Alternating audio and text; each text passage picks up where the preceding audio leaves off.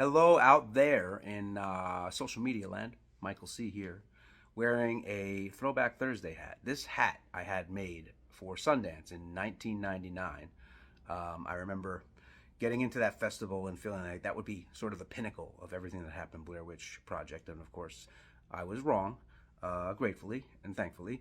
So I dug this hat up and I dug some other treats up that I would like to share with you in October, since there's about 30 of them. And what I'm talking about, if you don't know, these Michael's first scene instructions. I've had them in this old envelope, and look at them all. They're glorious. Those are my scene instructions. Would get scene instructions in 35mm film canisters with our names on them, and we couldn't share them with the other actors. That's how we kind of run and gun shot this film. The directors would watch the footage that we shot during the day overnight, and then they would come up with notes based on our relationships, based on the story, and we would improvise the next day based on these notes. And I've never shared these notes, and I've had them for, I don't know, since 1997, just tucked in this envelope. I've got every one of them, I believe. There's about 30 of them. So what I'd like to do is I'd like to share them on social media. Specifically, I'm going to go on TikTok in October as we get to spooky season. So I want to kind of let you know now, because I don't do TikTok so much, and I'm trying to build it up. So I'd love for you to come join me over there and experience some of these notes with me day by day. Maybe I'll read a couple a day as we enter spooky season later in the fall. So check it out, TikTok, and I'll share each video to Instagram as well. I believe that's how it works. I'm not even sure. We're going to find out. But Throwback Thursday, Blair Witch Project. Reading some notes coming up in the fall. Happy spooky season. It feels like it in New York. It's like 50 degrees, 60 degrees, cold, damp. But it's still August. It's still summer. So let's slow our roll. All right, Michael C. out. Thank you. Hey. Hi, we're here so Mike can get organic engagement. We're looking for organic engagement. Are you looking to get organically engaged? We want to... This guy. This guy's for What's you. up? Look who it is. She wants organic engagement too. No, I'm good actually. She doesn't want it. Blair Witch crew out there. It's me again, and I'm excited because we're getting closer to October. This hat, the second hat I'm going to show you. I'm going to show you a lot of stuff over the next month or so. This hat is from the original Sundance 1999 from the filmmakers Haxon Films to us as cast and crew. I showed up with that Blair Witch baby hat, and they handed me this hat. So that's a little cooler. But it's the OG. It's the real deal. Let's see what it says on the back here. It says the Blair Witch Project. Well, go figure. How creative. I am so excited because October is coming, and we are gonna get into it as far as my own personal notes that I shared with you on the last TikTok reel. My own personal notes are going to be read daily in October, so spread the word. Consider it like a little bit of my own making of the Blair Witch Project. Also, I'd love questions too as we go through the journey. So if you want to throw questions in the feed, in the comments section here, and I can look at them, and I'll take the good ones and the bad ones, and we'll put them all together. There are no bad questions, only bad answers actually. I'm happy to try and answer as many questions as I can once we get into October. So I think the layout will be kind of like where I read a note, talk about what that note meant, talk about what's going on in that day, talk about the experience, and answer some questions each day. I'm going to try to be daily about it. With the schedule, it might be a little rough. I'll do my best, but I just can't wait. I'm really excited about this. It's going to be a fun October. Spooky season is really close. We're getting chilly in New York. September, leaves are changing. Grass has maybe stopped growing. I got to go cut it. But I hope to see you guys out here celebrating with me in October. Blair Witch, off we go. Peace. Blair Witch crew, Michael C. here. It's October 1st. We made it. Thank you so much for being here.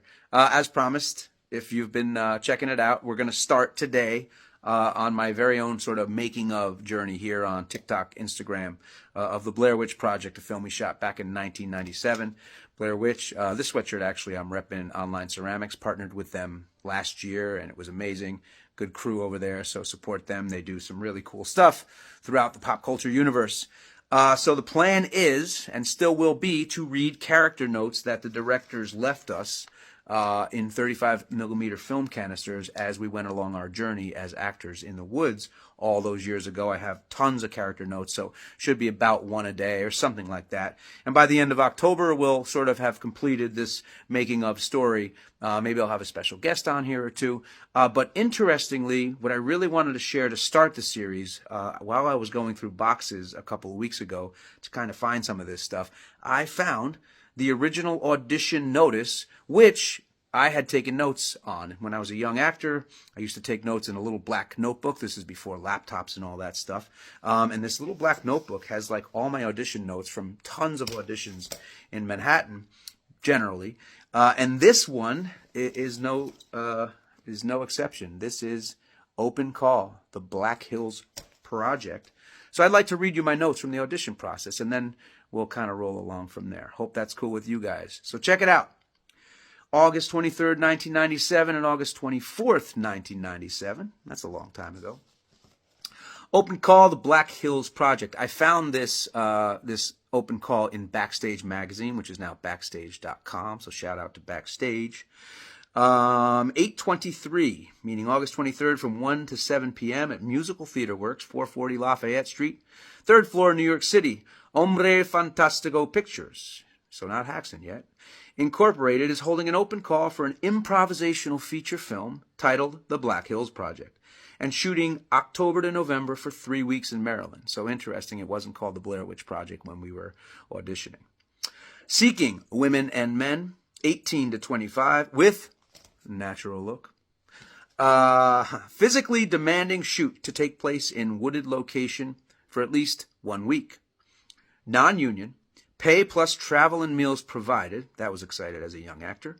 The open call will be held Saturday, August 23rd from 1 to 7 p.m. at Musical Theater Works, 440 Lafayette Street, 3rd floor, New York City. Callbacks midday Sunday by selection only. Non-SAG performers, which, led to a whole thing all these years later. That's a different story. So this is about the making of. So here we go. These are my notes in cursive because I'm older than most of you. Maybe not. Anyway, Saturday. Went on Saturday for this audition and was invited back for Sunday.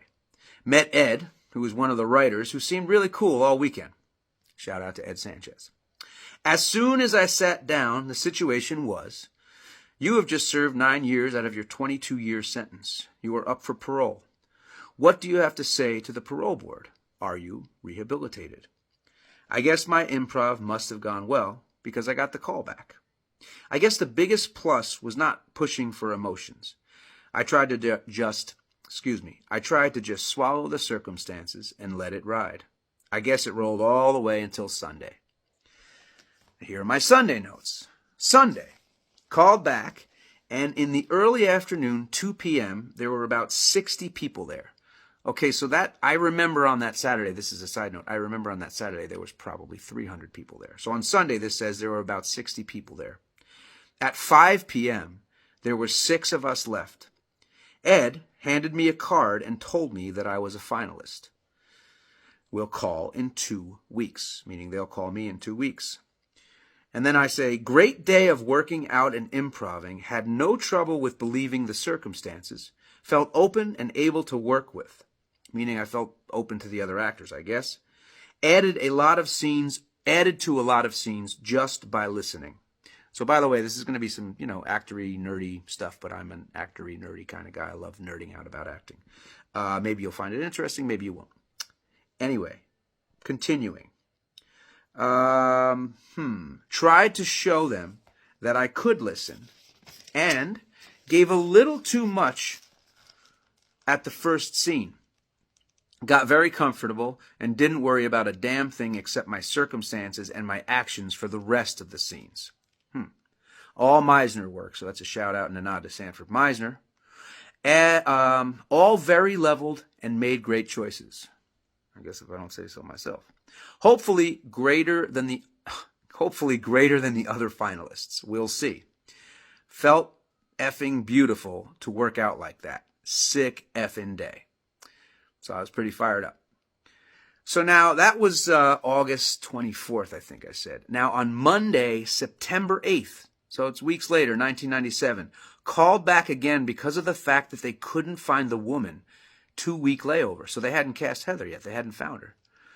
And that's the last time I mentioned Heather. I do remember Heather having been cast in this final day. So here's the final day. So Sunday, now we go from September 8th to September 21st, 1997, Sunday. Okay, this is it. I went to the final callback to find out they had cast the part of John, so only the part of Bill was remaining. For those of you who don't know, we were cast as Jane, John, and Bill. That didn't faze me due to the fact that Bill is all I've ever auditioned for. Anyhow, we started the afternoon with about 7 Bills or so. We ended the day with 2. And this I remember very well. A fellow named Eric and myself. We both auditioned until the very end. Now it's up to Ed and his team. I can't say that I felt great about this audition, but I did feel good. It was hard because it was the same 4 scenes as a month ago. I made a couple of different choices, but I didn't want to force the choices. I felt honest throughout 3/4 of the day. Now I have a 1-week wait. I'm hoping to rock. And finally, so that's 9/21. So September 29th, 1997, this entry says, hip hop who effing Ray got it. Booked for film October 17th to November 2nd, 1997. So there you go. So that tells me how long generally we were in Maryland for, which is a little more than 2 weeks, which we'll get to. But for today, I should say October 1st. This is a long video anyway. Hopefully you enjoyed that. That is the story behind the audition. There's a lot more to tell about the auditions, but that'll give you something to chew on. That's really from my notebook from 1997. Those are my words that I wrote. You can see, they're all, kind of garbled up, but I'll show you the notice one more time. And thanks for joining. Please spread the word. I'd love to get some people that are fans of this film and the horror genre in general up and hanging out in October. We're gonna have a lot of fun. Like I said, we might have some guests on. Thanks so much for stopping by, and I'll see you tomorrow. Here we go. Also, one other thing. There's gonna be some shaky cam because I'm holding this phone with my hand. That's Blair Witch. That's life. Peace. Michael C. out. Blair Witch crew. Michael C. here. First thing, totally blown away by the love that video got yesterday. So thank you so much for the shares, the comments, the likes. Incredible. I did not think it would sort of take off like wildfire like it did. A special shout out to Bloody Disgusting for writing a quick piece on it and sending that out. Just incredible. I've been humbled by this film since 1999 and grateful for all the support, and that certainly hasn't changed. But the fact that we're doing this and going on this Mike's making of the Blair Witch Project journey together on these little videos on social media, this wasn't available years ago. So it's pretty cool that it's, here, and we get to kind of share this together as we go through October, just for fun, just for kicks. But man, folks, thank you so much. So yesterday, obviously we talked about, OG Blair Witch Project hat from Sundance 1999, which I shared in an announcement video, but I wanted to hang with you guys with the hat. So after the auditions, which I shared yesterday, we obviously got cast. I got cast. I was in a bar in Lower East Side, Manhattan. My pager went off. Yep, I'm old enough to have had a pager as a young actor. And I went into the phone booth of this bar. I think it was like St. Mark's Place, somewhere down there, and I was with a buddy. And I called the number on the pager. It was Ed Sanchez on the other side. Hey, man, you got the part, and the rest is history. So again, we were cast as John, Bill, and Jane, and that is something that you should know because I'm going to read you something tonight that's an artifact that has never been shared before. And in that artifact, the name appears as Michael, and we'll kind of discuss why that was something along the series here. Something different, anyway, I should say. What did I want to share with you? I wanted to share that pre-production now. I had been cast. I'm living in Astoria, Queens. Pre-production, they sent me a manual on how to work a DAT. They asked us to send some stuff down to Maryland, clothing and pictures of friends so that they could use them as backstory. And the backstory was, obviously, 3 student filmmakers disappeared. But what you don't realize, maybe, is that we were cast in a film that was supposed to be like an hour and a half true documentary, like a narrative documentary with talking heads, meaning camera on sticks, interviews with policemen, interviews with family members, interviews with friends of the deceased, interviews with townspeople about the local legend and why these kids maybe went missing. So our footage was only supposed to be 20 minutes of this hour and a half talking heads documentary. And as they edited the film, slowly and gradually they would call and say, "Hey, Mike, how you doing? What's going on? You're now a half an hour of this film because the footage is really cool." Another month would go by. "Hey, you guys are 45 minutes and the Talking Heads documentary is 45 minutes. We were phase 1 and the Talking Heads documentary was phase 2. So phase 1, again, was only supposed to be 20 minutes. Eventually they called and said, "You know what? We're going to try something. We're going to let your phase 1 footage run without anything, just kind of a title card ahead of this thing and see what happens. And of course, talk about the rest being history. That is the history." Phase 2, they did shoot and they used that as promotional films on things like the Sci-Fi Channel and the like. And it was very helpful as supplemental material. But I'm going way too forward in the story. I just wanted to give you that heads up that when we were cast, we were not cast in a feature film. We were cast in a faux documentary that we would be 20 minutes of. And that has changed, obviously, had changed. So what I want to share with you tonight, before I get into the notes and the shooting, which we will, obviously, is I'm still in pre-production. I'm living in my apartment in Astoria, Queens. 3 guys, 2 little bedrooms. And I get this thing in the mail, and it is, first time I'm going to share it with anybody besides family, the agreement or the contract between myself and Haxon Films. And here it is. Agreement. This deal memo between Michael C. Williams, presently presiding at, and I'll leave the apartment number out, but in Astoria, Queens, somebody lives there right now, that's not cool, and Haxon Films, Inc., a Florida corporation here in Haxon. Michael shall perform the role of Michael in the feature film The Blair Witch Project, and agrees that Haxon shall have the right to use his full name as the character's name for purposes of this film.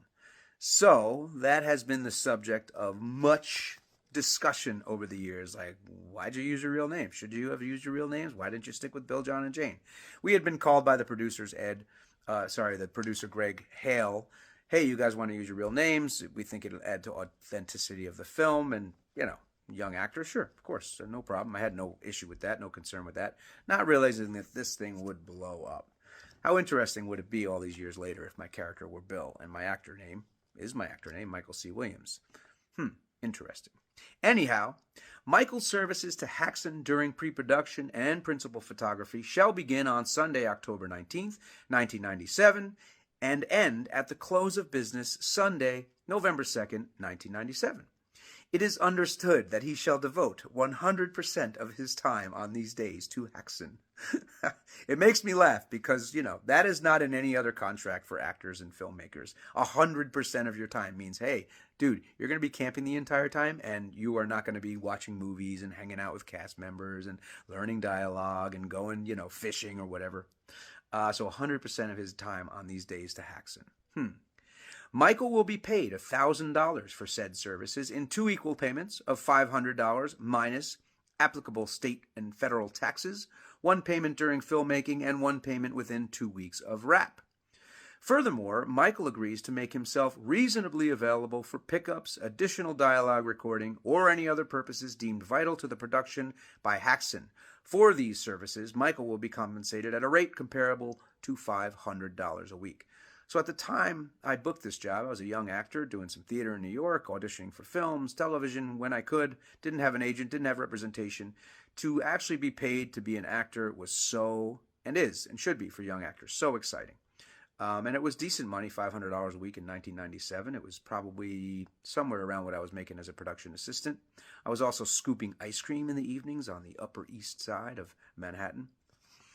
Haxon shall provide Michael with a per diem to cover his meals and housing during all work. Now, I don't know if you get the joke there, but to cover his meals and housing during all work. My housing was mainly a tent. So I don't know what that per diem covered. I don't think we bought the tent, but I think that's pretty funny. It is agreed and understood that Haxon retains all rights to the results and proceeds of Michael's services to Haxon. Haxon retains the rights to dub into any language and to hire another actor for this purpose. Haxon retains control of all tie-ins and merchandising rights. It is understood that as long as Haxon pays Michael, Haxon is not obligated to play Michael. Now, much of these little contracts got folded into bigger contracts with bigger companies, and certainly Haxon did not retain, from my understanding, they did not retain the rights to this. But I digress.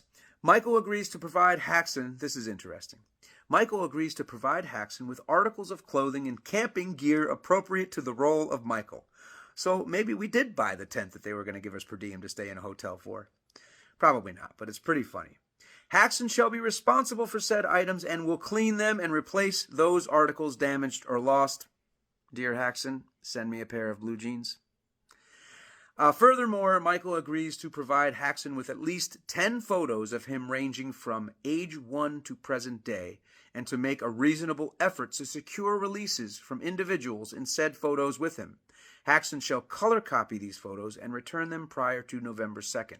I did send photos, they did return them, and they did use them on the website, blairwitch.com, which they created, which was a fascinating piece of marketing material in the early days of the internet that really had people searching on what really happened to these kids. It was pretty ingenuitous. In the event of a material breach of this contract by Michael, Haxon shall have the right to terminate this contract. In the case of any event deemed out of the control of Haxon, Haxon retains the right to terminate this contract. Michael agrees to limit his action at law for damages to Haxon. Okay, the next paragraph has been scrutinized, discussed, etc. over the years, so I am going to omit reading that paragraph. You could probably read between the lines. I have a very good relationship with Haxon. That's all good and well, but I'm going to omit that paragraph. And also, I don't even know if I can really read it. I don't know. I'm not a lawyer. Let's not play that game.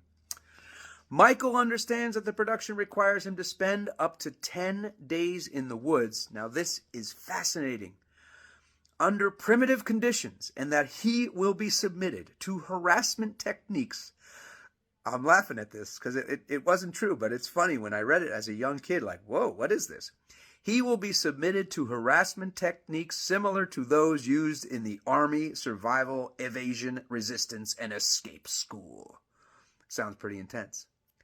It is understood that Michael suffers from no medical or psychological conditions, well, debatable, that might endanger him or others under said conditions. It is also understood that Haxon will make every reasonable effort to assure his safety and health.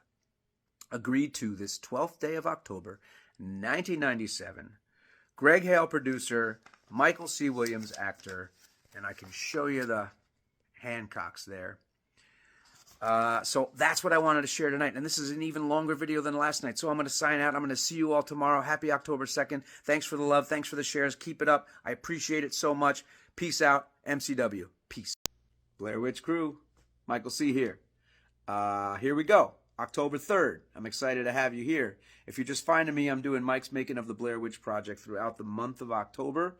And if you're just starting out, we've been here a couple days. I'll try to be here every day through October as we celebrate spooky season.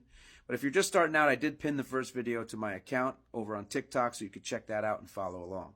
So we hit the auditions. We talked about that, and then we talked about a little bit of the contract and the pre-production stuff that was going on with me in New York. And then it was time to get on a Peter Pan bus with Josh and Heather and head to Maryland. So we headed to Maryland. We got to know each other a little bit on the bus.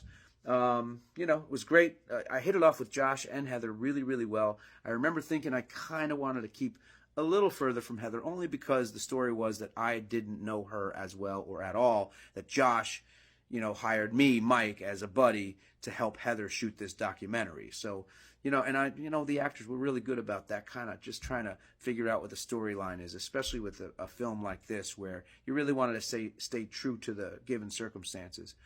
So we get to Maryland and we do a bunch of pre-production. I'm learning how to use the DAT, which is a big analog sound machine. Josh is doing work on the CP16, and Heather's writing a lot of the story. She's getting the story from the directors, the writers of the film, and then she's writing in her own words some of the narrative that you see shot, like example would be Coffin Rock.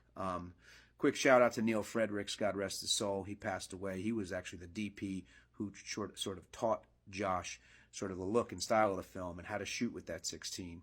And I worked with a guy named Tony Cora, and that guy's just a brilliant sound guy, and he's an engineer, really. He did all the music in the end. There's not a lot of music in the film, but at the end of the film where you hear that like, whoo, he did all that stuff. So Tony, shout out to Tony. So we get to Maryland and we meet with Ed Sanchez, Dan Myra, co-directors, awesome dudes. We meet with Greg Hale, producer, Ben Rock, production designer, and a lot of other folks that were involved in the film that were in Maryland. And Stephanie Sanchez's townhouse was our home base. So Steph and Ed weren't married yet. It was just a young run-and-gun crew, a lot of Maryland locals. It was just an incredible group of people. And so we met and we hung out in this townhouse and we did pre-production meetings and learned how to shoot and learned what we were going to be doing, learned about what the scenario would be, and not too much of the legend. They taught Heather everything she needed to know about the legend. And it was just a really exciting time. You know, I remember going around D.C., Washington, D.C. with the DAT and working with Tony Cora. It was really cool.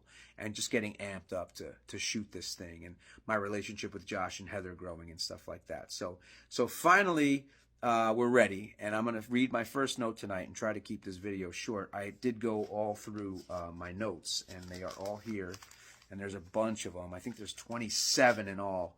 But we're going to try to make this ride through October, and I'm going to try and give you guys stories as I read through in somewhat of an order that I can remember, because some of these are labeled and some of them aren't. But anyway, so I get dumped off at this house at like 6 or 7 in the morning as if it was my mom's house, which of course it wasn't. And I don't even think I could go inside the house. Maybe I could stand in like the little corridor, but I was waiting for Josh and Heather to roll up, and I'm inside this house, and we were going to begin shooting. And this was my first note in that house. And I will tell you at some point how these notes work, and how we found them, how we managed through them.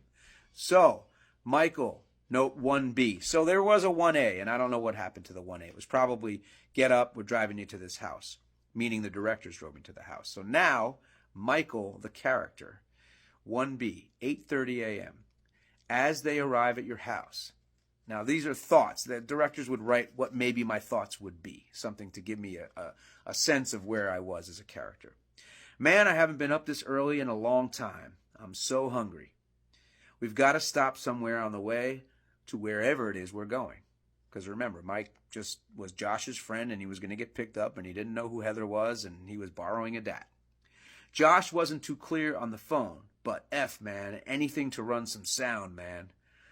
It was cool of Ed, and I just realized while reading through these that they made Ed my friend. So Ed Sanchez, because they talk about how tall he is later in these notes. I think that's pretty neat. It was cool of Ed to let me borrow this DAT and the mic and all. Tall MFer. I just got to get it back on Monday, or the dude will seriously never hire me for freelance work again. Then the note is, as soon as you get in the car. We have to stop at the 7-Eleven on the way out. You know where one is. Head out of your street, make a right, and then another right. It's on the right, less than half a mile down the road. Lead car will not pull into 7-Eleven. So obviously we had a car we were following because we didn't know where we were going, and I guess I was in charge here. So lead car will not pull into the 7-Eleven. You must get Joshua to pull in by yourself. Just look to the right after making the second right, and you won't miss the 7-Eleven. The next note is 1C, 9 a.m. at 7-Eleven. Time to get some good shit to eat. Just hurry, because Heather is in a big hurry. Get a big drink, too. So, I am going to sort of stop the video right here, because we're just hovering after 5 minutes, and let you know my thoughts about that first car ride. And you'll see it in the film. You'll watch. I remember just being like, I just got to listen. I don't really know Heather very well. I'm not supposed to know Heather very well.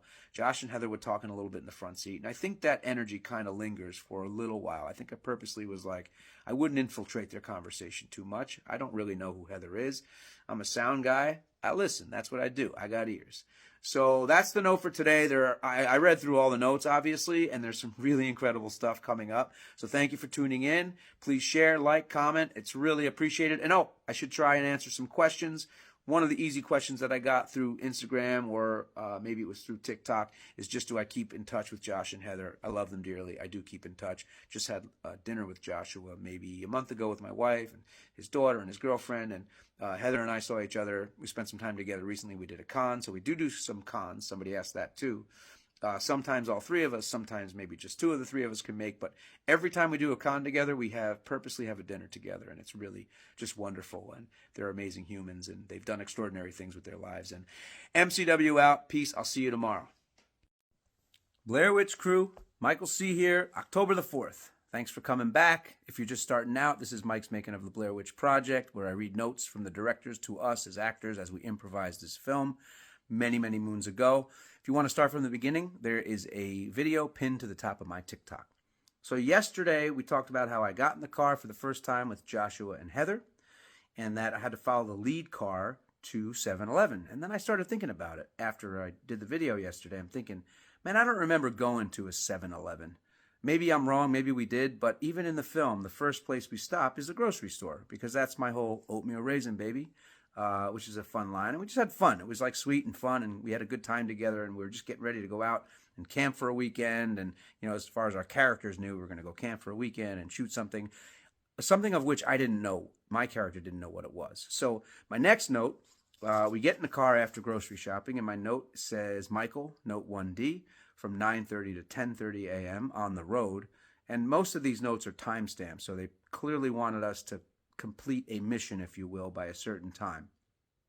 And this note simply says, just chill and enjoy the ride.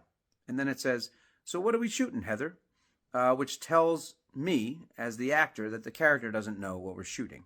So it's interesting because Michael, the actor, knows what we're shooting and what we're doing, but Mike, the character, has to, I don't know what we're shooting, what are we shooting? So that's kind of fun. And then we go to Staub's Country Inn. The next note, 1E, 10:30 a.m., Staub's Country Inn. And this note says, very good food, which I recall it was. I actually looked it up before I did this video when I saw this note, and it no longer exists, sadly, though it was famous for its fried chicken, so cool. It says, is Heather going to pay for this? Meaning the meal. And it says, maybe it's a good time to ask a bit about what the F we're doing. Again, letting my character know, this character doesn't know what we're doing. This character borrowed a dat from a friend. This character only knows Josh. This character doesn't know Heather or what the project is. What are we doing this weekend? What are we doing out in the woods? And I recall saying yesterday in our video that I mostly just wanted to kind of listen and investigate the first couple of days, and that was sort of who my character was, and that's what I did. I think successfully, but you tell me. Anyway, the next note is, so we eat and we get back in the car, and interestingly, the next note is 1F, 12 p.m. This note says Burkittsville Hilltop. Now, it's curious that the directors, who wrote these notes, Eduardo and Dan Myrick, did not write Burkittsville Cemetery, because that's what it was. So interesting, it says Burkittsville Hilltop. So they did not want me to know where we were going next, which is pretty cool. So we roll up on this hilltop, which is overlooking the cemetery, and it says, my note says, cool location. It's time to do the sound, Mike. Get your shit together and record some sweet sound, brother. Does she want to hold the mic, or does she want the mic boomed out of the shot? Interesting, right? So I remember the cemetery, and I remember thinking, wow, Heather wrote this monologue because she performs the monologue as Heather the character in front of the CP16, and I am doing the boom. And she wrote that. She got all the information from the directors in pre-production, and she was tasked with writing some of these monologues that her character would say about the legend of the Blair Witch and what was going on with the cemetery and the Burkittsville 7 and whatever came up, she wrote. So I give her a lot of credit for that because she wrote it and performed it. So pretty neat. And then what happens is we go back into town after the cemetery. And I should have said this, in Staub's Country Market, that waitress was Eduardo Sanchez's sister, Sandra. And so in that moment, and I think we kind of knew that she was an actress, but I won't say for sure that I remember. But what I do remember is we knew we were going to run across people that were actors, and we were going to run across people that were just townspeople. And maybe we did or didn't know the difference between the townspeople and the actors, but we were going to interview as many people as we could. And that wouldn't have been in my notes in our travels through the towns and through the diners and the markets. And that would have been in Heather's notes. So interestingly, there were times where you could tell it was an actor, and there were times where you weren't really sure. And I want to get into that a little bit more tomorrow before I reveal too much. But the next thing we did go to was Adamstown Market, and that's where Jim Griffiths was. Jim Griffiths? It might have been Jim Griffin, and I apologize. He was a heck of an actor. He's the guy standing outside of the market that talks about Rustin Parr and the basement and the kids and the 1940s. My note simply said, "Gots to get the food. What can I eat up there?" And that's my Adamstown Market note. And meanwhile, Heather's got a note saying interview people. So we're going to get back to those interviews tomorrow. I'm going to share something that was pretty cool about one of those interviews that felt very serendipitous for the film. But that's it for today. I promise it's going to get more juicy and more juicy, but I am trying to hold on to some of these as we move forward. And I want you to get on with your day, and I hope it's a good day. And I really appreciate the love, kindness, support, shares, comments, all that stuff. You guys are crushing it, and I'm so humbled by it. So thank you. MCW out. See you tomorrow. Blair Witch Crew, Michael C. here. October 5th. We're cooking with gas with this little series Mike's making of the Blair Witch Project. And if you're just starting out, you're going to hit the pinned video at the top of my TikTok and then go from there. Yesterday, we started with interviews with townspeople, and we went to Adams Market, in which we interviewed the guy talking about Rustin Parr. And after that, we drove into a town, and I couldn't tell you the name of the town. And it's all intercut in the film as you watch the film, but it takes place in two separate times. One is we interview Jim at the Adamstown Market, and then we go to the Silver Rail Diner. And this would have been my note 1H, and it's 3 p.m., and it just says, "Eat, yes," which is crazy because every note so far that I've gotten has been about food. So what is that saying about me, Ed and Dan? It's pretty funny. But I wanted to share that we interviewed people, like I said yesterday, we didn't know if they were planted actors or if they were just townspeople. Sometimes you could tell and sometimes you couldn't. As I stated, I just want to give a shout out here to what I thought was the most serendipitous point in the film and really helped the story. Honestly, without this interview, I think even you as audience members don't actually invest in this story as much. And that is Susie Gooch and her little baby daughter, Ingrid. So shout out to them. And I actually met Susie and Ingrid at the 20th anniversary screening in Maryland 5 or 6 years ago. Would have been 6 years ago. Lovely people. And I vaguely remember the circumstances, which is we're at this diner called the Silver Rail Diner. I mean, I feel like that first couple days, all we did was bounce around to different diners and eateries. And we were interviewing a lot of people. Some of them stuck and they're in the film. Most of them are not. And I would say that, honestly, 80 or 90% of them said, "I never heard of the Blair Witch. I never heard of the Blair Witch." Of course, right? Because it was a fictional tale, which we knew. But we also ran into people that said they did know the Blair Witch, and we'll get into Mary Brown probably tomorrow. But Susie Gooch and her baby on the street, which I believe we met her in the diner. I want to say they were with another guy that we interviewed, and she didn't want to be on camera. She came out of the diner and said, "Okay, I'll be on camera from my recollection here." And we get this interview that is magic. Why is it magic? Because she says she knows about the Blair Witch, which is curious. We can tell she's not an actor just by the circumstances that are set up in the diner, where it's somebody's birthday. Maybe it was her dad. I'm not even sure. There was definitely another person there, or a whole family was there celebrating something. They had just gone on or gotten off a train. Anyway, they definitely weren't actors. What I'm trying to say, it's a long way to say it. She, in that moment, saying, "Yes, I know about the Blair Witch, and she used to take people up into the hills," or she used to, whatever she says in the film. But the point being, when Ingrid is covering her mouth and saying, "No, no, mommy, no," as an actor and as a part creator of this film, looking for those magical moments, I knew. Now, I didn't know anything would happen with this film, The Blair Witch Project. I always felt, and you should know this, that while we were shooting, I always felt like we were doing something special. It felt really good and authentic and fun and different and creative. But never in a million years did I think it was going to go where it went, where I'd be talking to a phone in my hand 25 years later to you all. But Anyway, but that moment was certainly one of those first initial indications that there's something here. There's something cool here. And that baby covering that mom's mouth was, again, so important for you, the audience, for us as filmmakers to keep that story rolling. So I did want to spend just a little bit of time on that because I do, if you think about it, that's a crucial moment in the film. And Ingrid makes it happen. That little baby who's probably, I don't know, 27 at this point, and Susie makes it happen. And I hope they're well. I hope you're well. And thank you for watching. Thank you for following along with this and the likes and the comments and the shares and the questions. And I promise I'm going to get to some questions. It's tomorrow. We're going to talk a lot about Mary Brown. And then eventually I think we're going to start going into the woods. So the next note as a precursor, and I'm not reading a lot of notes right now purposely because some of the notes are one little page and not very long. Some of them are a large page and longer, and we'll get to all of them. But it says, after eat, yes, because they just keep wanting me to eat. It says, this Mary Brown sounds nuts. Make sure the audio is ready for her interview. So tomorrow, Mary Brown. Today, I wish you the best. Have a great day. October 5th, spread the word, spread the love. I'd love to get this word to keep going, and I'll see you soon. MCW out.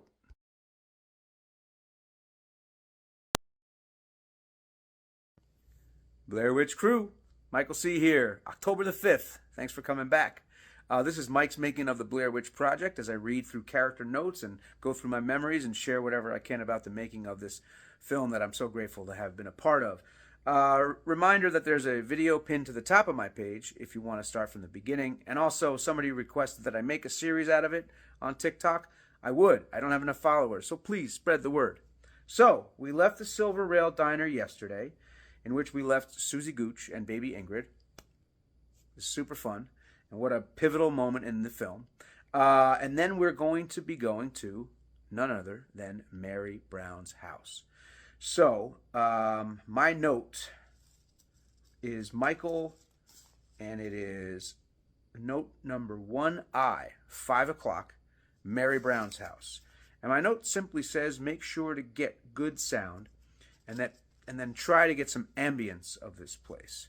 So, what I'm going to tell you about the Mary Brown house is what I can remember and also what you see in the film. First of all, Patricia Decoux is the actress, rest her soul. She passed away a number of years ago. A little known fact about Patricia. She was not auditioning for this film. She answered a call, a flyer, I want to say somewhere in Montgomery County, and the flyer was put up by the production team. And she answered because she wanted to be a production assistant, which is fascinating. So when Ben Rock, the production designer and a good friend of mine, Ben, you're the man, when Ben Rock met her, this is from my recollection, I might not be totally accurate. When Ben Rock met her, he was fascinated by her because she started telling stories, and she was Patricia, and she was interesting and fascinating and quirky and just really cool to watch, as you all know at this point. So Ben tells the directors, Ed and Dan, like, you've got to meet this production assistant. I think we may have found our Mary Brown. And he did. They did find their Mary Brown. So she was incredible. We get to the house. I don't remember her coming out right away. I remember kind of hanging out in the street of this mobile home park. And I do remember the gate, and the gate did look like, sticks and duct tape. And I don't know if that was a production design thing or that was actually Mary's gate, but maybe Ben could answer that somewhere in one of these comments. But it was a cool setup. I also remember we videoed her for a while. Finally she came out, because I think it was a while for her to come out. She came out, she started talking about delivering items to a woman who lived in the woods. So none of this is in the film. And I still to this day don't know if there was actually a woman living in the woods that she was talking about, or if she was setting up some other piece of the story that we never got to. But she had like things in a basket, like food stuff and supplies, and I want to say like eggs. And this woman she's pretty immobile. She doesn't come down anymore from the hill, so I have to go up into the hill and feed her and help her. So fascinating, right? And the thing about Mary Brown is we knew she was an actress. We knew that this was a setup. We knew that this was a person, a fictional person, but we never discussed that with Mary. We never discussed that with Patricia. She stayed in character. We stayed in character. In fact, somebody asked, how often did you guys break character? And it was pretty few and far between. And I'll talk about that as we get into the process here. But certainly by the time we were meeting Patricia, Mary Brown, nobody was breaking character. I do recall that we shot the interview, which, of course, we all know now. Josh famously was reading the camera in meters, and he should have been reading it in feet.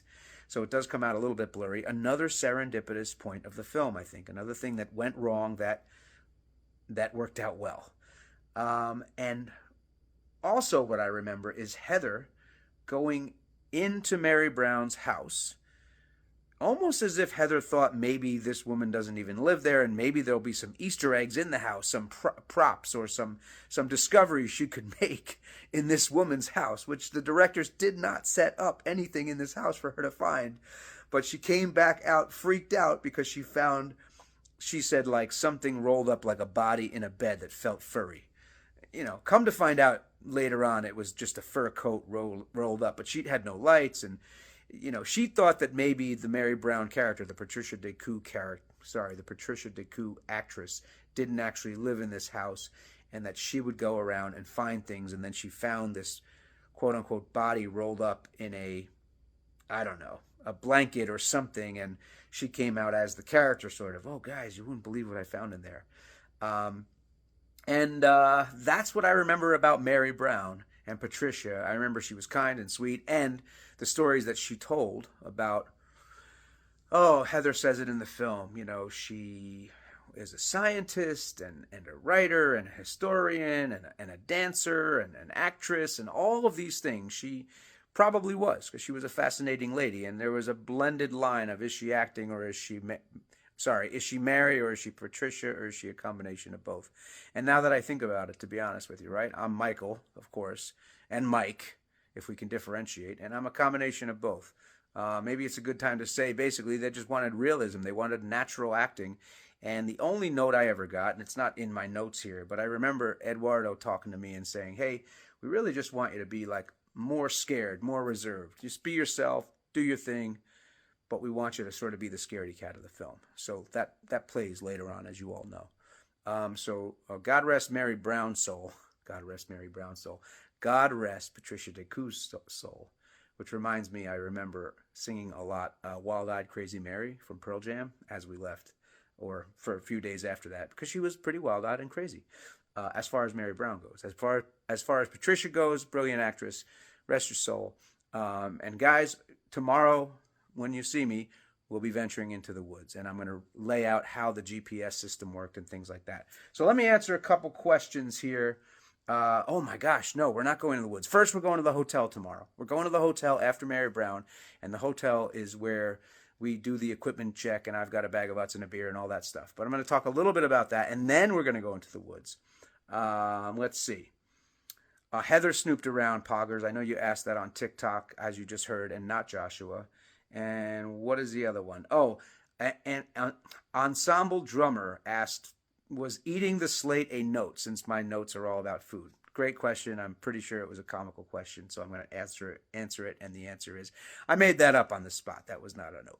Guys, I'll see you tomorrow. Blair Witch Project, Michael C. out. Blair Witch Crew, Michael C. here, October the 7th. See, I got the date right this time. Thanks for tuning in. This is Mike's making of the Blair Witch Project, as I read character notes that were left for us, the actors, from the directors all those years ago. And if you're just starting out, the video pinned to the top of my TikTok page is where you would start, and then you kind of got to scroll through and figure it out. I do say the date at the top of every video, so hopefully that makes it easier. Yes, I would like to do a series, but TikTok will not allow me that because I don't have enough subscribers yet or followers, and that's cool. I don't really care about that. It's fun that you guys keep following it along, but whoever's here or not here, we're going to continue to do this through October 31st. So we leave Mary Brown's house, where we left it off yesterday, and she was amazing, Patricia Decoux, as we talked about. And we are heading now to our last night before we go to the woods, which we're going to stay in the Hillside Hotel. So we drive away from Mary Brown, and my note says, Michael, note 1J, 7 p.m. Hillside Hotel. The note says, I'm ready to sleep. I've also got to take a shit. So first things first. Okay, so they clearly wanted that to be part of my storyline. Not hard to do. We all do that. Mary Brown is one weird bee. Shit, she was creepy. It's time to chill out and get ready for tomorrow. Now that makes me laugh because chill out we did. I had brought a flask of scotch from New York down to Maryland, and I purposely brought that to utilize in the woods should we ever need it, and we did. We used it a little bit around the campfire, things like that. But the night we got to the hotel, we each took a couple of nips off of that, and I was like, hey, let's not kill this thing. This is supposed to last a week. So then we made the genius decision to go to the liquor store that was directly either across the street or I want to say it was down the street. We walked down the street, Joshua, Heather, and I, to the liquor store, and we got some Killian's. I remember it was Killian's. And we got some more scotch, and we proceeded to go back to the hotel with scotch, Killian's, and tons of cigarettes, and just hang out and shoot and have a bag of Utz and a beer. So it must have been, we must have gone to the liquor store and then shot. Maybe we did a little before and a little bit after. But man, I will tell you this, we just had a good time. We just got to know each other, and we stayed in character. We didn't really, we hadn't come up with a code word to break character yet, and I'm going to tell you about that tomorrow, because tomorrow we're going to go in the woods. But we basically stayed in character. I was still thinking, well, I'm supposed to know Josh better than I know Heather, and the whole thing that we talked about earlier in the videos. And man, we had a lot of laughs. At one point, Heather went to call her mom or went to the bathroom or left for a little while, and Joshua and I were left in the hotel, and we did a poetry slam to one another, because both of us had been, and I still write poems and still write. I write whatever I can, whenever I can, but back then I was really kind of into writing poetry, and there was like, just something really amazing about sitting across from Joshua, having just gotten to get to know him, and he's sharing his personal poetry, I'm sharing mine, and we both knew it from memory. And somewhere in the dark side of YouTube, these things I think exist, so you could probably look them up and find them. But some of that stuff, obviously doesn't really serve the story of the film, but what I want to say is it really brought a connection between Joshua and I, not only as characters, but as actors and as people. We still laugh about it to this day. We were kind of like talking about it a few weeks ago when I saw him, and he was like, man, I'm so glad they cut that, which I think is great. I do remember also that Heather came back, and, now we're getting pretty drunk. And you can see the hangovers in our eyes the next morning when we wake up.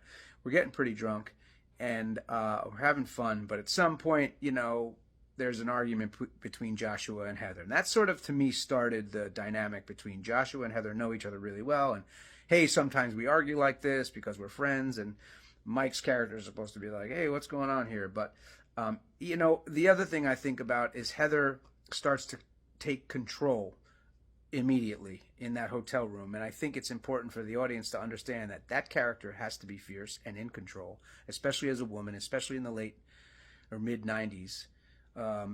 Because she has to always run that camera. She has to always have the motivation to run that camera. She has to be so fierce and so in control, and so, really, she kind of kicked our butts, and she kind of had to play that part, which is not easy to do. Not easy to do. So I think it starts in that hotel room where she kind of asserts herself, and then Joshua's drunk and going back and forth. And again, this is all from memory, but I remember it sort of shaping the dynamic of that, okay, Heather's clearly in charge. And she was tough. And you can see that there's some, what's going on here, reactions even from me, I think, in that hotel room.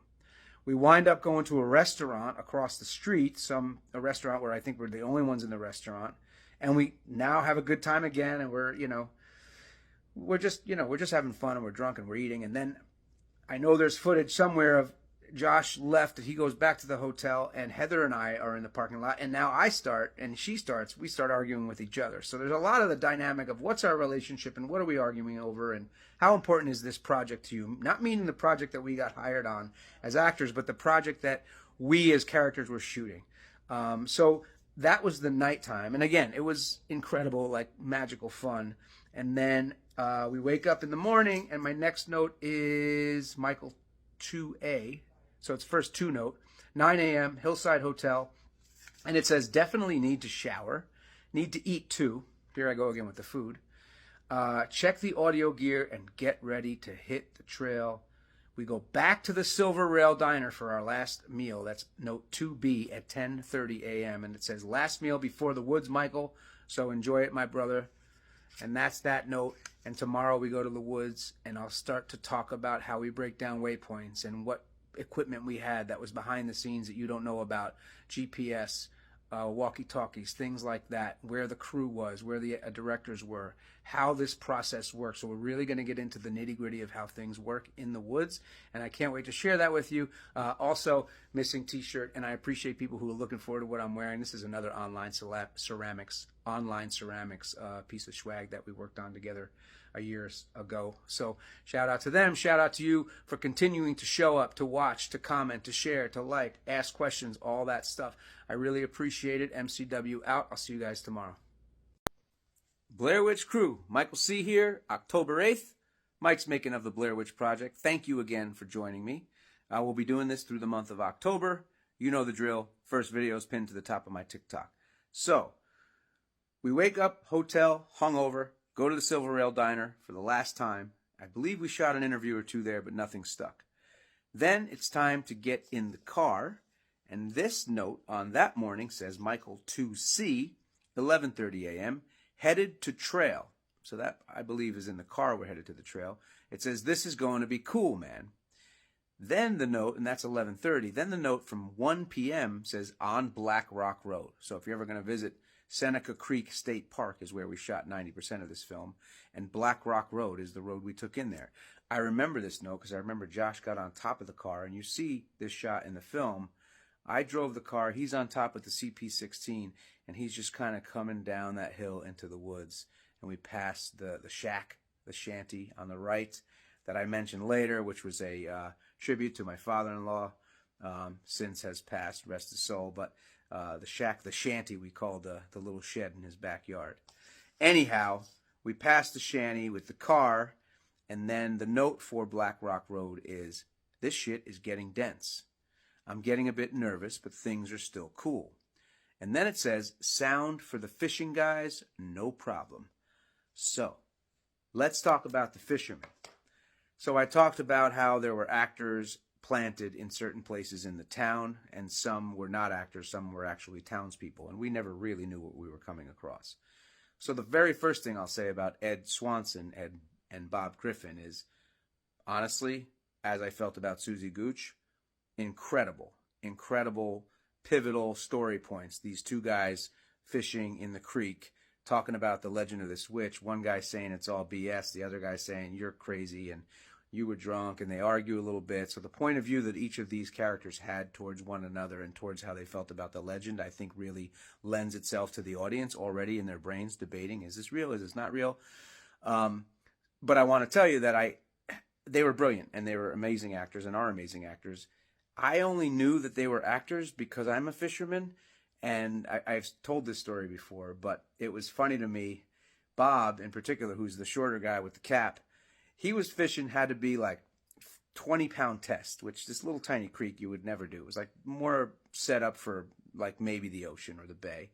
And he had, I think at the beginning, a bobber and a giant spoon like this big. And he was throwing that in and just kind of ripping it back, reeling it back. And the other guy, Ed, also had a bobber, and he was throwing it the other way, upstream, and ripping it back. Same thing, just too big of a reel rod. And I'm thinking, there's something fishy about this. And then you might not notice this, but Bob gets hung up, and his line is all over the place for the whole scene. And he actually gets that big spoon hooked into his little sleeve. And this may not be very interesting to you, but for myself as an actor / fisherman, it's interesting because that's how I pegged it. Like, these guys are genius because I believe all of their acting and I believe their banter back and forth, but there's no way that they're not actors if they're fishing, unless it's their very first time fishing. But I think at some point we ask, how long have you been fishing? So I kind of found that curious. But so I want to talk about that. Their acting was amazing, and the setup that they had from the directors and writers of the film to tell them, hey, this is the storyline, this is what you believe, this is what the Blair Witch is, this is what was it? Robin Weaver is part of this backstory, and Bob had seen some smoke coming out of the water and up the hillside, like just the stories that, as they were telling them, I believe them as the actor and you believe them as the audience. So kudos to them. And I just want to say really quickly, also, Bob Griffin passed away. I don't really know when, a number of years ago, but I never actually met him after we shot. I have met and talked to Ed Swanson, who's just a heck of a guy, just a wonderful human. And I hear the same about Bob, so to his family and friends, I'm sorry for your loss. What an incredible actor. If that was his only thing he ever did, wow, did he hit a home run. So that was The Fisherman. And then the note says, and this is note 2E. So now we are definitely out of the car, or we drive the car past the shack, park it. Another shot that I love is when, I think Heather has the camera and she's just walking away. Maybe it's Joshua. No, it's Heather. She's walking away from Joshua's car and she's just filming the car as we walk into the woods. To me, that's incredible. Like, it's just one of those happy accidents. Like, it was a great idea for her to do that, but the editing that the directors and filmmakers, Ed and Dan, put into this, like, that was a great shot. So this says, so we must be out of the car by now. This says, 1:15 p.m., up to the trail. This is it, my man. Get your shit and get up that mountain, MFer. I've got to make sure I have everything. And then, and this is going to be a longer video today, guys, because I'm going to talk about waypoints and how we actually did this. This says, head for waypoint 1 and look for a marker, orange flag. If you need to leave anything, videotapes, DAT tapes, film, drained batteries, notes to us, leave it in the milk carton. So, this is the first note that we're going to talk about waypoints, because now we're getting into the woods. So now we've talked to the fishermen, we've parked the car, and we're starting to hike into the woods for the first day and into the night, for the first camping night. So what I also found over the weekend, because I'm really fired up about doing these videos, it's a lot of fun to go down memory lane with you guys and talk about this stuff. I found this, Standard Operating Procedures, SOP, for the Blair Witch Project. And it's a few pages long, but I'm going to read one of the pieces right now, and that is this. Waypoint exchanges. It says, it may, for a variety of reasons, be necessary to exchange gear or receive character instructions during the day, which are what these notes are that I've been reading. Waypoints and Waypoints and identifiable landmarks will be used for this purpose. All items to be retrieved by the cast will be left in waterproof containers at the base of a marker flag. Any items that cannot wait to schedule exchange can be left by the cast at these points. These exchanges can also be used for cast to communicate to the directors via notes. Now, you should know we also had walkie-talkies. There's all kinds of rules about contacting the crew and contacting the outside world, and I will read off of this as we go. But in my own words, the waypoints were places where after every single marker or event, there was a waypoint. We did have a handheld GPS as we shot the film. The directors and producers pre-programmed these waypoints into the woods for our 8-day travel. So there was probably 3 or 4 waypoints every day that they had scouted out before we even got there. So we had this GPS. We had an actual map, a real map, not the prop map that you see me kick later on. We had the actual map, and we had a compass. So let's imagine that we first got to the first waypoint, which was to set up the camp. As the directors write in this note, there would be these 35 millimeter film canisters, these little plastic film canisters with plastic tops. And on each top, one top had my name, one had Heather's name, and one had Josh's name. And each of us would get our notes. These character notes were left in these little plastic 35 millimeter canisters with each of our names on it, and we could not share what our notes were. So my note might say something like, no matter what happens, you're going to walk east. Heather's might say, no matter what happens, you're going to walk west. Josh's might say, you're going to walk north. So it creates conflict. So now let's say we finish waypoint 1, and we go, okay, we've got to go to the next waypoint. We would plug in to the GPS. This is way before phones and way before everybody had one in their pocket. We'd plug into the GPS, okay, I'm going to waypoint 2. And the GPS would say, okay, waypoint 2 is 2.3 kilometers. It was in metric, I remember that. Kilometers away. And we would get the compass. Oh, it would say northeast, let's say. So we would get the compass, put it on northeast. march 2.3 kilometers away, and there's an event. Let's say it was the Stickmen in the Trees event, or some other event that you could think of, the cemetery. And at that point, there'd be another milk crate with a Dayglow orange flag in there telling us what waypoint to go to next, maybe some more notes, and eventually we'd hit a campsite and camp for the night. At the campsite, every night, we would leave all of our tapes that we had shot during the day and all of our spent batteries, and we would go to sleep. The directors would take those tapes and watch them overnight and leave us fresh batteries and fresh tapes for the high 8 for the next morning. They would watch those tapes and they would sort of see where things were going. So there's a lot of questions that I'm getting on TikTok and on Instagram that I appreciate about how much was improvisation. Well, 99% of it was improvisation, and a lot of it was improvisation based on the notes that they created, based on our performances the previous day, and based on our relationships the previous day.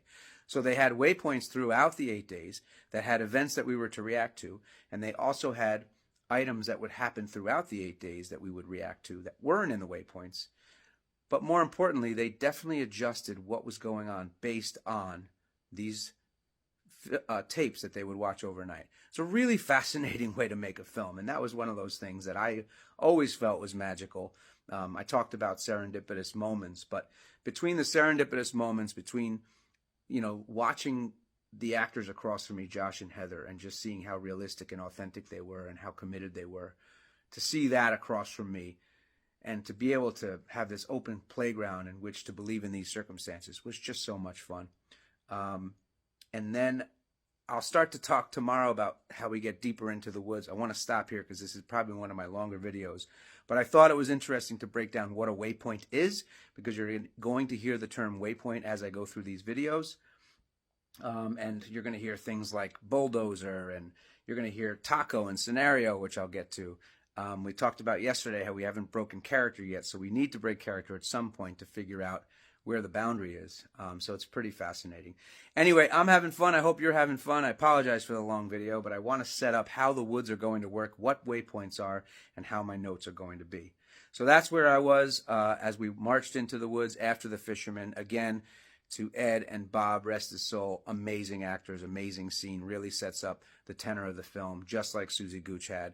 I'll see you guys tomorrow. Thank you so much for following along. Please comment, like, share. You know the drill. I'll see you tomorrow. MCW out. Peace. Blair Witch Crew, October 9th. Mike's making of the Blair Witch Project. Thanks for showing up again to check out today's video. First video is pinned to the top of my TikTok. You know the drill. Follow along. Here we go. So, yesterday we left the fishermen.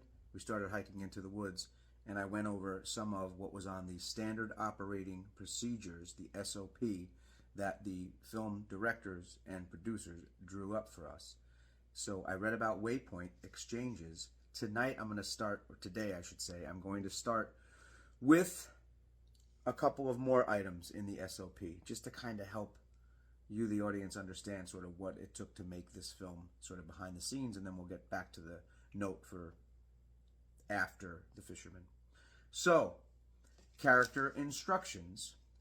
This SOP acts as a logistical skeleton for the scenario. The flesh of the scenario is in the character instructions. These are written notes that the directors will use to communicate with the cast. All relevant information will be relayed in this manner. It is imperative that notes to individual actors remain confidential. So I did talk about that yesterday, but those are those little notes and the notes that I'm reading that are in those 35mm plastic film canisters that we're picking up at said waypoints. I want to read this paragraph. Movement in the woods. The actor's route in the woods is predetermined and is the most constant non-scenario situation that the actors will address. So this is when we're not in character, like we have to navigate. This is non-scenario. Scenario is in character. It says, on camera, the characters have a map that quickly becomes useless. As we know, that map was useless. More on that later, maybe in a few days. Off camera, the actors will use the map, a compass, a GPS handset, and notes from the directors to guide them. The GPS identifies locations along the route as waypoints. All time frames and routes must be carefully adhered to. So, as you know, if you're following along, these notes are pretty much time-stamped. Generally, the actors will move from waypoint to waypoint with director notes outlining how much time is spent at each point. Waypoints will be marked by day-glow orange bicycle flags unless otherwise identifiable. Waypoints programmed into the GPS will be designated by a number and campsite by the letter C and a number. I don't even know if I understand that now, 26 years later. How about you guys? Anyway, deviation from the predetermined routes and times will cause big problems. Okay, I'm going to read that again. Deviation from the predetermined routes and times will cause big problems. Stay tuned on that. We actually did have a big problem while we shot this film, and I'm going to get to that not today. But what I want to say is you keep hearing about this scenario. So scenario is what the characters are invested in. So what the actors believe in the imagined circumstances. The imagined circumstances are that the three of us are out there shooting a documentary about a witch, of which Michael doesn't know much about. Josh knows a little bit more, and Heather knows everything. That's the scenario. And I'm supposed to get my DAT back that I borrowed from a friend. Joshua is supposed to get back home. We're supposed to be there for a couple of days. Yada, yada, yada. So, yesterday at the end of the video, I talked about how we didn't really have a code word to break character. Somebody out there, spoiler alert, in the comments, I forget who it was, good for you, you've been paying attention all these years, you knew the code word, because it is out there in some form or another in some of the interviews we've done. But let me go back a little bit. So we leave Joshua's car, and either before or after the fisherman, remember we had gotten drunk together, we had taken, we decided not to break character at all. Maybe I was going to be more scared than my actual self. And the directors said they really wanted us to feel natural and real. In fact, being that I just said that, can I read you the final word on realism? I can, and I will. That's also in the standard operating procedure. And I'm bouncing around a bit, but it will tie together. The final word on realism. Realism, subtle and detailed, is the key to making this unbelievable story seem true. The scenario, again there's that word, and even this SOP are flexible tools to make this possible. If we use these tools to their fullest potential, then we all reap the rewards, personally, creatively, and financially. This is a bold experiment, and only through bold actions will we pull it off. And I actually really like the way that is phrased because I believe that to be true, which meant really commit to the characters and really commit to the scenario. And I talked about yesterday how these guys really created a playground for us as actors to believe in the imagined circumstances. Always felt like something special was happening out in those woods, mainly because of my scene partners in these woods. But what was tricky was the scenario, and living in the scenario 24/7 is not really practical for actors. And the reason is you just need a way where you can check in with your fellow actors to say, hey, are you okay? Or, hey, I didn't feel good about that last scene. Can we do it again? Can we reshoot something? Remember, we're shooting most of this on a high-8 video camera, so it's inexpensive. When we're not shooting on the CP16, which obviously is more expensive, but most of that footage is Heather playing Heather as the documentarian. The high-8 footage is Heather glued to this camera wanting to shoot us as Josh and Mike. So we could shoot and shoot and shoot and reshoot. But if we never knew if we were in or out of character, it would be confusing, right? So we got drunk in the hotel, we interviewed townspeople, we actually start to get into the woods, and there are already arguments happening between us, which I talked about in a different video. And I think we all knew that these arguments were in character, but we wanted them to feel real and authentic, so we kind of stuck with that. But imagine you argue enough, and you yell and scream and curse, and at some point get physical with one another, and you don't have that break to say, hey, you good? Or, hey, great work. Wow, I really believe that. Or, hey, I didn't believe that. Or, actually, I did get hurt. So, sometime when we left the fisherman, or somewhere in that very first day when we're walking into the woods, I remember, and I will take credit for this. I could be wrong. Nobody will prove me wrong, and that's okay. But I do kind of remember thinking, we've got to we've got to figure out how we're going to break character, because we've got to be able to check in with one another. Otherwise, we won't ever feel safe, because we're going to both spend 8 days in the woods, and it's going to be rigorous and long, and they're going to give us less and less food, and they want it to be intense, but we've got to take care of each other in the woods. And so Heather and I had been trained in theater, went to school for it. Josh had a lot of experience as well in the performing arts.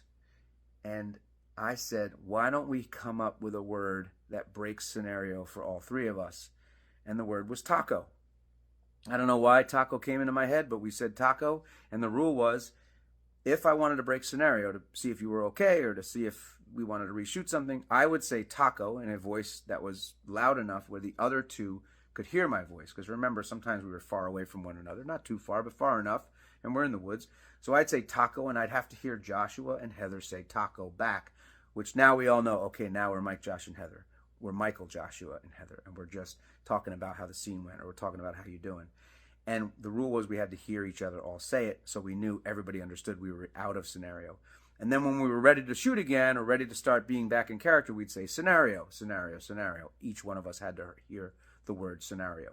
So we did utilize that. And I will tell you, we didn't utilize it a ton, because we all decided in a taco break, we really want to stay in character as much as humanly possible. It will really lend to the story. It will really lend to the relationships and where they're going.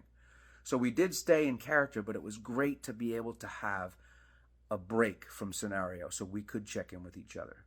A quick example of that, 2 examples. One, the stick men in the trees, which we'll get to a little later. I remember coming across that first. I think I was supposed to. I didn't love how I reacted at first. I was tired. I didn't think they looked great in the trees, to be honest with you. They looked a little phony to me. They looked magical on film, but they looked phony. And I said, can we reshoot that? Taco, taco, taco. I didn't feel good about it. Okay, I'm going to come across them again. Scenario, scenario, scenario, and there I go. Another time is after the map scene, which again we'll talk about in the coming days. But that was very physical, aggressive, swearing, cursing, kicking, shoving, all 3 of us. Hey, taco, taco, taco. Like, wow, that was really cool. Good work. You okay? You good? You sure you're good? Wow. You got really emotional there. So it was nice to be able to check in with each other. Okay, so that's really what I wanted to cover tonight as far as the standard operating procedures, especially since we're getting into the woods now. We're moving away from the fishermen, and we are going to Coffin Rock.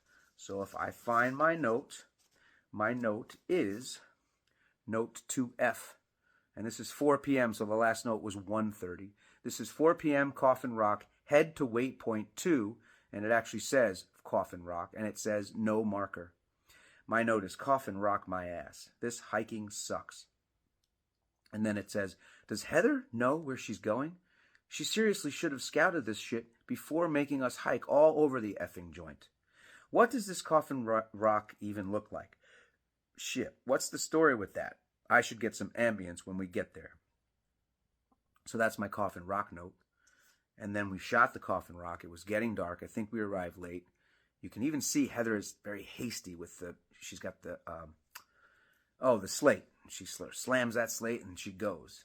And again, I want to give a lot of kudos to Heather and Joshua. Heather, because she delivers that monologue at Coffin Rock that she wrote. So she wrote that entry in her journal and read to the camera. And there's something about how she delivers that that's so kind of harrowing and feels real and authentic and like it's a real story, like these men were bound and just awful things happened to them and intestines and just awfulness. But she delivers it in such a almost, I don't want to say poetic, but just in such a sincere, felt like a documentary way. And Joshua frames her. She's kind of tucked back into that little cavern in the rock itself, and it's starting to rain, and she just framed so well. The whole scene goes so well. And, we're not looking through viewfinders on a CP16. It's getting dark. We're in a rush. The 2 of them did just phenomenal work in that scene. And I'm just sort of kind of kicking around in the background doing sound, and you see a shot of me kind of walking around the rock. And then I know we headed to camp. So tomorrow we'll head to the first camp, and we'll get more deep into the woods. But now you know about scenario and taco and why we needed that. You know about sort of some of the standard operating procedures. And I'm looking forward to sharing more of that as well. And we're just going to keep traveling along through October 31st. We'll see if I can time it well. We're just in the woods now. It's October 9th. I hope you guys are great. Thank you so much for watching, following along, sharing this, commenting. I'm just getting questions and comments, and yes, I will get to some questions. And what I probably will do at some point is a live Q&A, to be honest with you, because I think that's probably the easier way to answer some of these. But what I don't want to do is answer questions that I know I'm going to be answering in the coming days, because they're part of the natural progression of what we're doing.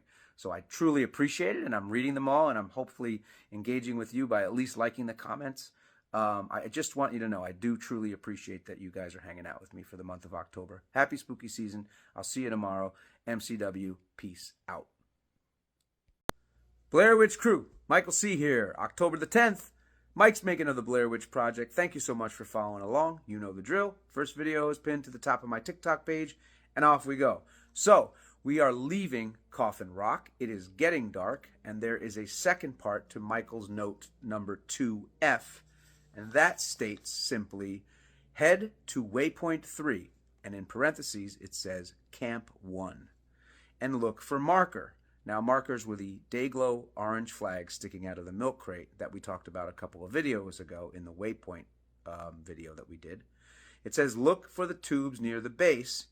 Read the notes before doing anything else. So the note at the base was... So we got to camp, which couldn't have been very far from Coffin Rock, because it states, collect all the stuff you need to drop off. Videotapes, DAT tapes, film, drained batteries, notes to us, meaning the directors, and head back to Coffin Rock, where another marker awaits.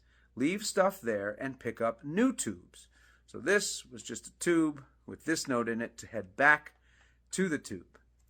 And this says you don't all need to go. The ones who stay can start putting the tent up exactly where the campsite marker is.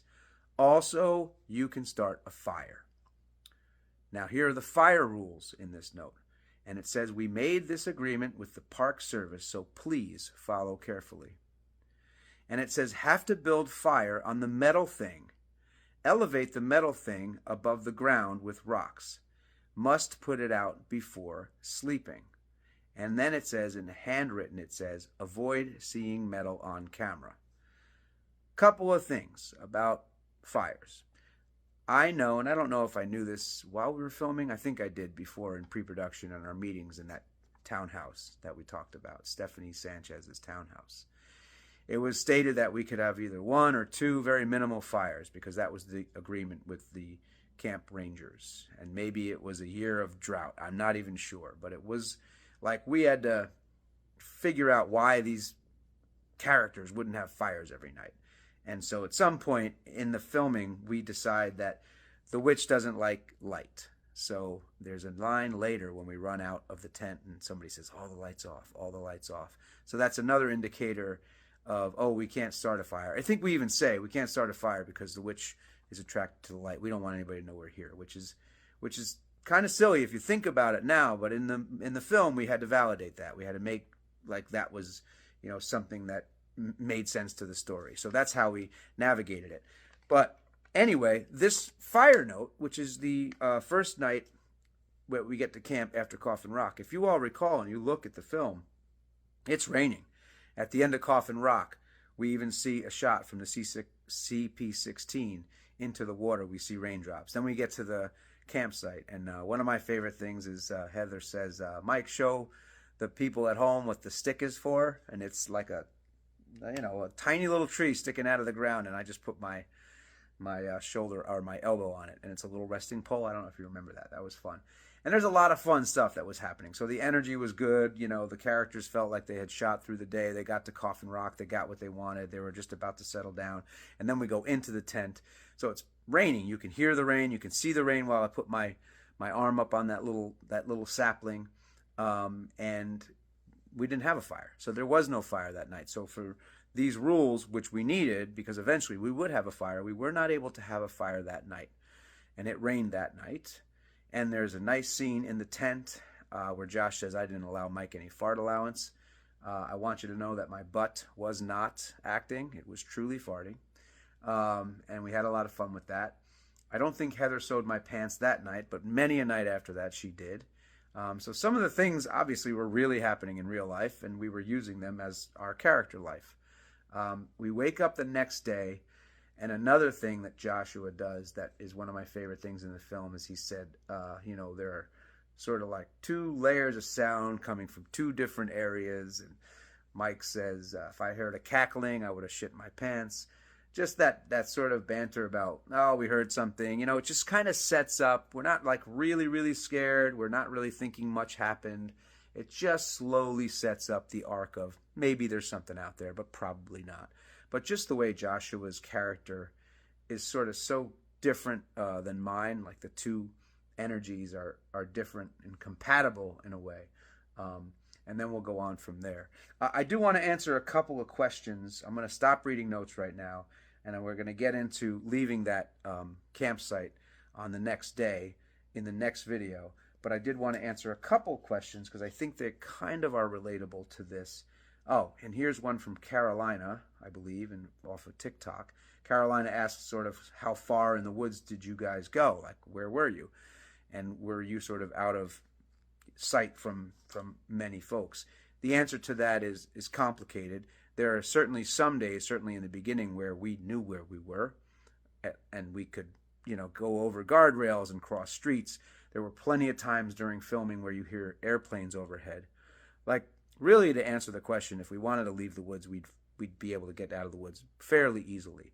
Though the Seneca Creek State Park is rather large. I haven't looked it up. I'm sure it's pretty large, and obviously a good location to shoot a film like this. There was definitely a morning or two where we ran across joggers. There were clear-cut paths that we tried to avoid shooting anyway. So we weren't very, very far from civilization. The frustrating thing were the airplanes, because we'd feel like, oh man, this is feeling really good, and then it was like, hold for sound. So that's a great question. Another one, did the actors share notes? Jen Viggs, I think. Jen Viggs, maybe, on TikTok. Did the actors ever share notes? No, we never shared notes. I think I talked about it maybe yesterday. We really tried to stay in character as much as humanly possible. And part of that was suspension of disbelief and believing in the circumstances. And I have a motivation and an objective, and you have a motivation and objective, which is different than mine. And I don't really want to know what it is, and you don't want to know what mine is, because that kind of ruins the fun of doing the scene. And the last one, this is a good one, because this is the next morning when we wake up. So I'll just get to a little bit of the next morning we wake up. And it's, we're drying our clothes out, and, it's kind of like, what are we doing today? Where are we going to go? Madam Strange Ways podcast asked, our little Mikey. When Heather says our little Mikey, I'm pleasantly surprised with our little Mikey. Did Mike think that was condescending? I don't think she meant it condescendingly. I do think she meant it like kind of fun and sweet, and because if you think about the scene in the night before and the farting and the jokes and then even how we wake up, like, what was in the woods? That wasn't too much. What are we doing today? It was very light. The first night was very light. The next morning was very light. I think Josh asks her, well, how do you think it's going? And she says she's pleased with me. And I don't think my character thought it was condescending, although my face did look like I thought it was condescending. So I think it's a little bit of both, but I don't think Heather's intention were to be condescending. So that's going to do it for today. And I'm excited to continue. I think we're looking at sometime this weekend for a live Q&A. So stay tuned. Spread the word. Thank you so much for being here. Thanks for sharing this and commenting and liking it. And, it's just really, again, it's really fun. Hope you're having fun too. And I'll see you all tomorrow. MCW out. Peace. Blair Witch Crew. Michael C. here. Saturday, October 11th. Happy weekend. Mike's making of the Blair Witch Project. You know the drill. The first video is pinned to the top of my TikTok page, so feel free to follow along. Also, a quick announcement. I'm going to do a live on Sunday night, the 12th. So tomorrow night at 8 p.m. Eastern Standard Time. I know it doesn't work for everybody. Can't do much about that. Hopefully it records it and I can put it out there. I don't really know how it works. We're going to learn together. So for today, we're going to start from after the first camp out. So remember, it was raining. We didn't have a fire. Lots of stuff going on in the tent. It was light. It was kind of fun. It was cool. We wake up, and I wake up to my note, which is Michael 3A. and it says, first campsite. After breakfast, I'll go around and get some ambience, if it is all right with Heather. She might want to shoot Coffin Rock again, but I don't know. And we did go back to Coffin Rock that morning. I think we spent a lot of time there. I don't think any of it made the film. But yes, we did go back to Coffin Rock. Anyway, the next note says, or the part 2 of this note, man, after one night out here, I'm just about ready to go home. That hike yesterday killed me. I'm ready to find that cemetery and get the F out of here. I should ask Heather to see if she really knows where that thing is. And then a note that says, leave all trash at the camp. Bury your used toilet paper. Somebody actually asked, were we going number 1 and number 2 out there? We were out there for 8 days. Bury your used toilet paper. Pretty much answers itself. Anyway, so let's talk about this note. We talked about how we stayed at Coffin Rock for a while, and it talks about my hiking and how I didn't love hiking. So you actually see it in the film. Like I think this is the day where I'm like, we like flat shortcuts. We don't like mountainous shortcuts.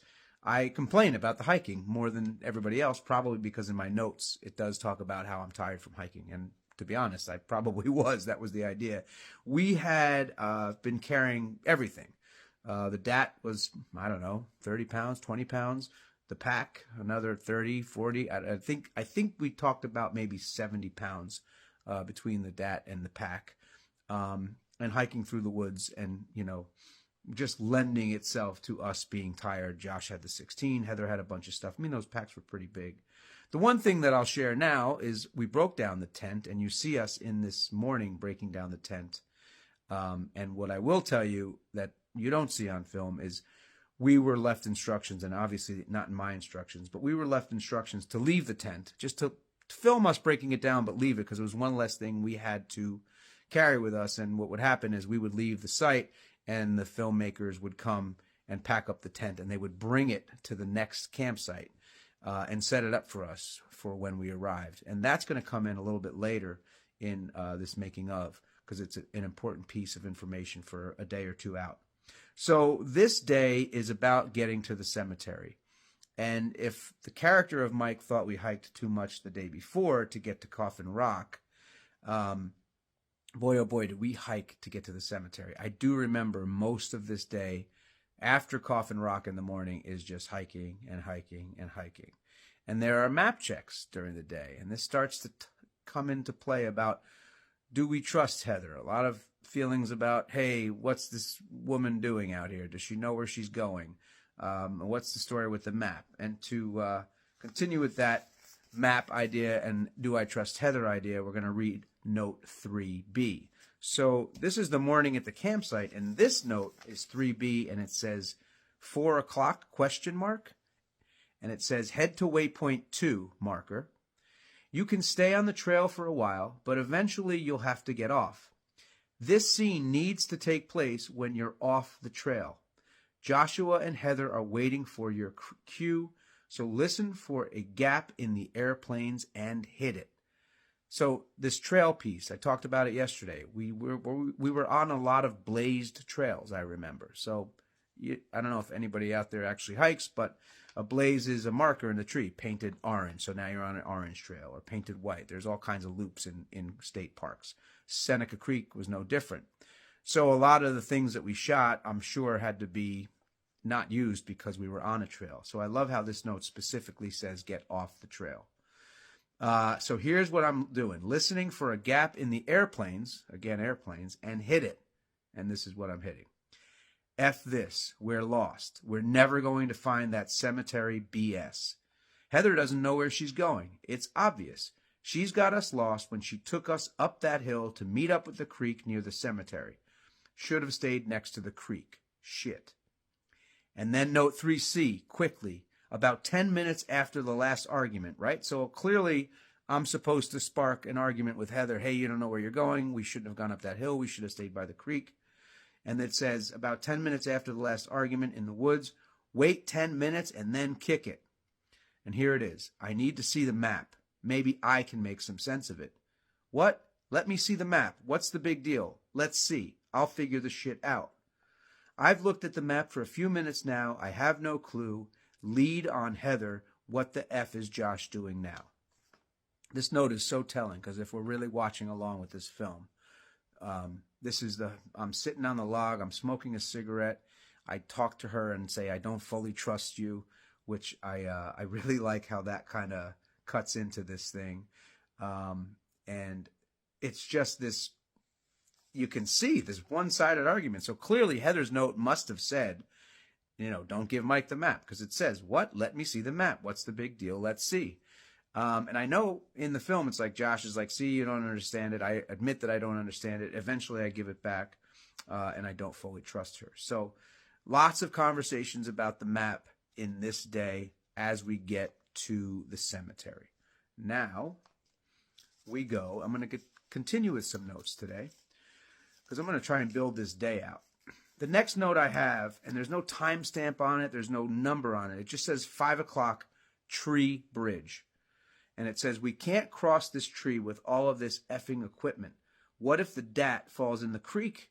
I'll be screwed. Shit. I just got to follow Heather, though. So that tree bridge, that was pretty cool. I mean, it was, it wasn't very, very difficult to cross, but with all that equipment, and it was mossy, and it had rain, so it was slippery. I mean, it was dicey. Was it the end of the world? No. Did we all make it across a couple times back and forth with equipment? Yes. But I do think it builds a nice moment in the film, that tree bridge.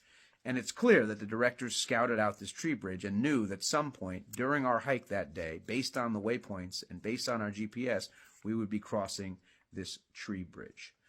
So then at some point towards the end of the day, we finally get to the cemetery. So if you think about it, we woke up, we went to Coffin Rock, and we hiked. And we hiked and we hiked and we hiked. This last note, 5 o'clock tree bridge. The next note is after we hit the cemetery and we're at the campsite. So let's just talk about the cemetery, and I'll talk about the campsite tomorrow because it will be our first fire campsite tomorrow. But today I just want to say that the cemetery, I remember actually knowing that we were going to a cemetery, but in my imagination, I assumed we were going to a cemetery with old headstones, having no idea that when we got there, it would just be a bunch of piles of rocks. I did love the effect of the effect, right? The practical, we call it. The bundle of rocks actually hanging in the trees, which looked like it was bundled in by vines. Very cool as soon as you kind of got there. And then obviously the piles of 7 rocks. We somehow talked back about Mary Brown. What did Mary Brown say about the piles of rocks, about the Bible? So that's tied into the story. I don't think we ever figure it out. But it's, again, building the story for the audience, building the story for us, the characters, Heather knowing the most. The cemetery was cool because as an actor coming across, oh, wow, it's actually a bunch of pile of rocks. It's actually cooler than I had thought maybe it would be a bunch of old headstones, although a bunch of old headstones in the middle of nowhere would have been pretty cool too. But the last thing I'll say is the trail. Like even when we approach the cemetery for the first time, you can almost feel like it's an old road that grass is growing on. Not that it's asphalt, but it's clearly a clearing in the woods. So we must have hiked all around and up and down and then wind up on this clear-cut path to this cemetery, which tells me maybe the function of that was that the directors and the filmmakers who put the cemetery together had to have pretty easy access to it. So again, just to remind you all, we did cross streets and roads and waiting for airplanes right in the note. But we really figured out a way, or they figured out a way to send us on routes that were sort of out of the shot of any actual blazed paths and trails. So pretty neat. Again, tomorrow we're going to do the second night, the campfire and the campsite night. And I'm looking forward to that. And then we'll probably go into the next day. And that'll lead us to a live on Sunday, the 12th at 8 p.m. Eastern. I look forward to it. I say this at the end of every video, and I mean it, though. It's really cool. Like, people jump on here. They find me, daily, which is awesome. So thank you for commenting and liking and sharing and spreading the word. But I get, parents saying, oh, I just showed my 14-year-old, or I'm watching with my 16-year-old, or my son and I talk about it every morning. Did you watch the video? Or somebody will say like, oh, I got to have my coffee with this video. Like, that's really humbling, really cool. It's always been an awesome, the horror community has always been an awesome, kind, thoughtful, like just a cool group. So you guys are a cool group, and I really appreciate you guys. And thanks for coming along on this ride with me. I'll see you tomorrow. Happy Saturday, spooky season, almost to the middle, right? Not quite, but we're getting there. So hopefully we can time this out really well. I'll see you all tomorrow. Thank you. Mike MCW out. Peace. Blair Witch Crew, Michael C. here. October the 12th, Mike's making of the Blair Witch Project. Remember, that first video is pinned at the top of my TikTok. Okay, so we hiked and hiked and hiked yesterday and wound up at the cemetery, which I talked about in yesterday's video. So then, after the cemetery, we go back to set up camp. We're setting up camp, and Heather's note, I assume, is to go back to the cemetery as we're getting ready to set up our first campfire, because if you recall, we were supposed to have a campfire the first night, but it rained. So this is the night where we're going to have a campfire, but first we're going to go back to the cemetery. And my note also talks about the cemetery. My note is Michael, dusk, campsite. Eat, man, food, tired. There we go again. Now the food thing is making a little more sense. And let's talk about the food a little bit. So we obviously went to the grocery store much earlier in the process, and that was video 2 or 3, I'm not even sure. But we loaded up. The directors, the filmmakers gave us money, so we had character money to actually go into a store, to actually buy food. Enough, we were told, buy enough for a 2-day camping trip, because that's what the characters were supposed to be on. So we did, and those milk crates that I've been telling you about, those waypoints where we would drop, film and drop batteries that were spent and things like that, and we would pick up fresh tapes. We would also pick up food. So we were still in our own food at this point, so I don't think we would have picked up food yet. But the notes that are constantly talking about food do allude to the fact that there will be less food as we go through the shoot. So part of us deciding, yes, we'd love to do this film, is knowing that we would have discomfort, that we would be uncomfortable. If you remember, I think the first video I read, or second video, I think I read the contract. And then there was more about that when we had our pre-production meetings, about how we would probably have less and less food and hike long hours and sleep on the ground.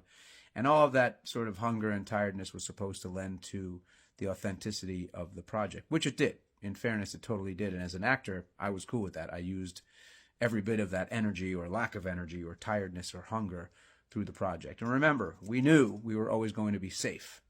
That was always the part of the deal, that we were going to be safe, just that we were going to be uncomfortable. So more about that as we continue on the journey. But eat, man, food, tired. That cemetery was effing creepy, man. Go back? Shit. You don't need sound for that. I'll stay here. Then it says, actually, I will go and record some sound. It'll be cool. I'm not staying here at the campsite alone. Go back to a video or 2 before when I told you that they wanted me to sort of be the scared one, the intimidated one. And that's going to play throughout this night and really throughout the rest of the film. And what this note is telling me as an actor, it's telling me that I'm fickle, that I'm not sure. Do I want to be here alone without them, or do I want to be with them in a creepy cemetery? So pretty neat. And so there's no dialogue. It's all improv, but this is giving me some inference, some reference into who I am and what they want me to be thinking like, while still being natural and being myself. So while super helpful, the notes aren't super intrusive. They're not so informative that the directors are taking choices out of my, realm of possibility. They're actually giving me a lot of wide open spaces to be Mike, the character. This is a very important note, and it says, any visual contact with any of us tonight, meaning the filmmakers, is still to be ignored and not brought into the scenario at all. In fact, you see nothing out of the ordinary tonight. And most importantly, this note says, don't chase anything, stay at camp. So, this is the note I'm going to read you today, and it's going to take us back to that cemetery where Joshua famously says, at least in my opinion, it's the same thing, only darker. I love that line. It brings us back to the campfire, so it's our first campfire. So now we have another evening of us having that camaraderie that we're building, having that laughter, having those lighter moments. Another point in the film, I actually could not believe, as a Generation X kid, born in the early 70s, growing up through the 80s, that they were calling Gilligan's Island skipper the captain. That was a fun moment, and it was one of those serendipitous moments because people remember that. People laughed in that, in my experience of seeing the film when it came out or when we were screening it, things like that. It's just one of those funny moments, and I do want to point out that people are asking, and we're going to be live actually tonight, 8:00. But people were asking on Instagram and TikTok, hey, did you ever watch the film, or what was it like watching with audiences? Well, I was surprised at how kind of funny some of these moments were, because of course you're sort of sitting on pins and needles if you're watching this film. Generally, that's the experience. Not everybody's, but generally. And the laughter is sort of the surprising part to me when I was a young actor watching this film. There's actually a lot of light moments, even throughout. And that was certainly one of them, which makes more sense than, another light moment that comes later when there's more tension. But so the campfire itself, is this Witches and Days Gone By, or Roasted Like Vienna Sausages, Heather's awesome line? I don't think it's this campfire, but it's one of them. There's some fun stuff with the campfire stuff. One thing that I remember sitting around the fire, talking with Joshua and Heather in character, is Joshua starts this chant, earth my body, water my blood. Oh, my God, earth my body, water my blood. Darn it, I forgot. Something and fire my spirit. I apologize, but it's a famous sort of chant. I don't remember where he got it from, but he was doing this around the fire. We all started to join in. It's not in the film, but it was a really kind of a wild, kind of a cool moment. And for me, the character who's starting to be like, I don't really want to camp out here anymore, there was something very, very kind of creepy about those moments, about kind of nice and fun and singing this chant with him and Heather, and then we get into the night. So this is the first night where the directors are outside of the tent and they're making noises. And yes, we knew it was the directors making noises outside of the tent. We always knew, just so everybody is aware, that the directors would be out there messing with us. In what form and fashion that might come in, we weren't sure, but we always knew it was them. So it's important for everybody to know that we've got to react in a way that we believe it's not them, that we believe we're not sure what it is. And the directors, and that if we believe, then the audience will believe. And that's kind of what acting is. So while we had this amazing playground in which to play with and use our imagination and believe in the circumstances, and they made it very easy for us to do that, there were certain things that we had to block out. In other words, you're tired and exhausted and you've hiked all day, because that was a long day of hiking. You know what those directors are doing. You've got to react as if you don't know it's the directors. So I'm going to go back to this note real quickly. Don't chase anything, stay at camp. That's huge for me, because I read that and I go, I'm not leaving this tent, because if you remember that night, Heather goes out of the tent and she's yelling at me to bring the DAT down. She wants to take Light into the woods and go find the noise. In my note, it says, do not move. And that also aligns with who my character is supposed to be, the reserved one, the scared one, the one that is going to stay back. And I do stay back, and it causes tension, and Heather gets very angry, and Mike gets very upset and very defensive, and it's just really a tense moment while these guys are out in the woods in their camouflage, banging sticks and branches against trees and rocks and making all kinds of noise. And it's dark, like I will say. The fact that you see these lights going through the woods throughout the whole film in the night shots, it's just those spotlights only made it so far, which leads us as audience to keep trying to lean in to see, what are we going to see? What are we going to see? So pretty cool that they set up this dynamic the first night, because I think by me not leaving and me feeling tension in the tent and definitely looking like, oh my gosh, I don't want to go out there. I think I even say, I'm not going out there. And Heather's, come on, you got to come out here. The tension and then the sounds and then the lack of light, led to our audience's belief of the circumstances. So anyway, that is night 2, and we're going to wake up and we're going to get into day 3, which is a lot of rain, and there's a big thing that happens on day 3, and we're going to talk about that tomorrow. I'll see you live later, 8 p.m. This evening, 8 p.m. EST. I'll see you then. MCW out. Have a great day. Thank you so much. I appreciate all the support. Peace. Blair Witch Crew, Michael C. here. October 13th, Mike's making of the Blair Witch Project. Thank you for those that could attend the live yesterday. I had a lot of fun. Hope you all had a good time as well. And for those that couldn't make it or didn't make it, no big deal. We'll likely do some more of those. So, last night in the tent, I don't want to get out of the tent. Heather's getting, get out, get out, get out. We're arguing back and forth. I stay in the tent. She's really mean. I'm really upset. The whole thing, the notes work really well. Causes a lot of tension. We talked about that. Now we wake up. And here are the notes. This is a technical note for everybody to start. It says this note is for everyone. Set watches back for daylight savings.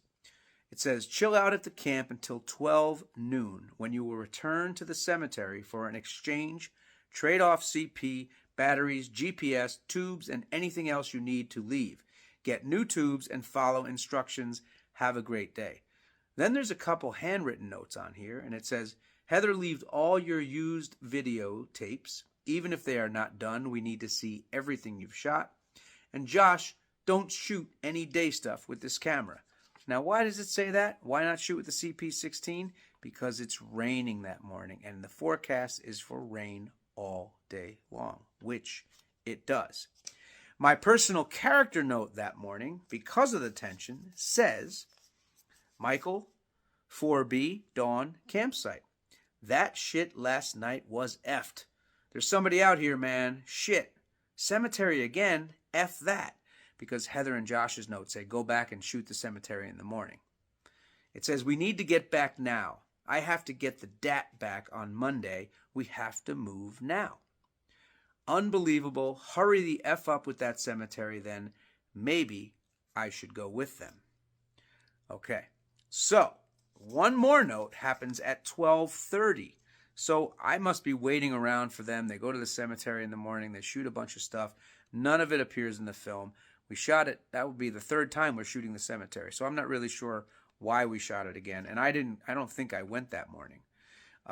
So 12:30 cemetery. And there's just a lot of F words, so I apologize. So F Heather, that B has no reason to talk to me like she did last night. There's effing people running around our campsite, and she's effing yelling at us. It almost seems like she knew that it was coming. Effing B. Take your sound and go F yourself with it. I'm not doing shit for you. I'm going home today. Take the shit yourself if you want, but I'm getting out of here. Hurry the F up, too. It says, time to hit the effing trail out of here. Don't leave until 1:30. It says, head to waypoint 1. You're going to have to cross a road, so be very careful. Radio check.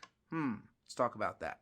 Target arrival time is 4 p.m., so adjust your pace accordingly. So they're worried about Josh shooting because they don't want the CP16 to get wet, and they're worried about our pace. And then it's another character note which says, does Heather know where the F she is going? So you heard that radio check. Let's talk about radios. And I'm moving fast because there's a lot of information for this video. To me, it's one of the more interesting days that we shot, and you'll see why in a second. So in the SOP, the standard operating procedure, it says radio contact. One regulated form of contact between cast and crew will be radio checks. The base camp, which will usually be located within 1 mile of any given waypoint, will constantly monitor radio, as will the team that is closest to the cast. The cast should operate their radio off except in case of emergency or to relay important information that cannot wait until one of the scheduled exchanges. Then it says, the cast will also conduct a radio check upon arrival at all waypoints and campsites. The radio check is simple. The actors key their mic and say, base, this is which one? Radio check over, and base responds, which one? This is base, I read you. Over. That's it. If any further instructions are necessary, base camp or the follow team will initiate it. If there are no further instructions, cast turns their radio off. So this goes back to a lot of the questions that I'm getting about how much contact do we have with crew. Every waypoint, Every time we went to those milk crates, got fresh batteries or picked up food or dropped something off or had an event, we always did a radio check. And their base camp was somewhere around wherever we were. They were always sort of shadowing us. I think overnights, mostly they were watching tapes, but at least to get us settled in, there was a base camp. And when we woke up, there was a base camp somewhere within eye shot, at least through binoculars. So these radio checks are really important because what happens on day 3, when we wake up, you see us wearing the rain gear. I've got the yellow rain jacket on. Josh and I are just like loaded down with all kinds of rain gear, and we've got plastic garbage bags over our equipment. And that's the whole day. And there's tons of tension. Those notes about F. Heather, she's got no reason to talk to me like that. Well, she comes back from the cemetery and apologizes to me. One of my favorite scenes in the film, that her apology and mine saying, like, I'm not messing with any rednecks or no redneck is this creative. Nope, I don't say it then. I say something about, even if it wasn't, I wouldn't mess with that either, about rednecks or the supernatural, whatever she asks me about. I really like that little snippet. Then there's a bunch of scenes throughout the day where it's just really just hiking through rain, hiking through rain, hiking through rain. I'm in the background of Josh a lot. Josh is arguing with Heather, and you see me looking skeptical and looking worried, and you know, there's just a lot of cool looks there. And then at some point I just start yelling and get me out of here. So there's a ton of tension and a ton of just hiking and get us out of here, and we got to get the equipment back, and really builds on the tension from the night before. So what happens is it's raining. We get to our tent. Now remember, the directors and filmmakers set up our tent usually before. And I guess maybe either they set it up and left, but whatever. I recall, and I could be wrong, but I recall getting there and our tent, it was just about dark. And our tent had like an inch or two of water in it. It was just a mess. And we were a mess. We were sopping wet. So we did something, even though I didn't really want to do it. And eventually it made sense to do it. But I thought it meant the film was over, because Greg Hale said, who's the producer, in our meeting in pre-production, like, if we have to call bulldozer, pretty much that's the end of the movie, because we're not going to be able to get back on track. So what is a bulldozer, you ask? Well, let's go back to the standard operating procedure.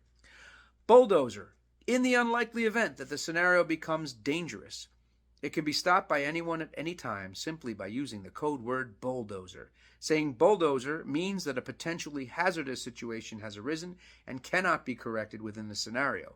Bulldozer stops everything immediately, and the focus of the entire production becomes correcting whatever made breaking from the scenario necessary in the first place. Use this term as a last resort, because I think what was on the line was this movie. It's like, if you call bulldozer, we might not be able to do the movie. But Josh and Heather were right, and they had to convince me a little bit, but they were right. It was a bulldozer situation. It was not safe. There was no way to sleep. We were soaking wet. There was just no way around it. So you should also know that we had escape routes planned into the GPS. So at every waypoint there was an escape route, or at least at every campsite there was an escape route, just in case something happened. So we get on the radio and we're like, hey, bulldozer situation. Nobody answers. Bulldozer, nobody answers. I remember us like yelling, bulldozer. Maybe the radios don't work. Nothing. So if there's any time we're a little bit nervous about what's going on, and it's not nervous about, oh, this is a snuff film, but nervous about like, something's wrong here. Or like, I don't know what's going on. We need to use an escape route, because it's dark, it's wet. We leave all our stuff there except for the really expensive equipment. And we use an emergency escape route via GPS, and we go up this craggy hill, and we come up on a country road. And on that country road is one, from my recollection, one singular house with a light on. And Josh and I decide, with Heather, she agreed to it, hey, we all look like drowned rats, but we look awful. Like, we look like we walked out of the woods after being in the woods for 3 days, which we did. And we decided that Heather should ring the bell. So she did, and nobody got hurt. The people opened the door to us and opened their home to us, and were lovely, and why are you soaking wet, and what's going on, and we're part of a film, and blah, blah, blah. They gave us the best hot chocolate you have ever had, at least that I have ever had to this day. Dried us off, gave us towels, like, dry clothes, the whole nine. It was unbelievable how kind they were. So what happened was, apparently we moved so fast because of the rain, and we just kept moving. We just kept moving. and the production team moved much slower because of the rain. So they didn't overlap. They didn't beat us to the site. In fact, they were way behind us. So they were out of radio shot. So somehow we managed to contact them, probably via the phone, and they wound up picking us up. So after day 3, we basically had a night in a hotel. We went back to the townhouse. We were hanging out. We dried off. They said, don't shower, stay gross, but get dry, get a good night's sleep, and we're going to redo day 3. So we didn't have to end the film, but we had to start all over with day 3 again. So it's pretty interesting to know that day 3, shot in the rain completely, was bulldozered at the end of the day. We left the project after day 3 and stayed in a hotel room. I remember watching the World Series that year. I think it was the Marlins and the then Indians, now Guardians. Yeah, I remember being very happy in a bed, and talk about taco, we broke scenario for, 12 or 15 hours. We went back, we reshot the entire day. So all the notes that I read you about the cemetery and F this and F that and, getting to the campsite and the apology scene, we did all of that again. All the stuff that you see, we did that again. None of it stuck. All the rain stuff stuck. I don't think there's anything from the second time we shot the entire day 3 that lasted. But interestingly, you should know, that is the day that I kicked the map into the creek. More about that next time. You guys are the best. Thank you so much for hanging out. I'll see you soon. Mike's making another Blair Witch Project. Here we are, October 13th. We're getting to halfway through the month. You guys are the best. MCW out. Peace. Blair Witch Crew, October 14th. And this is Mike's making of the Blair Witch Project. And today, in lieu of a new video with new information, I actually have a special guest, and I'm really, really excited. He just happened to roll through my neighborhood and is now presently in the studio being my little family room. So it's not really a studio. But I'm so happy to see this guy, and I actually can't believe he's here. And I'm going to ask him questions that I don't even know the answer to. So that'll be for today. And thanks so much for hanging out. Thanks for watching. And here we go. Look who it is. Hello, crew. Mr. Swanson. Ed Swanson, of course, the famous fisherman who happens to be wearing an amazing flannel. I'm going to scooch a little closer to you, Mr. Swanson. So how you doing? I'm doing good. It's great to be here and see you. It's wild to look at this guy and say hello. I actually have met him a few times since we filmed. I did talk about how I hadn't met Bob after we filmed. Yeah. And, rest his soul. I'm so sorry for the loss of Bob, because he was an amazing actor and apparently a musician. I heard that, yes. Okay, so I wanted to ask you, how did you guys meet? Did you meet like while you were shooting, before you were shooting? Did you know him before? No, see, and that's what's funny about it. And a lot of people have said that, you two had such a connection. You did. We met 20 minutes before these guys showed up and filmed us. And we both we didn't even really talk about what we were doing. Wow. As far as what we were presented with. Yeah. It was just, we went over there and said, oh, I guess we're supposed to be over here. We went over here. We started getting our stuff ready. And, okay, so we're familiar, right? Yep. Oh, look, there they are. What was the relationship that was established between the two of you as far as characters? Was he supposed to be your father-in-law? Yes, he was supposed to be my father-in-law, yes. Okay. And I guess we played that one off pretty well because everybody believed it. Yeah. And the only reason I knew you were acting. Oh, I know. Why? Let's go over that. Why didn't? Well, because I'm fishing upriver. Which is okay. Yeah, it can be done with a bobber. With a bobber. And you're reeling the bobber back. Yep. As opposed to just letting it float down the current. Right. See if something eats it. But the thing was I didn't realize it until I got there, but it was like, holy crap, I don't have a fishing license. Is that right? That's correct. So you were worried about like rangers? I was worried about Eric Ledbetter coming by and saying, you're in trouble. So amazing. I had a tackle box, I had lures, all that stuff. Yeah. But I was afraid to use it because, well, I didn't want to get in trouble. I don't blame you. I guess you would have said, well, this is for the purposes of shooting a documentary. Well, I would have, but I don't know if it had gotten me that far. Yeah. That's how run and gun this thing was. Although there was some planning ahead of time, in fairness. You just told me about a note from Ed. Could you talk about that? Yes. I believe it or not, I was faxed a note. And it just said, here's the deal. You're playing Ed Swanson. You're not acting per se. You're being yourself. You're going to have a gentleman next to you that you're going to be playing opposite. Here's a list of things that I want you to be familiar with. As the filmmakers come up to you and ask you questions, just recall what you're familiar with and then go with that. Nothing was scripted. The whole thing was ad-libbed. And as these guys know, they were there for probably 15 minutes. Mm-hmm. It was quick. And there's maybe 4 or 5 in the movie itself. So a lot of it did see the cutting room, but it had to, because there was a whole lot of footage that these guys collected that yes, in fairness, I think there's 22 hours of footage all said and done, and I think it winds up being 88 minutes. Yes. But as far as the dynamic between the two of you, it really was believable. Like I said in the video about you guys as the fishermen, it was so believable, the relationship, the tension between the two, that he believed that he had seen something, he believed in the legend of the Blair Witch, and you did not. You thought it was your famous line. That's bullshit. Yes, we got one. We got one. It's like I said when we were in Frederick. Yeah. It was my opinion. I don't know how true anybody else felt, but I set you guys up because I'm not sure you knew what to think at that point. Yeah. As far as characters. Yeah. And you set the audience up too. So yes. It unravels before us as it unravels before the audience, which we make a point in this little series about, hey, that is a crucial, critical moment of, what are we setting up here? What are we supposed to believe as audience members? What's reality?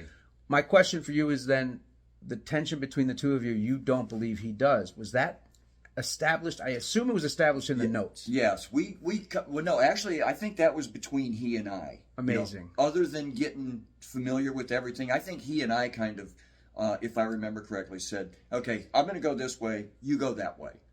And, that was really the only prep that we did. I am hearing this for the first time, as you guys. So that's pretty cool.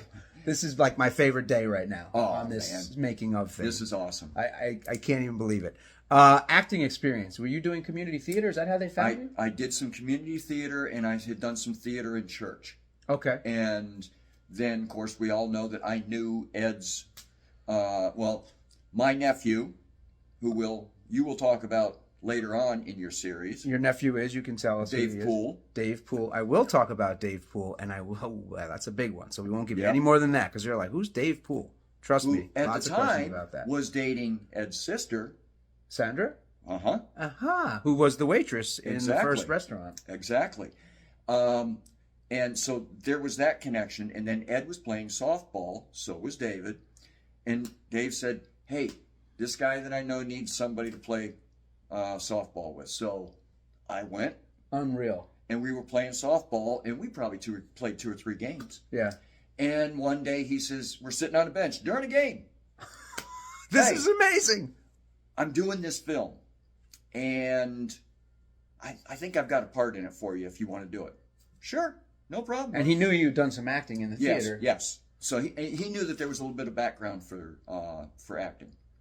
So incredible. So I played a lot of softball, played baseball, and then softball as we got older. Mm-hmm. With my whole neighborhood crew, my brothers-in-law, my bunch of friends, and I would kill to play a softball game with you and Sanchez. Oh, it was hilarious. We got to do a Blair Witch reunion softball game. That would be crazy. Yeah, that would be fun. That would be fun. So he found you on a softball field, a couple of loose connections. Your brother-in-law and his sister. Is that no? Actually, my nephew. Your nephew. Sorry, your nephew and his sister. Yeah, yep. Dave Poole and Sandra. Holy cow, that is incredible. Yeah.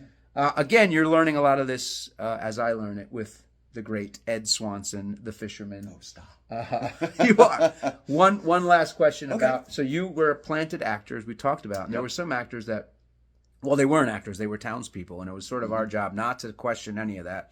But it was cool because in a taco scenario afterwards, we would talk about, who was clearly an actor and who wasn't. Right. And you guys were so believable and so incredible. I can't say enough about your performance and honestly how much it lent to the story ahead of time, as we just talked about. But Susie Gooch, who I covered in the video, who has Ingrid, the baby, covering her mouth. Mm-hmm. I know you guys know each other now and have a relationship at this point, but did you happen to know her before this thing? No. Okay. So, and here's a quick snippet on how that came about. So, she and her husband ride motorcycles. I ride motorcycle. And we got together somehow around, 2011. Okay. Because there was that big 2 million bikers to DC thing going on. Okay. And I think we got together a couple more times. We were greeting World War II vets down at the World War II Memorial. Amazing. Thank you for that. So when we were all on our way home, and they were going to go straight down the Parkway, and I had to cut off because I was going home, and I just left. Well, Susie thought she knew. She said, she thought she had known me from somewhere else. Unbelievable. About 2 years later, we reconnected with something else, and that's when everything Clicked. It just all came together. So you didn't know that you knew each other from the film? Pretty much. Incredible. Yeah. Incredible.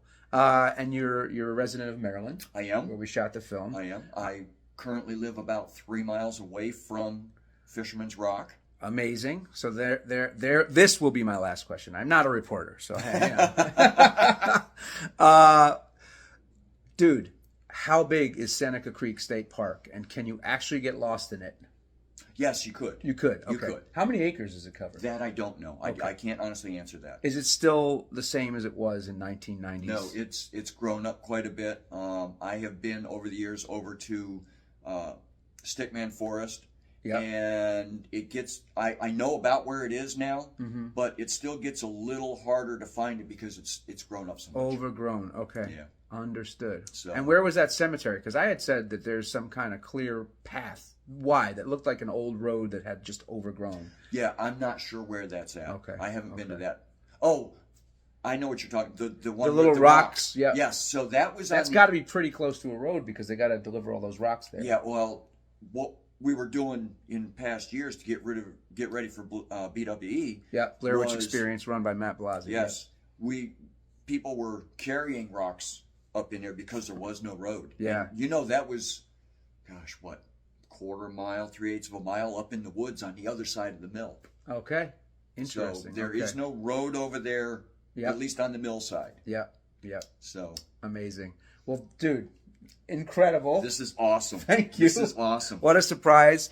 Ed is a builder. He's a fascinatingly talented man. His specialty is clocks, right? I love making clocks, yes. And I had asked him, I had seen that he's been building. My wife and I were looking for a coffee table, and I was like, hey, any chance we're looking for this particular wood? And anyway, goes up to New York, and he's doing something this weekend, and he basically built and delivered a table. So I thought, well, why not make this time to have a little Blair Witch connection? I appreciate you doing And this. by the way, this is way before I knew I was going to be doing the videos that we connected. Yeah. So I can't thank you enough for the table that's right here. New Jersey HorrorCon is where this started.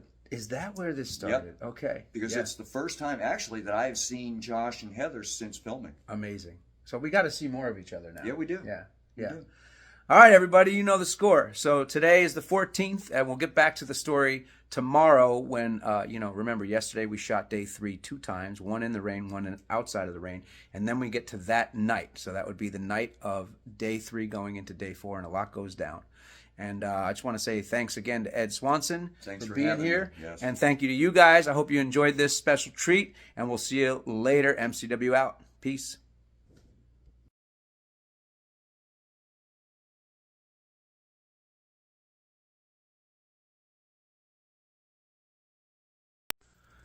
Blair Witch Crew, October 15th. Wow. Mike's making of the Blair Witch Project. Welcome back. What a treat yesterday to have Ed Swanson with us. Thank you again to Ed for coming out. So if we skip back to a day before yesterday, we talked a lot about how we shot day 3 twice. Once in the pouring rain, and once again after we stayed in a hotel. We bulldozered our way out, and the beautiful couple with the hot chocolate, and us getting cozy and warm, and then coming back out in the woods and reshooting that day. None of it gets kept. All of the rain stuff stayed. So now we're technically coming into the night of the evening of day 4. So late day 3, which is the second day 3, evening of day 4, and we get to the campsite. And interestingly enough, I actually have the same note twice, and it's written a little bit different, and you can tell that the note was originally intended for the first day 3 with the rain, which is note number 4C, and it says about 4 p.m. in the woods, and it says head to campsite. And that says wait until you are 10 minutes from the road, and then kick it, and the note starts with we're effing lost. She has gotten us lost. My ass is effed. Right? And then it goes on. I'm going to read you what goes on because the next note is the same note, but instead of it saying heading to campsite, this is crossed out, and it says at campsite. So it's obviously the next time we shot it. They crossed out 4C, they crossed out 4 o'clock, they crossed out wait until you were minutes from the road, then kick it. So at campsite on the second day 3, my note is actually, we're effing lost. She has gotten us lost. My ass is effed. Any chance of getting that freelance job from Ed are finished if I don't get that DAT to him tomorrow. He gave me that DAT for free. Do you know how much it would have cost you to rent this? I'm not sure, but quite a bit. I know that. F! With like 17 exclamation points. And it says, he has a paying gig tomorrow, and he trusted me. He'll never call me again. But don't effing talk to me the rest of the time, Heather. Don't say an effing word. I'm not talking to that bee anymore. So this is the campsite, transitioning from heading to the campsite on day 3, reshoot day 3, and now it's at the campsite.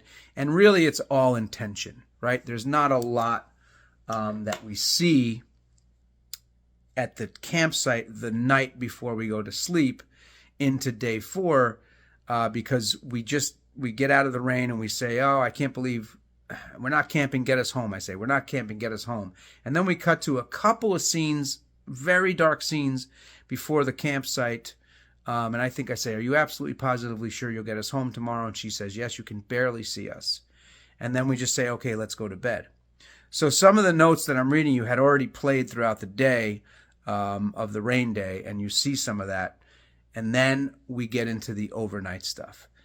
And that day 3 into day 4, that overnight stuff is, honestly, I think it's some of the coolest stuff. And it's, you know, when people say, oh, nothing happens in that movie. Well, this is a classic example of nothing happens in that movie in day, how do I say it? Night 3, I guess, night 3 into 4. Nothing happens. It's just a lot of sound and a lot of dark. I don't know if it's 4 or 5 minutes of actual footage that you all see that's all dark, and mostly we hear audio. Starting with what to me is a really magical sound in the dark, which is zip. It's the tent unzipping and Heather going out. And you hear how cold it is in her voice. And you hear her like, oh, God, it's so cold out here. I think she said something about getting her boots. And it was cold, right? So there's us playing with the circumstances of it being cold. There was not a lot to do other than to actually be cold. But the zip of the tent, the sound of her breathless voice, the sounds of the trees cracking, the filmmakers are cracking trees in the woods. And we're all like, what is that? Are they deer? Are they human? Are they rednecks? To me, looking back at this, it's obvious that Josh's notes, a lot of times, he was blaming human beings, thinking it's human beings, which I think is pretty cool. And people keep asking, and I appreciate the questions. You know, do you have Josh's notes? Do you have Heather notes? I don't have their notes, and we never shared each other's notes. Even in Taco, we didn't, because we wanted all these notes to be a surprise to our fellow actors. So I just thought it was magical with so much darkness. All we hear is audio. At some point, you see a little bit of light, and it's like you can see breath and the camera shaking, a little bit of, you know, somebody's hand's actually cold, Heather's hand's actually cold, and nothing really happens out of the ordinary, except we hear the same noises that we heard the night before. I'm going to read you one more note to get us through that night, and that is this. Oh, and I'm so sorry I'm reading it after the fact that we went to sleep, but this is before we would have gotten to sleep. And this is a technical note, so it doesn't really matter. You should know what it tells me. It says, Michael, get rid of the flag and the crate. So again, that day glow orange flag and the crate that would have marked where our stuff was to pick up and where we would to drop off. It says, after you set up camp, make the exchange 100 yards north, look for another flag, and then head back to camp. And this is late evening, note 4E, campsite. This is very telling. No instructions, just go with the flow. So remember, on the eve of night 3, on the eve of day 3, it tells me stay put at camp. Don't get out of the tent, which causes tension. This note says just go with the flow. So I'm thinking, all right, whatever happens tonight, I'm just going to roll with it. And then it says, just be understanding and cooperate a bit more with Heather. So you'll notice that she's talking on this night. Hey, do you have the DAT? And I'm like, I got the DAT. I do leave the tent.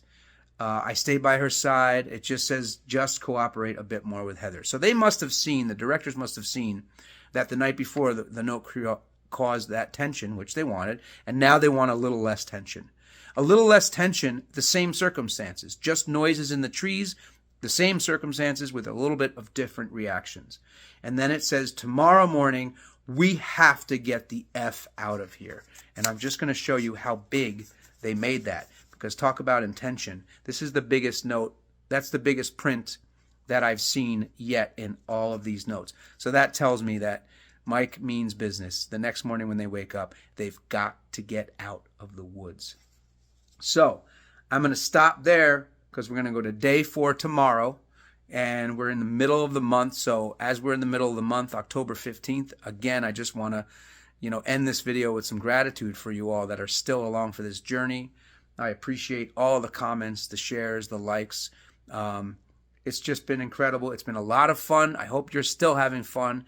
It's a long month. It turns out 31 days is a long month of spooky season. I hope you're enjoying spooky season just even this much more because of this. I'm getting a kick out of going down memory lane and sharing all this with you. Middle of the month, lots to come. I am now getting nervous about how it's all going to time out.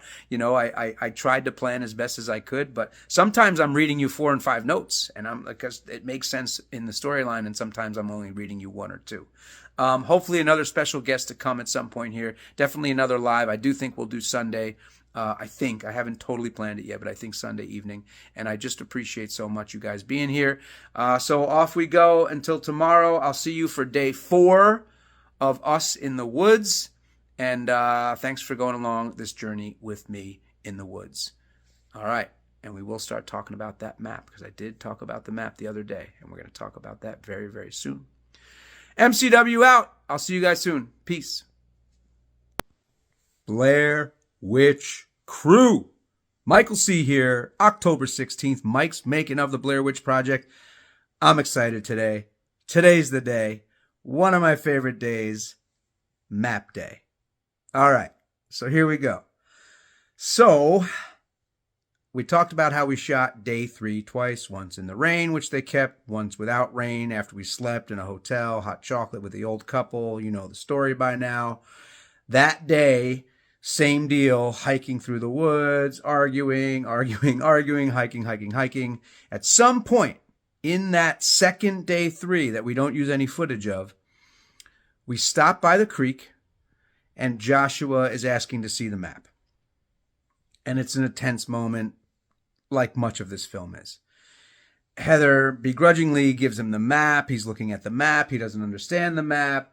She starts to blame him for something. I don't really remember exactly. There's just obviously a lot of blame going on back and forth in this film. But so the tenor of where we were on day 3 was, you got us lost. You don't know where we are. You said it's 2 hours away. It's 4 hours away. All this stuff is going on. And it gets really heated. I remember it getting very heated in that moment. And in that moment, true story, in scenario, Joshua crumples up the map and tosses it aside. And as he does that, they're still arguing. And my character's not happy either, though I don't remember sort of what, I will say this. This is very important to note. I did not have a note about the map. I did not have a note about kicking the map. I did not have a note about taking the map. There was no notes about maps for me. So lots of questions about, are they in the notes? Any of this in your notes? We talk a little bit throughout this process of, this little series that I'm doing about serendipitous moments. And for me, I would say obviously that Josh crumpling it up, throwing it down. I remember I just haul off and kick that sucker into the creek. Although it's the F word in the film. And they don't notice. They just don't see me do it. And they storm off. And I'm just standing there like, wow, they didn't notice that? All right, I'll leave it alone. They don't care. Nobody knows who has the map, but it was so heated. I kick it in, whether it was in the creek or to the side of the creek, but it was towards that creek and it was balled up and boom. And so I leave. And so I'm thinking, wow, they didn't notice. I've got this piece of information that's a crucial piece of information that deals with a prop that is constantly being referred to in this entire shoot. Now, the map was a prop. Was it practical? I'm not sure, but it was certainly a prop. Remember, we had GPSs, and we had compasses, and we had escape routes, and we had bulldozers. So for purposes and intents of the characters, it was real, and for the purposes and intents of the actors, it was a prop. So very important to note.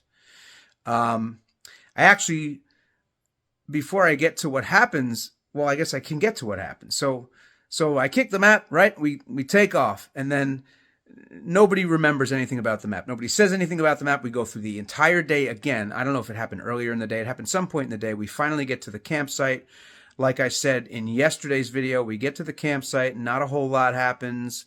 You kind of see a couple of dark shots before we go to sleep, us talking in the dark, standing outside of the tent. I remember because I'm wearing white sleeves under a black t-shirt, like a white long johns under a black t-shirt. And I say, I can't remember what I say, but we go to sleep. And we talked about this in yesterday's video, so I'm just setting this up. There's one of my favorite nights is, nothing, quote unquote, happens, as some people like to say in that movie, which I disagree with. A lot happens, and thank you for disagreeing along with me. But so that's that. Just really dark, and it's a lot of audio, and it's awesome. And then we wake up. And this is the morning of day 4, and there are 3 piles of rocks outside of the tent. So I want to tell you what I remember about that, because a lot of the conversation is, who put these rocks here? I remember Heather talking about Mary Brown. Anytime piles of rocks came up, it was like, what did Mary Brown say about the rocks? I don't think it's in the scene. It's in the cemetery, but I don't think it's in the scene. But she does reference Mary Brown. We're just like, nobody wants to talk about Mary Brown. And then there's a lot of speculation. Was it the witch? I don't know how much of this stays in the film. It doesn't seem like a lot. And I am trying to watch some of the film as I do this. But the most important thing is we get kind of through the rocks, and I love Josh's like, you're standing here. You want to stand here. You want to shoot rocks. It's great. Or you want to film rocks. It's this great line. And then of course there's a scene where Josh is saying, all right, we need the map. And Heather is looking for the map through a backpack, or she's looking around. I don't have the map. I gave it to you. You gave it to me. Now, my character is standing there knowing she doesn't have the map. But I'm not saying that because I'm going, I've got this piece of information that now is going to turn into this like dramatic moment for my character to sort of expose this. And I want you to know that you never plan an improv. That's not what you're supposed to do. You're supposed to go with the scenario, work with your scene partners, and just kind of yes and stuff. And that's not only comedy improv, that's just improv.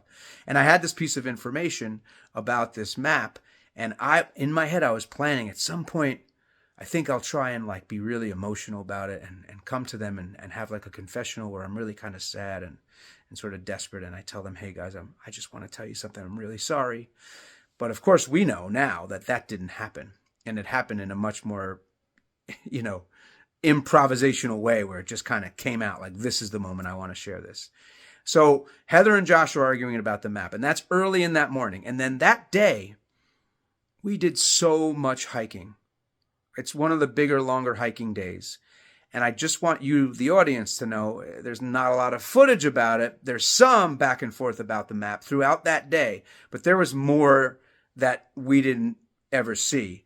I want to say at some point, like we stop in the middle of the hike and both Josh and Heather just start going through everything that Heather has, like all her stuff, her pack, her pockets, her jackets, her zippers, so much stuff on her back. And they're going through all that stuff. And I remember thinking like, oh man, they're actually maybe going to be mad when this comes around. Like we talk about, believing in the circumstances. And I'm thinking, listen, they're physically actively doing all this. She's taking every single thing out of her bag.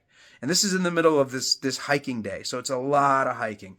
Also, you should know that our characters now have run out of food. The actors haven't run out of food, so now we're going to be fed. This is important. This is a turning point in the story for the actors and the filmmakers, meaning Ed and Dan and Greg.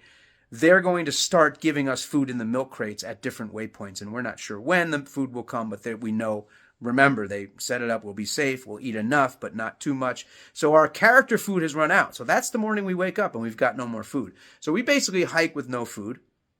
The last meal we eat was the dinner. I assume that night in the milk crate there was plenty of food, or maybe even later in the day. But the point of the story is we're tired, we're hungry, it's cold, we're hiking, and so much of the day is about the map. So I'm going to kind of prove that even the filmmakers don't know that I kicked the map into the creek, because my note that morning is pretty fascinating. My note says, Michael, you will be in charge of the GPS and compass today. Wow, that's pretty cool. And my note says, head to waypoint 1 at 10:30 a.m. And this says it's a tree crossing with no with no marker. And it says target arrival time is 1 p.m. So 10:30 to 1 p.m. That tells you right there, we're just going to hike. That's the morning. We're just going to hike. And remember, all this stuff is going on. And then note 5C. Oh, I wanted to say there's speculation too in that morning where I kind of recall Josh, me saying, hey, Heather, did you put these rocks out here? And Josh and I kind of going like, hey, I think maybe Heather's setting us up. And it's so fascinating because I know there's a lot of online conspiracy theories about how Joshua and Mike took Heather out into the woods on purpose and did all this stuff to her and left her and horrible things. Cool. I don't agree with that prospect of a possibility, but it's interesting. You should know, I think in that morning, we were kind of like, is she messing with us? And we point blank asking her. But so 11 a.m. in the woods, my note is, I don't want to talk about anything. I have to get out of here. There's something seriously effed up. There's some effed up shit going on out here. I've got to move. We're so effing lost, but I'm just going ahead now. This is crucial. This note from the filmmakers says, get the map from Heather and go while there's still light. Give me the effing map. This is what my note says. Move, Michael. Have to get the dat back. Have to survive. Unreal. So the filmmakers so Joshua's character and the filmmakers who are making the Blair Witch Project think that Heather still has this prop map. Nobody knows that I've kicked this map into the creek except for me. So they haven't watched the footage back to see it all happen, I'm sure. And nobody knows it. So that's pretty neat to see that I'm supposed to be asking her for the map. And listen, I'm sure Joshua's note also said, get the map from Heather, which is why we set up the morning of, give me the map. Oh, if I got to get your map, I'm going to go in your pockets and get your map. Heather's work in those moments is so realistic. First of all, her work is always realistic. Let's be honest. I think it's incredible how believable Heather's character is. And I'm going to just say it again.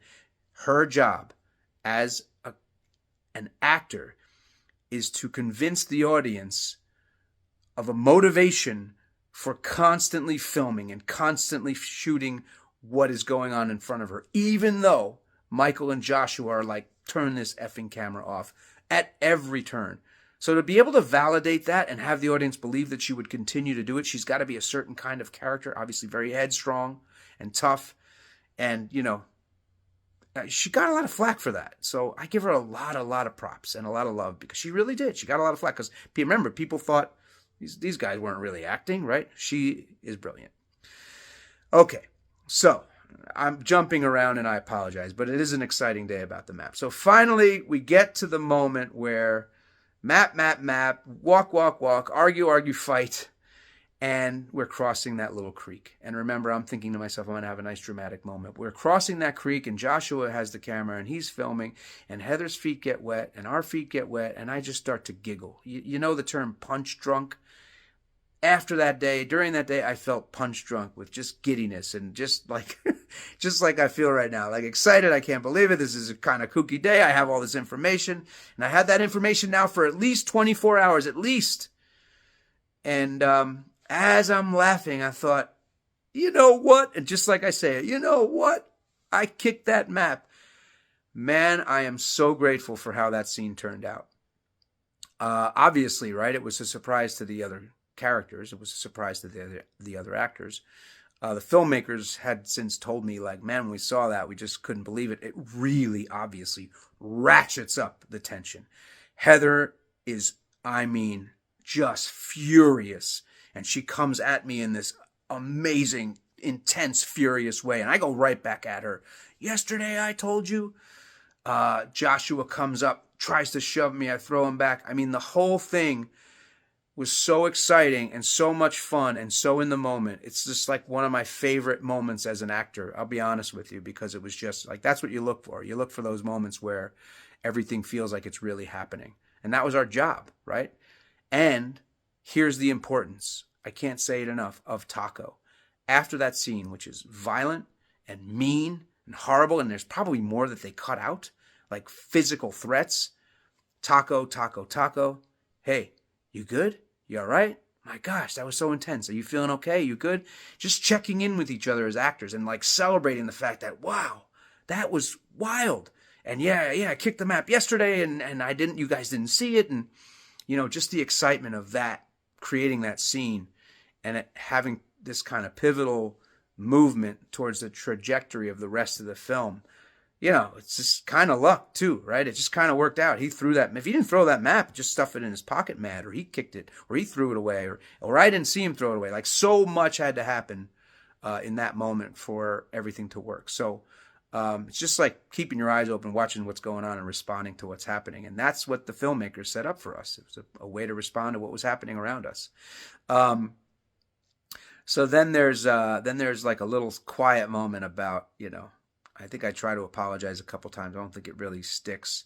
And then we're going to continue to move with this sort of sullen, and just the trajectory of Heather's work from just like raging towards me and then just like, okay, like we're still going to kind of be together and kind of get through this thing. And now we've got to deal with the fact that we have no map. I mean, Joshua and Heather's work in that entire thing, it's just incredible. And the fact that, we listen to one another, even in those crazy moments, the fact that there's not just three people screaming at the same time, like we're able to kind of ping pong back and forth, even in that heightened emotion. I'm just so grateful for that. So it's one of my favorite parts of that film. And obviously people know me as the guy who kicked the map into the creek. So I have had to apologize to a lot of people out there, and that makes me laugh.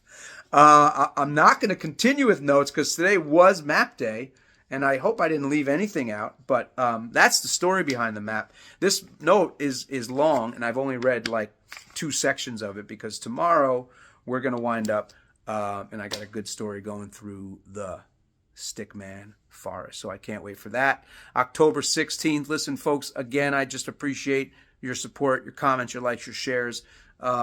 Please continue to do that. Please go on any Blair Witch thing and any TikTok Blair Witch that you find out there and just spread the word because it's fun to tell the story. And I love that, like, each day I see that people have just found it and they're like, holy cow, this is like my favorite film, and it's humbling, and I just want to share it. So let's get it out there. I appreciate your help in getting it out there, and I hope you enjoyed Mike's kicking of the map making of day. I certainly did. You guys are the best. I'll see you tomorrow. MCW out. Peace.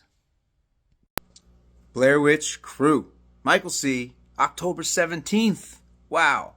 Mike's making of the Blair Witch Project. Yesterday was map day. Thank you for all the comments, the love, and the fun over that video. I had fun making it, certainly way back then. A little bit of magic happened that day, I think, and thanks for celebrating that with me. It was super fun.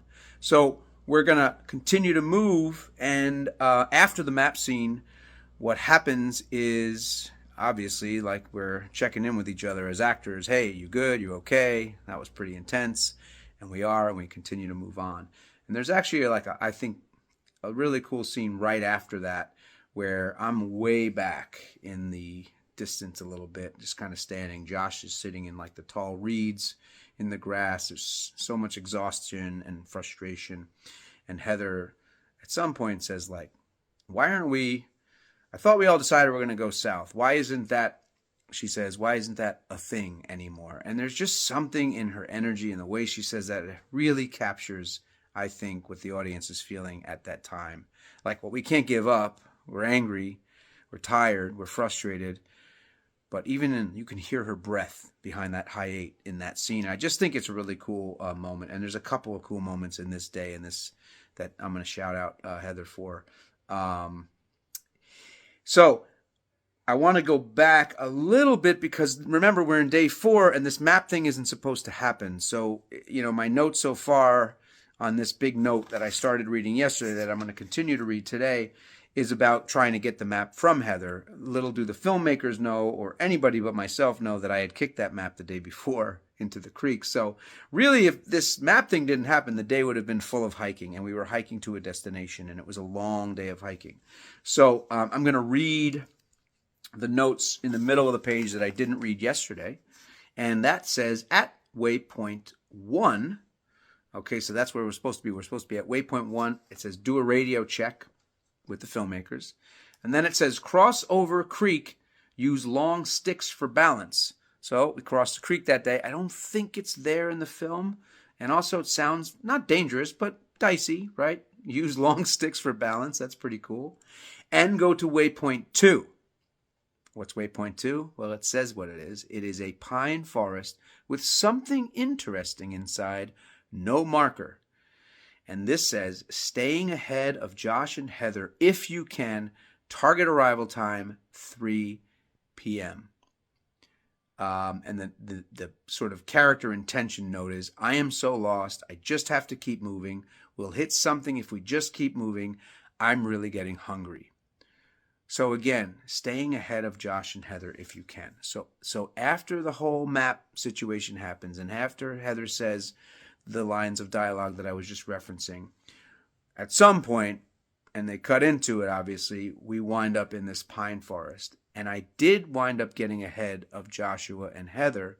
And I actually remember this, trying to get ahead of them. And it said in my notes, pine forest. So I see in the distance, okay, here's the pine forest. It was so clear. It was like all of a sudden the vegetation just changed. So I'm like, all right, I got to hustle and see what's in these woods. Now it's getting pretty dusky. It's not dusk, but it's getting late afternoon. And I remember being tired, exhausted. Now remember, we kind of just come off this map scene, and it's really emotional, really exhausting, really kind of fired up and checking in with each other. And then we're hiking a lot more. I don't know when after that map scene this scene takes place, but it's the same day, but it's probably a good distance after. And I was pretty tired. I remember as an actor feeling like I'm a little shot. So I come across these stick men in the trees, and they wanted me to come across them first. And in the film, you hear me screaming in the distance, come on up here. There's something out here. You got to come. Heather, what is it? There's voodoo stuff hanging all over the trees, which is what it looked like to me. It looked like voodoo dolls in the trees. But why am I saying so much about this? It's because, and I could be wrong, right? My memory's only so good, but I think that for me was a taco moment, because I remember pretty vividly getting to that point and being like, oh, I've got to react in a big way because I've gotten ahead of them. They're way behind me. I've got to react in a big way that feels authentic and feels real, and I'm going to get them to get up here, and I've got to obviously be scared.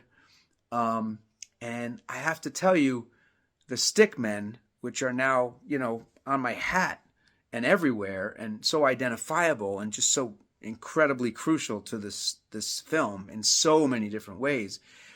They were hanging in the trees, obviously, and it kind of looked to me like they were homemade. And they were. They looked awesome. They looked cool. They looked pretty awesome, but in my state, I was like, all right, I got to react. And I remember doing it. All right, come on, you got to get up here. And I remember I said, now again, I believe this happened. Taco, I want to get here again, and I want you guys, I want to be more authentic. I got to work myself back up into a frenzy. I got to sort of start over again as an actor. I basically need another take of getting you guys up here. So they went back, and I started, okay, I got myself fired up again and shouting again to get back to that emotional state and get them up there. So we talk about serendipity a lot in this movie. And the second take, screaming, yelling, voodoo dolls hanging all over the place, they get up there. I feel pretty good about that work. I wasn't it wasn't a ton of work as far as you don't really even see me in that scene, and that's totally fine. You do hear me at the beginning. No redneck is this creative comes out of that scene, which is fun for me. Somebody once made a t-shirt out of that. That's pretty cool. But what I'm saying about the stickmen, and even there's a video somewhere in some making of film that even Ed Sanchez, when the first time Ed sees the stickmen, Ben Rock, production designer, also a director, just an insanely talented man, and I've referenced Ben earlier in this series. He's just an incredible, kind, awesome, funny, intelligent, bright human being. He also designed the stickmen, which is incredible, thinking about how, like I said before, how identifiable they are. But the video that I'm talking about is some making of video, and Ed just walks up, and Ben is on the sidewalk at that townhouse, at the production house, and he just said, it just looks like a bunch of sticks tied together. And that's fair, because in the woods on that day, they looked like a bunch of sticks tied together. Now, they had put, feathers in some of them and little skulls in some of them, bones, and they were cool. The design was cool. But because of the twine, right? Because of the twine, which literally looked like you could get it at any hardware store in America. It just looked like somebody hung them with twine. And I was thinking, this isn't going to read that well, but we're going to react. We're going to do our thing. It's not our job to worry about that. We're just going to, this is what we got. And we talk about serendipity. In my opinion, the way those stickmen are shot and the way the sunlight is hitting them, basically backlighting them on both the CP16 and the video camera, to me, somehow it picks it up. And obviously, if you really look, you can see that, okay, maybe it's twine, but it's not so identifiable as it is when you walk up to them in the woods and it's clear that this stuff is being hung by twine. And I know they cut and edited. Somebody made a comment yesterday, maybe the video about, the acting and the editing. And listen, thank you for that about the acting, but the editing, 100%. I mean, this is 22 hours of footage, so much footage, whittled down into, I want to say, 88 minutes. And I know we shot that stickman forest for a long time, because there were, by the way, for a small crew of a lot of volunteers and neighborhood friends and, creatives, there were so many stickmen, it was crazy. It was crazy. They did so much work with those things, and they were really cool. I'm not trying to take anything away from them. I hope everybody understands that. It's just that the twine, it was okay, it looks like really cool things hung by twine. But the backlighting of the sunshine, and it just really, really works in my opinion, and I just think it's pretty cool. There's a huge stickman that I think we showed twice. Right away, Heather shoots the camera at it. I think it's Heather. And it's a giant, giant one. And you should know that stickman is affectionately known as Chewbacca. Ed Sanchez is a giant Star Wars fan. It did look kind of like Chewie. And being Generation X, that was pretty cool. But under Chewbacca, I recall a cleared out circle, so of all the brush and debris, and debris is a bad word, but of all the woods, basically. It was just carved out, all the leaves and stuff. There was a big circle, and I recall just a pile of bones underneath that giant stickman, and that was definitely creepy. That was really cool. So there were some really cool touches that we don't see, that I remember that were really cool, but we don't see them. So I'm going to now read the notes after the stickman forest, and that is going to be, so we've recorded the event. It says there's something in that pine forest to shoot. Then move to waypoint 3. No marker, no landmarks, just get near it. And my actor note is, this shit is getting weirder all the time. We're so effed. Have to keep moving. Keep hunger out of my mind. I have nothing else left. Maybe if I yell for help, someone will be here. It's effing worth a shot, man. Anything is worth a shot now. Help.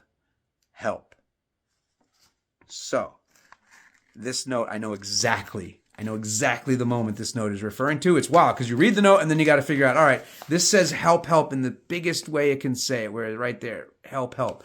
And so I'm thinking, okay, I gotta, they want me to really cry for help. And I don't know if you remember this part of the movie, but it's after the stickman forest, and I don't know, my arms are down straight, and I'm stomping around, and I'm screaming, help, please help us. And listen, I was genuine about it. I meant it. I put everything I had into it. I had gotten over my little oh, I'm a tired actor thing. I really got back into the scene.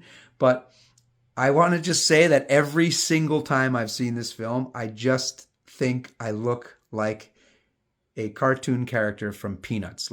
I look like an angry Charlie Brown stomping around screaming help. So you now will never see this movie the same way again. Just think about Charlie Brown throwing a tantrum. Help us! Anyway, that's what I see. It's something about my physicality in that moment. Super, super funny to me. But a cool moment, obviously very tense. But I remember, I kind of vividly remember seeing it for the first time. Like, oh, that's kind of funny. Anyway, that's the video for today. We hit the Stickman Forest. We're going into night 4. We're finishing up day 4. And we're going into night 4, which a lot of stuff goes down. So I'm looking forward to sharing that. A quick shout out to my high school comedy improv class. I do have my own little studio, and I teach acting and comedy improv. And my high school comedy improv class, some of those folks have found me here, and they just basically I taught the class tonight, and they just broke my chops for an hour. They just pretended to be me on this video. So you got me. I got your back. You guys are awesome. And everybody who's just following along, thank you so much. You guys are also awesome.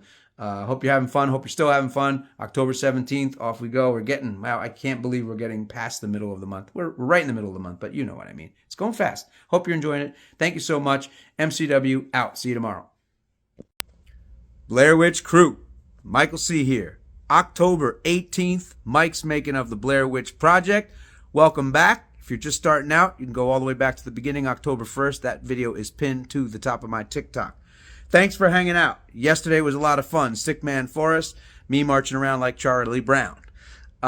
So we get to the campsite. We decide not to light a fire, and we're about to go to sleep for night 4 into day 5.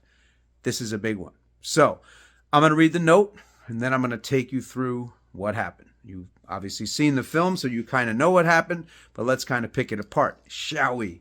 All right, so this is a long note. Michael, drop off point 100 yards north of camp as soon as you get your shit together. So that's a technical note. That means drop some stuff off in the milk crate. Why I was the point person this night, couldn't tell you, but that's pretty cool. Note 5H, night campsite. I'm shitting in my pants, and I admit it. I'm so afraid. I have to keep the campfire at a minimum tonight. I think that's the way they're finding us. I haven't heard them following us, so that's got to be it. F. Now let's just talk about that real quick. We don't actually light a fire. We actually specifically say, I think, in the film, let's not light a fire. It's going to create light. Maybe light is what is attracting us. So I guess we blended this note about keeping the light to a minimum and just deciding not to build a fire. And also my guess is that was a very long day of hiking. It was dusk. We were probably like, let's just go to sleep. That's my guess. We'll probably just hang out in the tent, get, our stuff together, and as actors, taco for a little while, and then go to sleep. Okay. It says we have to stick together, no more fighting. Those scarecrows, man, I don't even know what the F those were. We have to get up tomorrow and keep moving. Keep effing moving. Then it says, I'm so hungry. Share the last of the food and keep an ear out for those people. We're effed. Just stay alert, Mike. Right? So this is telling the character, is it people that's following us? And there's a lot of debate back and forth about that. Rednecks, people, cults, things like that, or a witch. It says, if they come back, I'm running. So remember, many nights ago, I was going to stay put in the tent. Now I am going to run. So obviously, all of our notes say run because we do just that. If they come back, I'm running. We're easy targets in that tent. Note 6A, night, campsite. I knew it. Back and with some effing friends too. We're sitting ducks in this tent, man. Roll the sound. Eff it. I don't have the energy to fight anymore. Roll the effing sound. Get the F out of here. Get the shoes and coat on because I'm splitting. Whoever wants to come, come. Shit. The dat. F the dat. Leave it rolling and head out. Is everybody ready? So it's so cool. They're like, clearly the filmmakers want me to roll sound and they just want us to leave the tent and run out of the tent, which we do. I'm going to keep reading this note. most of tonight is about this note. Well, all of tonight is about this note, but most of this video is about this note. Remember, you see nothing. No people, no ghostly images, nothing. Wait until the tent begins to shake and then get the F out of there, leaving the DAT rolling. Now, we know why they wanted that DAT rolling, and you could probably guess they wanted to capture the children laughing in the woods. So, coming back to that. Run out to Dry Creek and head to where the second flag was. Heather and Josh are following you, so you're in charge, big man. To be honest with you, it says Heather and Michael are following you. Look at the top of the note. Can you see that? It says Michael. And then down here, it says Heather and Michael are following you. So it's either a typo or Joshua and I got very similar notes and they just didn't switch the names around. But the top of my note clearly says my name. Then it says, turn the effing lights off and shut up, you two. Have to find some cover. Here, behind this bush. Now shut up and turn the effing light off. Reach over and turn the shit off if you have to. Shit. That was a close one. Shit. This is so crazy. God damn it. What the F are we going to do? This is a good time to freak out, though quietly, of course, if you have it in you. Too much shit for me to handle. Okay, I'm going to just finish up this note and then we're going to talk about it. You guys should take this opportunity to whisper some good shit into Heather's rolling video camera. Don't push it too much, but it would be cool. This is a very dramatic moment, you know? I know it's cold, but I expect at least a 10-minute scene here, okay? When you all feel that the scene is played out and the sounds have diminished around you, we are at a taco. Head back to the tent and go to sleep. You will be awakened later and you will find some tubes outside your tent. I just want to show you the word taco. So, that is obviously an enormous note. And as we know now, by the time we go back to the tent, it's dawn. So we're going to reverse a little bit. Let's talk through this. So that note has a lot in there. Number one, the discovery, maybe for you audience members and film fans, Blair Witch fans, we knew the tent was going to shake. We knew we were going to get woken up. Remember, this note is happening before we go to sleep. We're all getting similar notes. We knew we had to run out of the tent. We knew I had to let the sound run. Now, we didn't know what sounds we would be hearing, but we knew that the tent would shake. We knew that it would wake us up.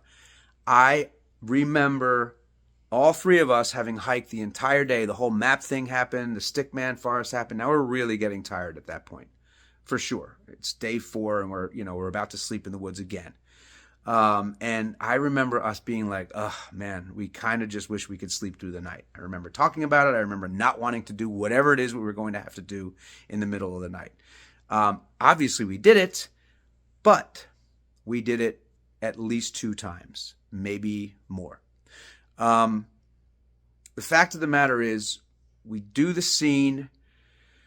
We run through the woods, we get up, we hear by the way, the click of the boombox when the baby's voices or the kids' voices start to laugh, where you hear the little kids, you could actually hear the click of the boombox. It doesn't appear in the film, obviously, but that's how kind of run and gun this film was.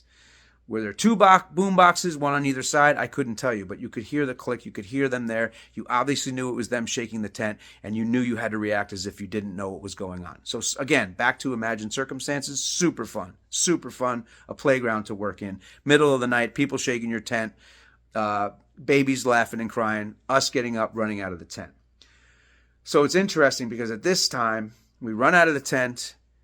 I don't know if a light breaks or somebody falls down or whatever happens. I remember vividly Ed Sanchez and Dan Myrick coming out of the woods like, hey, we're going to do this thing again. It didn't really work that time. We got to figure some of this stuff out. And the funny thing about that was they clearly didn't want us talking to anybody. They wanted us to stay in character. They wanted to keep our intensity up. And we wanted to just talk to people. 100%. So anybody that was crew that was out there, which were a few, Rick Marino, who I haven't mentioned before, great guy. Ben Rock is out there. A lot of folks are out there. Lonnie Glarham is out there, great dude. And and Dave Poole, who Ed Swanson, the fisherman, and I talked about a couple days ago. So we're just yucking it up and waiting for them to set whatever they're setting up, and we're having a good time and we're laughing at it. At one point, Ed Sanchez is like, "Hey, everybody leave the actors alone. Stop talking to them." It was actually a really cool moment. It was a really cool moment for me as an actor watching this director really know what he wanted out of the scene, really know that it was going to kind of taint things if we had to once again break scenario for an extended period of time and be in Taco for too long and like socializing in the middle of the night in the woods with a bunch of people that shouldn't have been in our characters' lives. So it was a really cool moment. And Dave Poole was one of them. And what was Dave Poole wearing but I want to say like a stocking over his head, like a women's pantyhose, and wearing long johns, all whites, and maybe even wrapped in some stuff. And why was he wearing that? Because he, Dave Poole, is a figure in the woods in the middle of our run. As we run by, he's doing some ghostly dance, and that's why it says, "Remember, you don't see anything." I think they just wanted to put him in there to kind of spook us and to get a reaction out of us, which Heather, her reaction, "What the F is that? What the F is that?" screaming at the top of her lungs, is to Dave Poole. And the audience is always looking, where are we? Again, another serendipitous thing about this film is the dark and the light and the running camera and the audience leaning in like, what is going on? And Heather, "What the F is that?" It's Dave Poole wearing long johns and pantyhose on his head, dancing in the woods.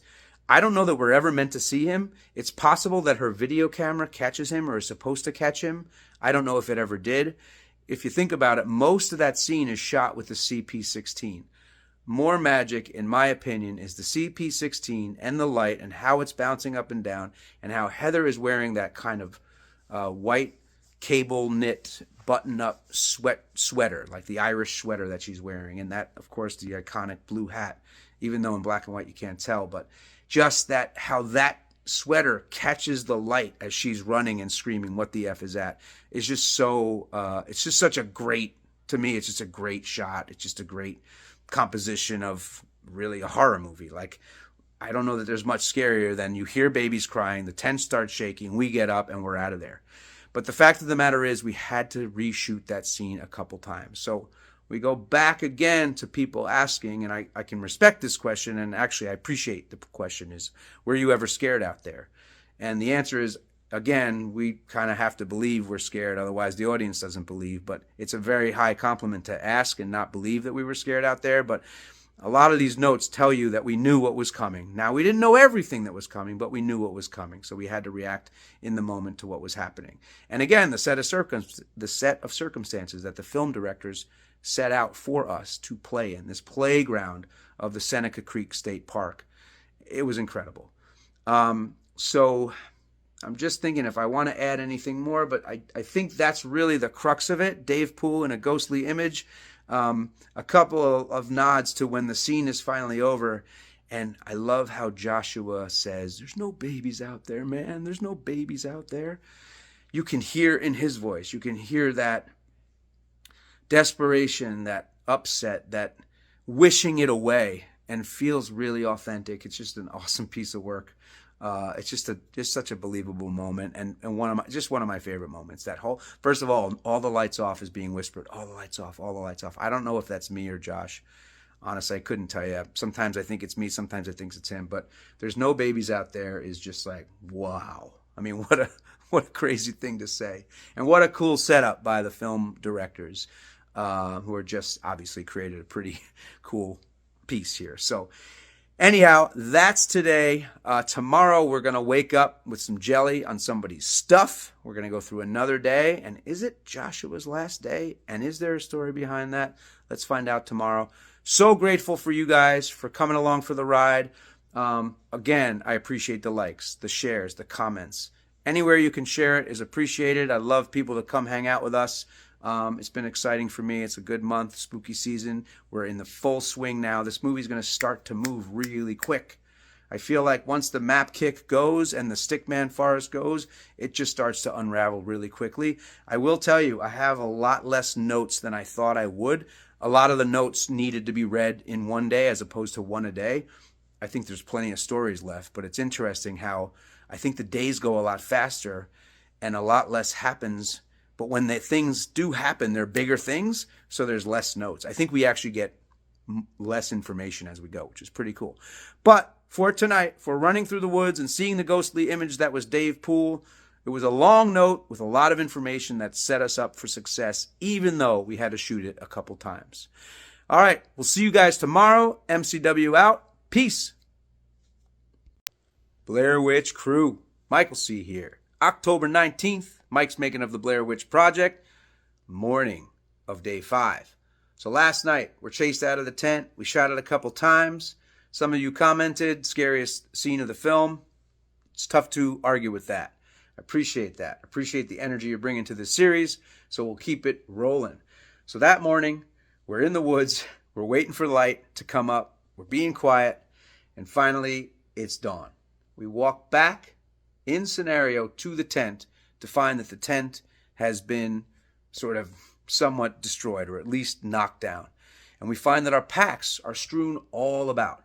So kudos to the filmmakers who have clearly set us up for what is about to be a very long day, right? Because it's dawn, we're not going back to sleep clearly, and they've got some surprises for us.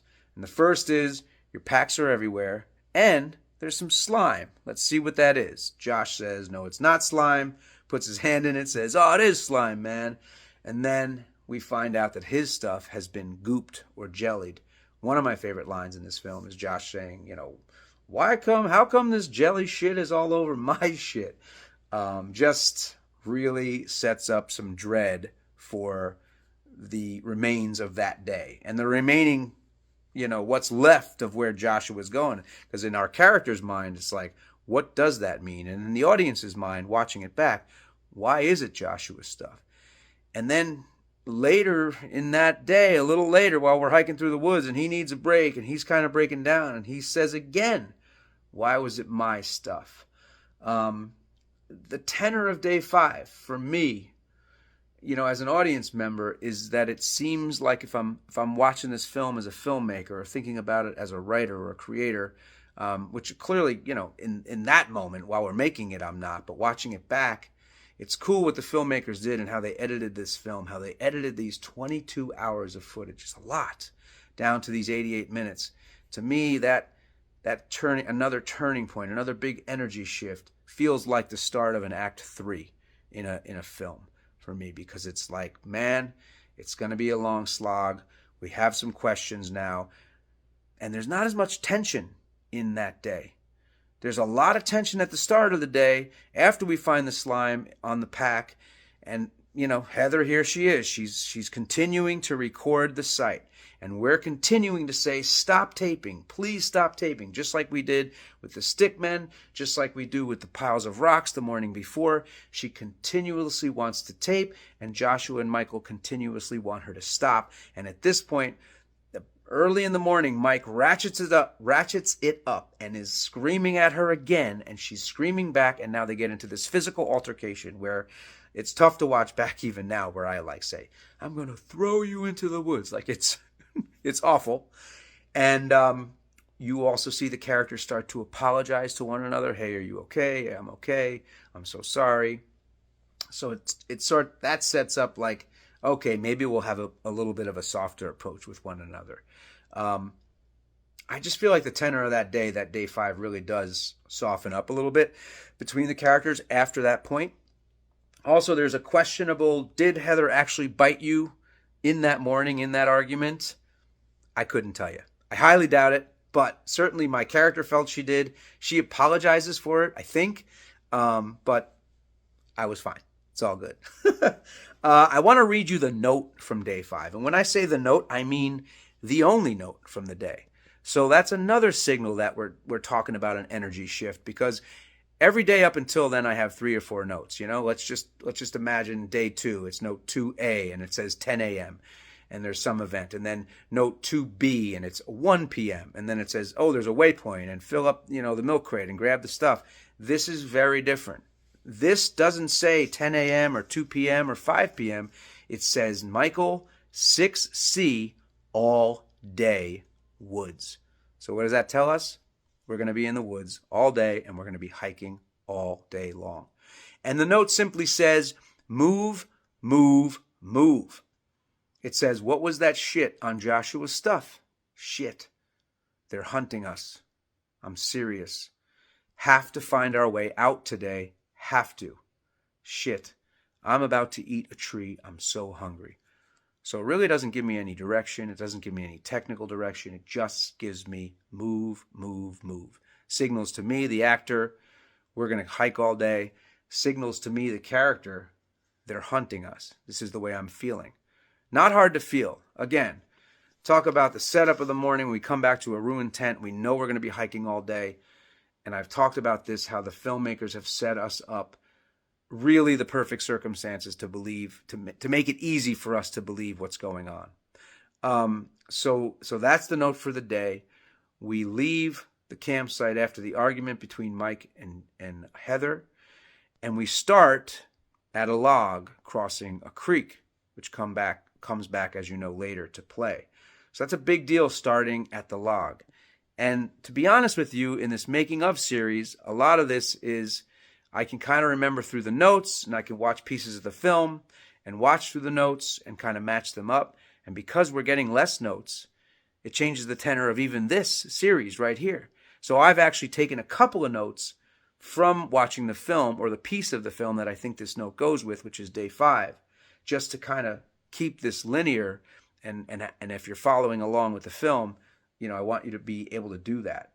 So after we cross the log, we hike, and we start to get to a point where, again, we have this energy shift, and we see Joshua, who's clearly on the end of a breakdown or at the beginning of a breakdown, and he's asking the question, why was that jelly shit all over my shit? And I love that he asks it twice. I love the tone in which he asks it. I love the dread in which he asks it with. It's just incredible and so believable. And it sets us up as audience members to think, why was it Josh's stuff, right? Like, what is going on? Is there something particular about Josh? And then there's, Mike's character, who's, Heather's just about to give Josh the business, and I'm standing really quietly in front of the camera just saying, hey, take it easy on him. Take it easy on him. And I remember feeling like arguing's not going to help. I remember my energy being like, this is not going to match the situation. It's got to be a softer approach. Again, the shift in energy on that day, it's so clear throughout day 5 that there's been a shift in energy. And we're exhausted. We don't even have the sort of oomph to fight, right? And then we go to the national anthem, where it's even harder to get lost in America these days. And I start, America, America. And then Joshua and Mike are singing the national anthem, which is super fun and kind of brings us a little humor, but also brings us like this odd desperation. And we're kind of losing our minds in that point. And you'll see me, I'm looking at notes because I'm sort of taking notes to help us get through day 5 because I don't have any character notes. I do think there was so much hiking that day that and there's not a ton of footage from that day in the film, but there's so much hiking that day. You just see the change in the light throughout the day. I do remember us getting soaked that day, walking through like a swampy area. There's sort of no way out. I felt like that was the day the filmmakers were like, we are really going to make them as uncomfortable as possible. And remember, there's less and less food. So maybe that morning we had a banana each, and maybe we wouldn't eat until that night in Taco. But in Scenario, these characters aren't supposed to eat for probably close to 48 hours at that point. They would have eaten their last, character food. But we're tired. It's getting cold out. It's getting late October. We're wet now. Because we're walking through wet terrain in my memory. And we see these sort of softer scenes. And we see, this is important. Also, we're walking south all day, right? So we started at the log, we're walking south all day in the character world. In the character world, we're walking south all day. Heather keeps saying it, and she's got the compass. But we have a GPS, right? So we're following in Taco the GPS. And the filmmakers in the GPS made us do an enormous loop that day. so that we would purposely wind up back at the same log. So again, going back to them setting up the perfect scenario for us to believe in the fact that we don't know where we're going or what's happening. If we walk south all day as characters and wind up at the same log, man, all hell breaks loose at that log. Josh has a meltdown. I have a meltdown. Heather has a meltdown. They cut together so well, these three different meltdowns. It was just, we're all frayed at the ends at this point. We don't know what to do or where to go. And there's some just crazy good dialogue throughout that. There's some, we're back to screaming a little bit, and we're screaming at God and questioning everything. And there's just so much heartache at that log. It's the same effing log. It was just amazing. It's just so cool that they made us go in this giant loop, and they made our characters say, keep walking south. We got the compass. We keep validating that we're walking south. And there's so many theories out there. I've seen fans so many times say things like, oh, well, if you just follow the river all day, or if you just walk one way all day. Well, we walk south for 2 days. Our characters walk south for 2 days and wind up in the same spot, right? So my argument to those fans is if we follow a river all day, we'll wind up in the same spot. It's the same thing. That's what's supposed to happen because the witch has us in her woods and she is not going to let us out. That to me is the horror of the movie, right? There's no rationale in this film. There's some kind of like space warp, time warp thing going on with these woods that are haunted by this witch. And coming back to the same log makes us realize that there's no escaping it. And it makes the audience realize there's no escaping it. And I think it's just so powerful when we wind up at the same log. There's a really sweet scene because now we're like, well, we'll just got to go to sleep. I don't even think we talk about going to sleep. I think we just are now in the tent, and Heather is sewing my pants up, which she has done throughout the entire shoot. I remember she taught me how to sew the pants, and they just keep ripping no matter how many times we do it. But that sort of softer side of our relationship as characters, where she's helping me, even though we've been fighting all day, it's been tough all day. Oh, shoot, I apologize. I want to mention, though, the scene before we go to sleep, after the log. There's a scene where Josh turns the camera on Heather, and their work is simply incredible. Josh is saying to her, you're lost in the woods. That's your motivation. There's a witch outside leaving things at your door. That's your motivation. And Heather is just, she doesn't hold it together. And she breaks down, she cries, she says, that's all I have. And then Josh says, you're going to write us a happy ending. It freaking breaks my heart. As an audience member, I can sort of step outside of this film and watch that piece, that scene, and actually feel just so awful for the three people that are lost in the woods, and their performance and it's improv, but their choice of words in that scene. I'm like so proud of them when I watch it. I'm so proud of their work, and I'm so proud of our work. I will say that. So many years later, right? Because I'm celebrating this film along with you. It's part of the reason that we're here, right? We're just having some fun celebrating this thing. So I'm not trying to toot our own horn, but those are those moments that you're grateful to be a part of. And I watch it as an audience member, and it's like, oh man, when he says that, are you going to write us a happy ending? And she just falls apart. God, that's just beautiful work. And that's what it's all about. So we're going to go to sleep tonight, and we're going to wake up tomorrow, and things are going to be very, very different. So, day 5, we're getting further and further down the rabbit hole, and we're getting closer and closer to the end of this film. We're in the third act, in my opinion, because of day 5 and because of the way the filmmakers set up that day for us as the characters. So, that's it for today. I hope you guys are still hanging on, having fun. Thank you for the support. Thank you for the comments, the likes, the shares. So important. Appreciate you all. I'll see you tomorrow. Live tonight. Tonight we're live at 8:30 p.m. Eastern Standard Time. I'm going to be live. And also this Wednesday I'm going to be live again at 8:30 Eastern Standard Time. And it's going to be with a very special guest who may or may not have had something to do with the things that I'm reading. That's the hint I'll give you. MCW out. Peace. Blair Witch Crew. Michael C. here. October 20th. Mike's making of the Blair Witch Project. Welcome back. Thank you for those who attended the live last evening. If you missed it, It was a lot of fun. No worries. There's going to be another one this Wednesday, and I did announce at the end of last night's live that our special guest is going to be the one and only Eduardo Sanchez. I can't wait to have Ed join me and ask some questions and hang out. Good friend of mine, just the kindest, most intelligent, creative, talented dude, and it's going to be a heck of a time. So, we are on day 6, but what I wanted to let you know is that night 5 into day 6, something happened, and that is this. Do you remember how we had to reshoot the running out of the tent on night 4 into day 5? We shot it a couple times. I told the story about how we were engaging with the crew, and Ed got really mad at us and the crew and said, stop engaging with the actors and all that, right? So we did the day, which we talked about yesterday in yesterday's video, how there was a different tone of the day, and we seemed to start like an act 3 of the Blair Witch Project, and there's just a softer approach, and yada, yada, yada. Well, we get to the tent, and before I talk about that, and I did talk about a little bit what happened in the tent, that Heather was sewing my pants, and there was some nice quiet banter between all of us. What I didn't share in yesterday's video that I want to share today is this. Michael, call on the radio for an exchange time. Because of the bad camera light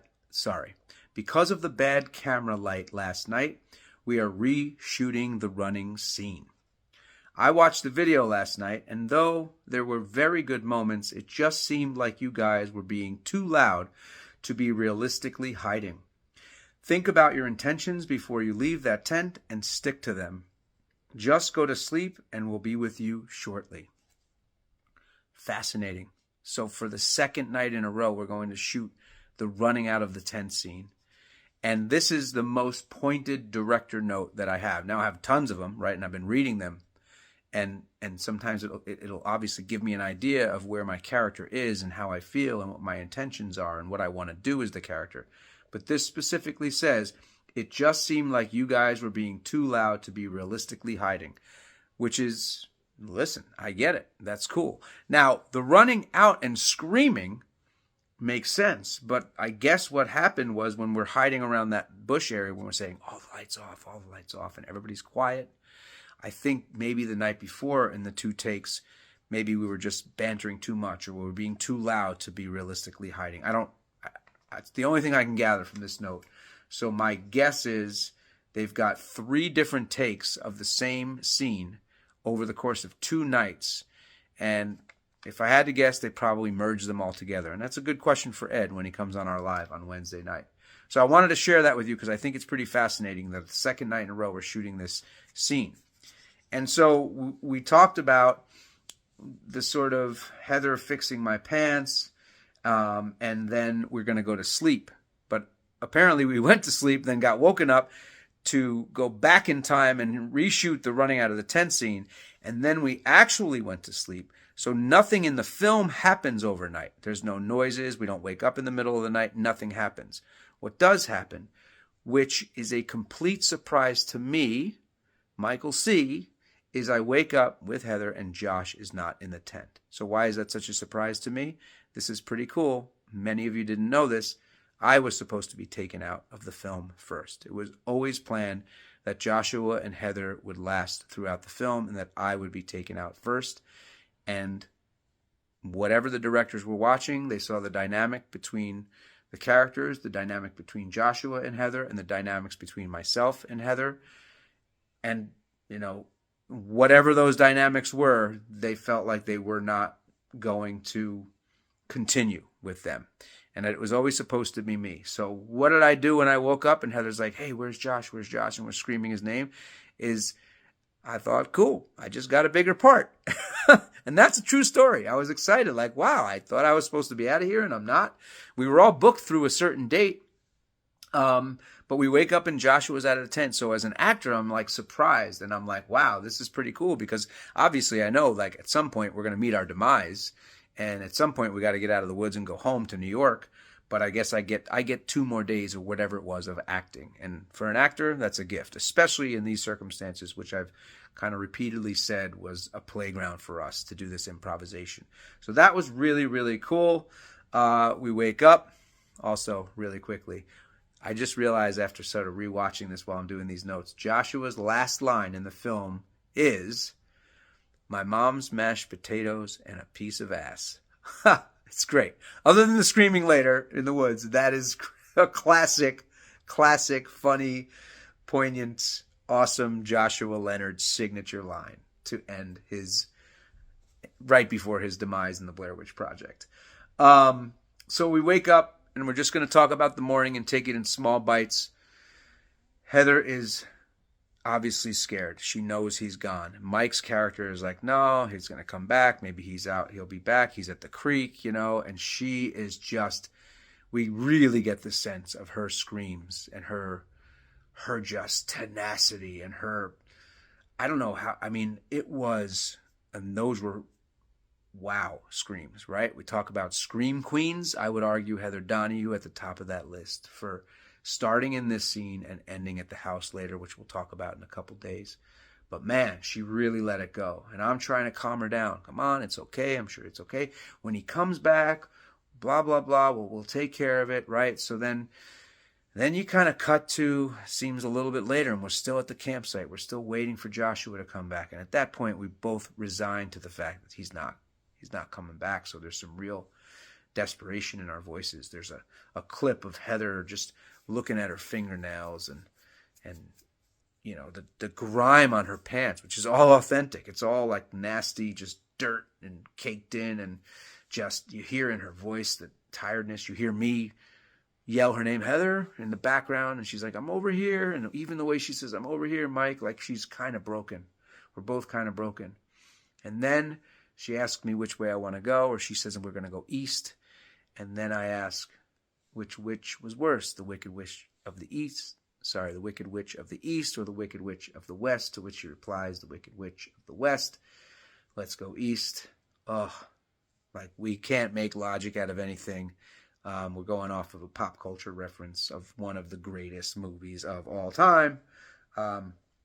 Another piece of dialogue that I'm grateful to have put in there and that stuck is the Wizard of Oz, because I have, for what it's worth, just really cool memories of watching that with my family. I'm one of 9.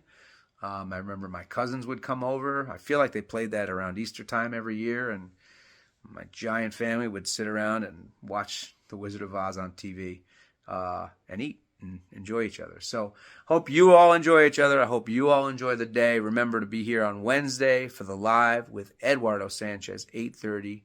And it's going to be East Coast time. And I'm so grateful for all you that attended live last night, and apologies for those who can't. I know there's a way for me to share them now. They're saved in some kind of archive. I won't do that quite yet. I might put them out there a little bit later because I do start to answer questions that I'm going to answer in the next couple days in these videos. So it's morning of day 6. Heather, Mike, sad. Josh never got his mashed potatoes, never got his piece of ass. Sorry, buddy. But guess what? Interestingly enough, he did get out of the woods. And how do I know? Because I might have seen him this weekend. In fact, I did. In fact, we spent some time together in the woods, in a creek, doing a little fishing. Keep watching. I'll throw a picture up of one of my best friends. Love this dude, Joshua Leonard. He says hello to everybody. And, I'm sure you say hello back. MCW out. We'll see you tomorrow. Thanks so much for hanging out. Peace.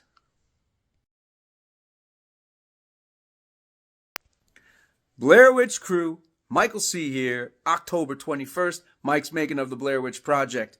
It is day 6, if you can believe it. That means we're getting real close to the end of this film.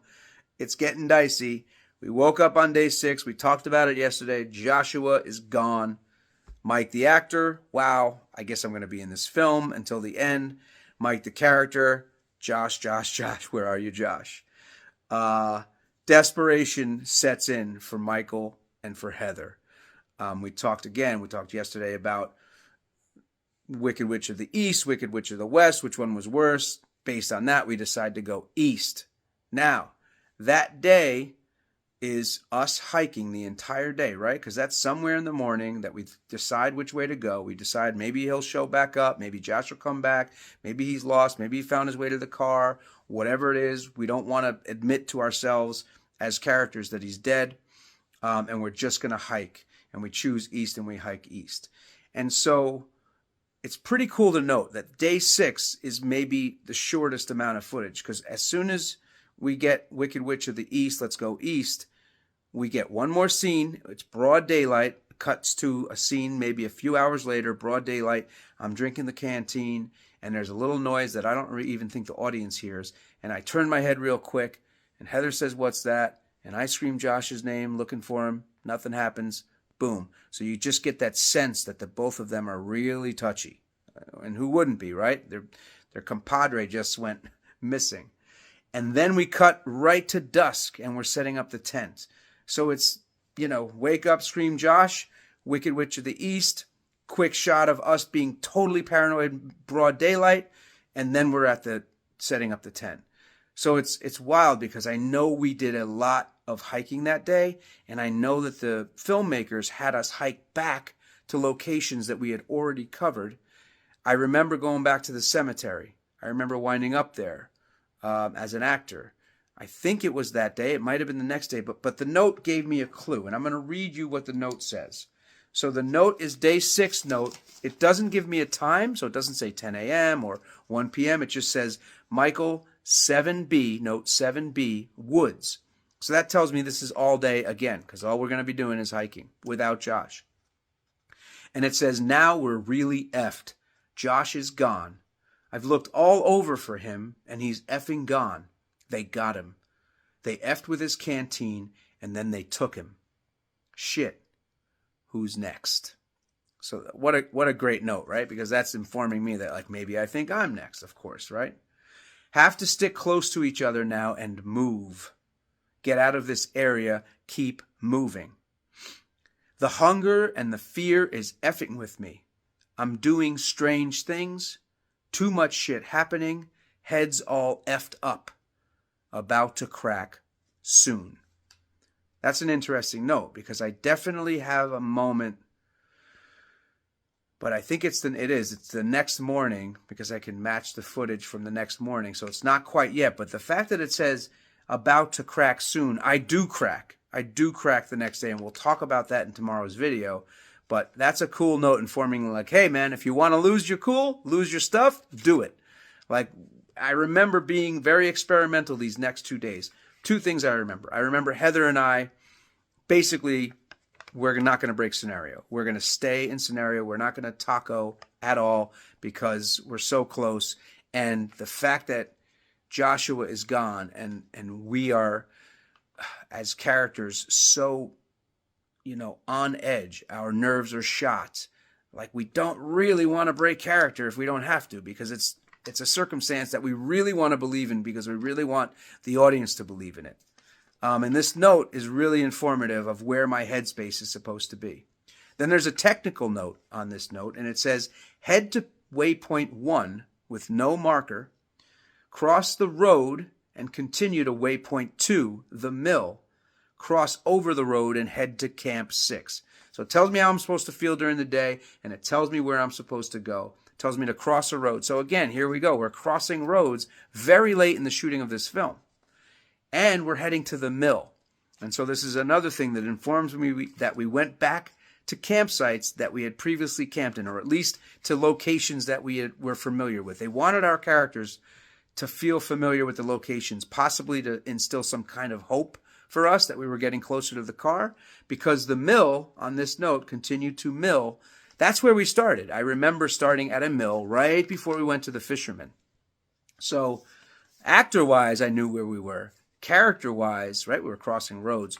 Character-wise, and it doesn't come up in the film, we're backtracking and we're maybe supposed to have some false sense of hope. I wonder. I actually don't know the answer to that, but that's what it would seem to me to be. So that's the whole day. We get back. We start setting up the tent, and I do remember us talking about this was it. Like, this was our last night as characters. Now, as actors, we knew it wasn't our last night, but Josh had just gotten taken the night before, so that who's next thing in this note likely comes up between Heather and I. It's possible that she's asking, do you think it's me? Do you think it's you? I don't know. I'm just, this is conjecture at this point and memory, but we would have definitely, and based on some of the footage, we would have definitely had these conversations about how this might be our last night. And we talk about like favorite meals and what would you do on what was your favorite thing to do on a Sunday? And Heather says, it used to be go hiking, which is just a great line. It's a little bit of levity in a very dark moment for these two characters as we're about to go back to sleep. And our characters likely think that we're going to meet our demise that night, right? We have no knowledge of anything further than that. We know Josh is likely dead, even though we haven't said it to one another, and our notes don't say it. That's the note for the whole day. There's minimal footage, and now we're going to go to sleep for night 6 into day 7. So some really kind of sweet and tender moments at the end of day 6 between Mike and Heather, and a quick shout out to my mother-in-law who watches these videos and is a big supporter, and I truly appreciate her for that. And that, I don't know if you ever knew this, but when I say that the only thing I want to eat is a meatball, I am talking about your meatballs. So hope you know that, because they are the best in probably on the planet. So anyway, that's day 6. Not a whole lot of footage, because there's just desperation and there's tiredness, there's hopelessness. That's the word, hopelessness. So I'll cover night 6 into 7 tomorrow's video, and a quick reminder also that Eduardo Sanchez is going to be on my live on this Wednesday night at 8:30 Eastern time. So we hope to see you there. It's going to be fun. I'm going to ask him a lot of questions. I wonder how much he'll remember, because I have a pretty good sense of what we did, even the things that you don't see, but he'll probably remember more. So I'm looking forward to that. Thanks for the comments, the shares, the likes. Oh yeah, and the picture of Josh and I got a lot of love yesterday. I appreciate that. We had such a good time catching up, being together, having something to eat, doing a little fishing, roaming around the woods. Is one of my good friends. I love him. So I'm glad you guys got a kick out of that. So that's it for today. MCW out. I wish you all a great day ahead. Peace. Blair Witch Crew, Michael C. here, October 22nd. Mike's making of the Blair Witch Project, going into night 6 into day 7. Yesterday, day 6, quiet, doom and gloom, just Mike and Heather left. Not a whole lot of stuff going on, not a whole lot of clips, just a quick couple of clips to get us through the day, to give us the energy of what's going on with these characters. And now we're at the campsite, and we're kind of talking about what we wish we could eat and all that stuff.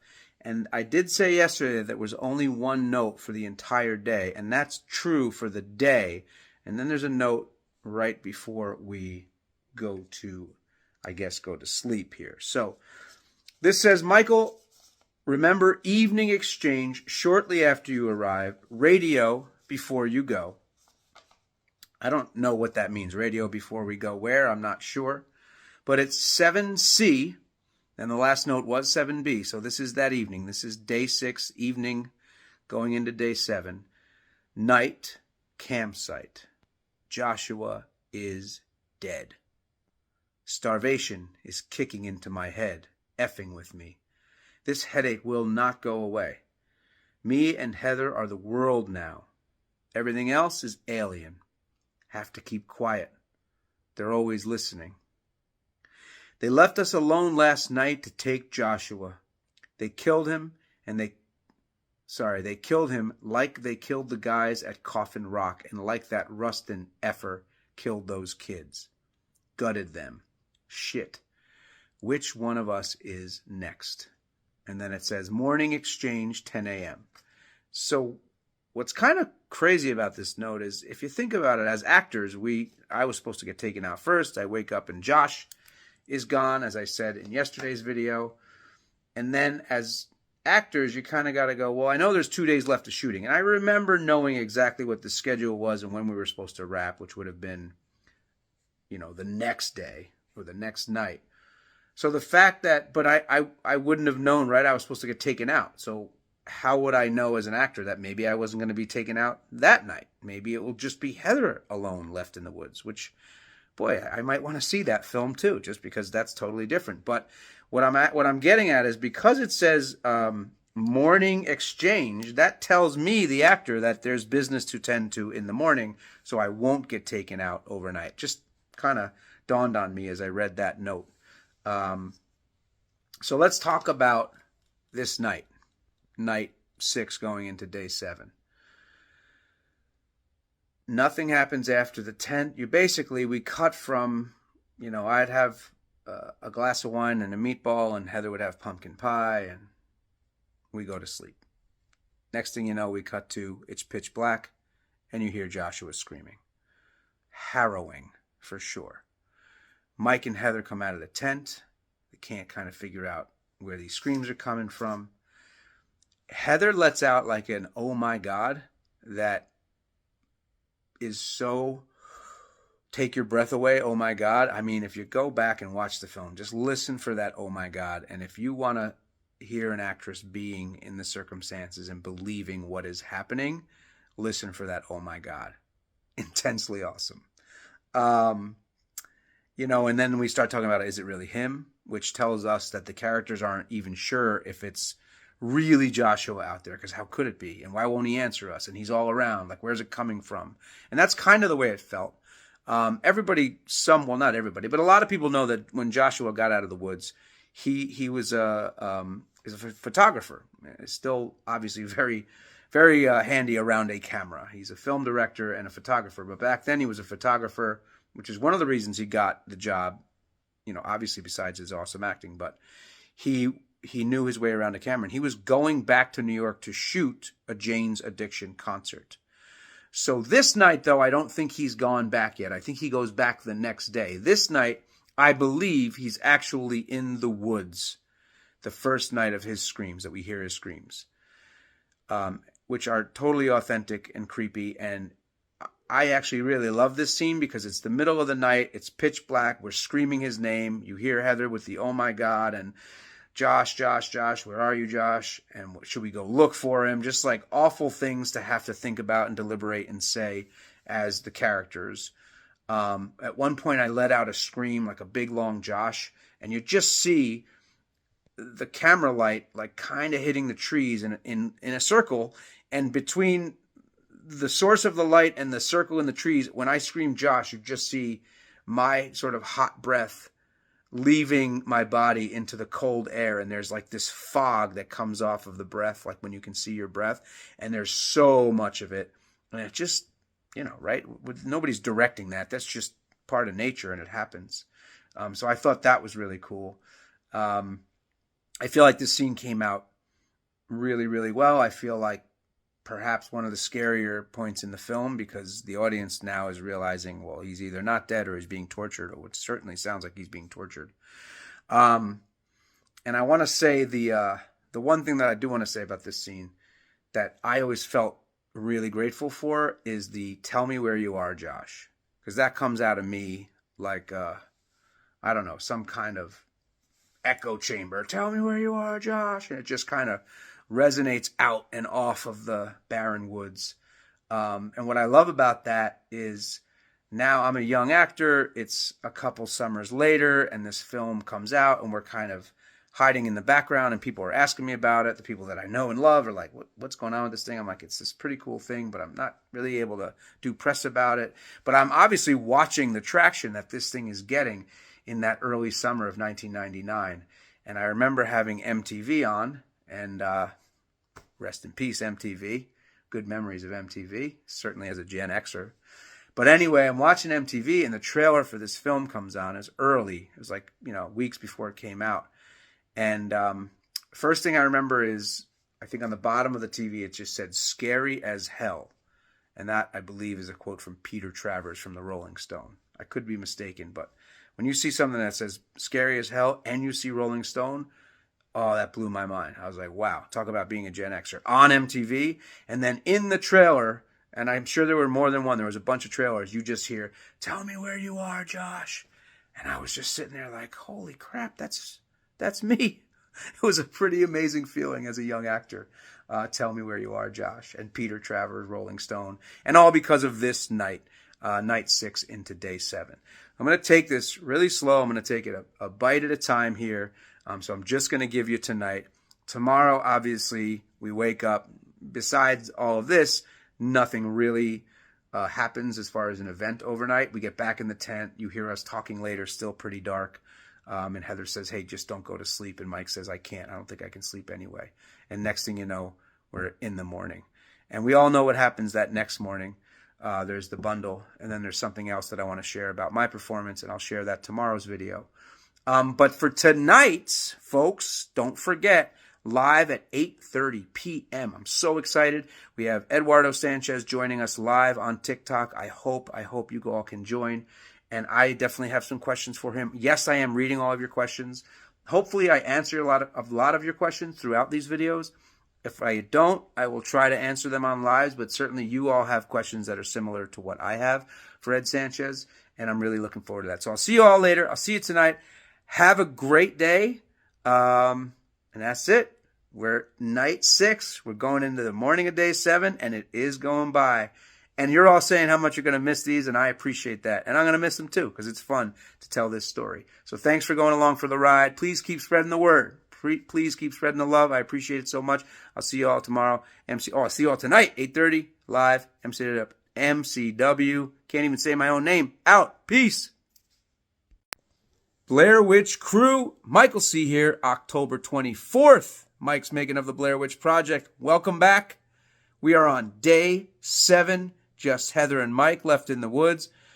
2 days ago, I posted the video the night that we hear Josh screaming in the woods, the "Tell Me Where You Are, Josh" night. And that was fun, right? And then yesterday, we had Ed Sanchez on. So a quick shout out again to Ed. Thank you so much for joining the live. Hope you guys enjoyed that and took something away from that. I love that dude. Love talking to him. And just so grateful that he's still in my life. So today we're going to talk about the bundle. Day 7, as you all know, we've just heard Josh screaming in the woods. We can't get to him. We go to sleep. We wake up. Heather wakes up first. And she peeks at me real quick. And then she opens the tent. And you can tell it is early because you can almost feel the frost on the camera and the dew and the cold and the raw. And she opens up the camera and bam, there it is, the bundle, right? It's a bunch of sticks tied together with what looks like some vine or twine and Josh's clothing. And here's the story behind the bundle. This is a fun one. And some of you may know it and most of you may not. Of course, she picks up the bundle and you see this in the film. She says, "I'm just going to throw it away from the tent." And she does. She dismisses the bundle. First of all, her performance that day is second to none. Incredible work. Talk about commitment. Talk about being committed to the circumstances and believing in the circumstances and just really going for it. I mean, she wakes up and she's immediately like in tears and shaking. "Oh my God, what is this thing?" And tosses it aside. So keep that in mind for a second. We come out of the tent. You don't see a whole lot. But what you do see, I think, coming up next is me talking about how I have more cigarettes. And I know we're alive because I've got more cigarettes in the bottom of the pack. Here's a secret. I knew I had cigarettes. I was a smoker at that time in my life. Growing up in the theater, a household of smokers for the most part. That's what we did, right? In the 80s and 90s, we smoked cigarettes. So I knew that we were going to be out there for 8 or 10 days. I came prepared. But I'm glad that everybody thinks that I really would have run out of cigarettes. Because I would have. We were supposed to only be out there for 2 days. But I didn't. And I'm glad that I sold that piece. But more importantly than that, don't smoke, kids. More importantly is you see me sort of rocking back and forth. And then you see Heather places the camera. And she comes around and she kind of comes next to me and comforts me. And then she hugs me. It's actually a really sweet scene. And what you hadn't seen is, and somebody that had asked this much earlier in the program here, were there any scenes that were cut that you were sort of, upset about? I wasn't upset that it was cut. I was disappointed because I felt like I really just fully committed to losing my ever-loving mind. And it doesn't work because, as I said in the previous video, if I had lost my mind to the capacity that I did with the work, and Ed and Dan said it was great, but you would have never come back from that. So you're just seeing the very tail end of me as an actor going, listen, I know I got one more day left. I know that I just heard one of my best friends in the world getting slaughtered in the woods. How would I feel today? How would I respond to that? Let me just go for it. And I remember just kind of getting myself to a very manic pace and a very manic feeling and a very distraught and confused and disoriented. And, we hadn't eaten, the sleep thing like that. That's where I'm supposed to come from. And I had so much fun coming from that. I ran up a hillside. I remember physically like punching trees. I remember pacing back and forth and just rambling nonsense about the witch and the woods and which way we were walking. And I just had such a good time with it. Like, listen, it's every actor's dream, right? You talk about chewing the scenery.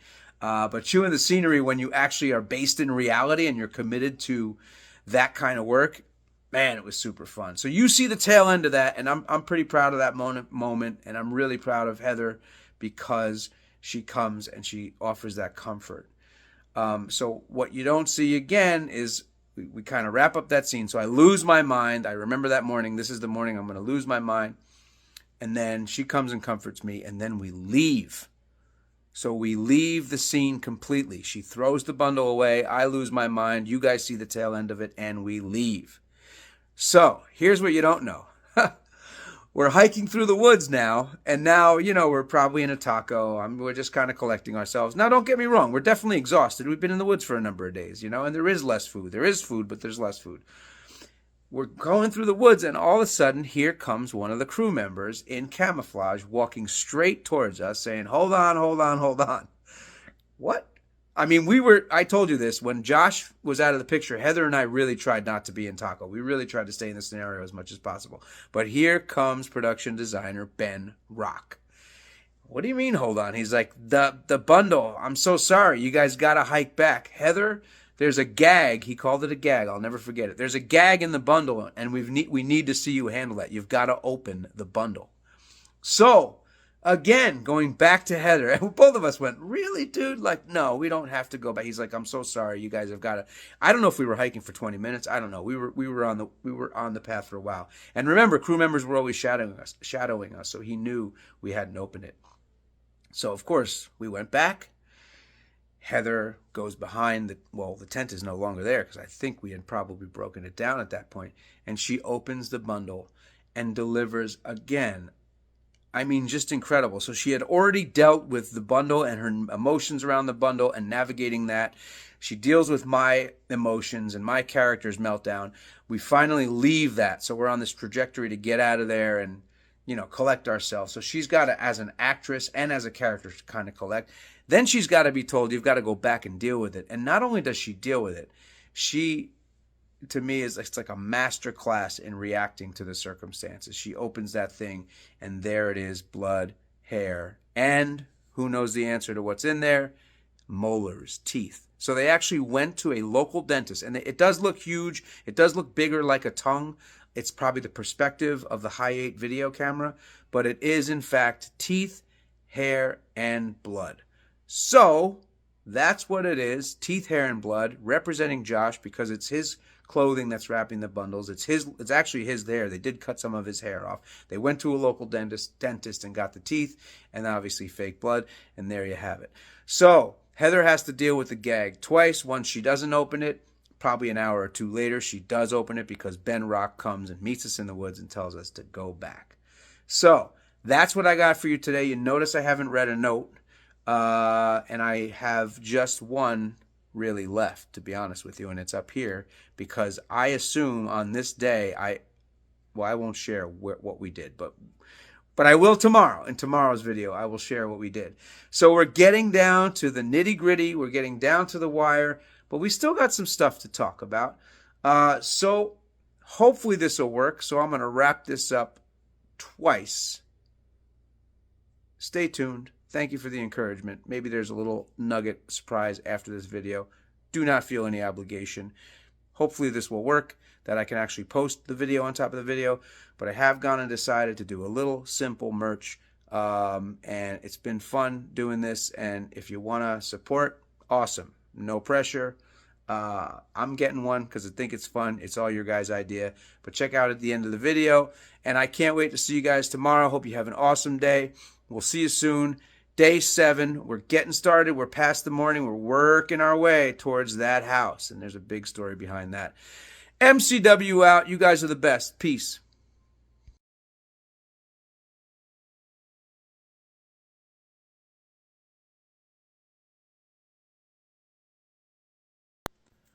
Blair Witch Crew. Michael C. here, October 25th. Mike's making of the Blair Witch Project. Apologize for my voice. I did a haunted house as a volunteer last night for a friend of mine who runs an amazing haunted house in New York. My daughter joined me. We had a fun time scaring the you-know-what out of people all night long for a really good cause. And that's why I got this rasp. So anyhow, we're in day 7, as you know. And we talked yesterday about the bundle and how Heather had to go back and deal with the bundle again. Incredible work. So I know we talked a little bit about where we kind of left off. She's, comforting me as I'm rocking back and forth. And I want to just touch base on the second time she goes and deals with this bundle, how she starts talking to me about how she's got to get her gloves on. I'm just putting my gloves on. I'm just putting my gloves on.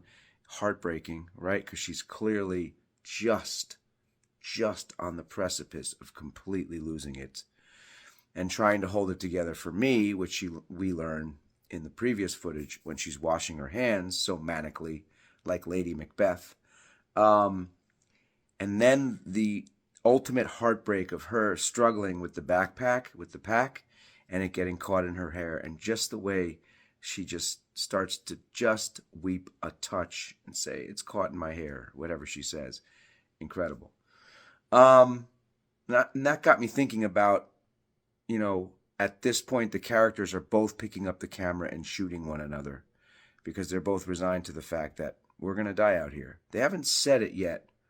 And Heather says it later in her famous monologue, but that was the tone. Like, we're going to die out here. We're not going to get out of here.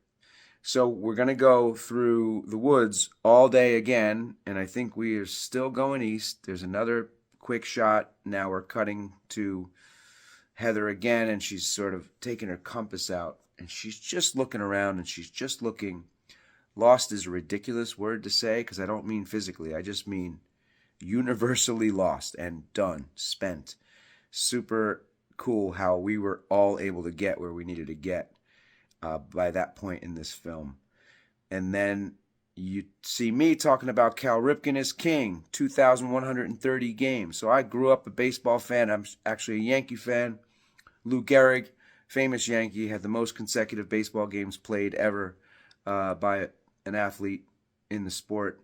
And it was sort of this legendary, nobody will ever touch it. And of course, Cal Ripken of the Baltimore Orioles winds up beating this record in 1995.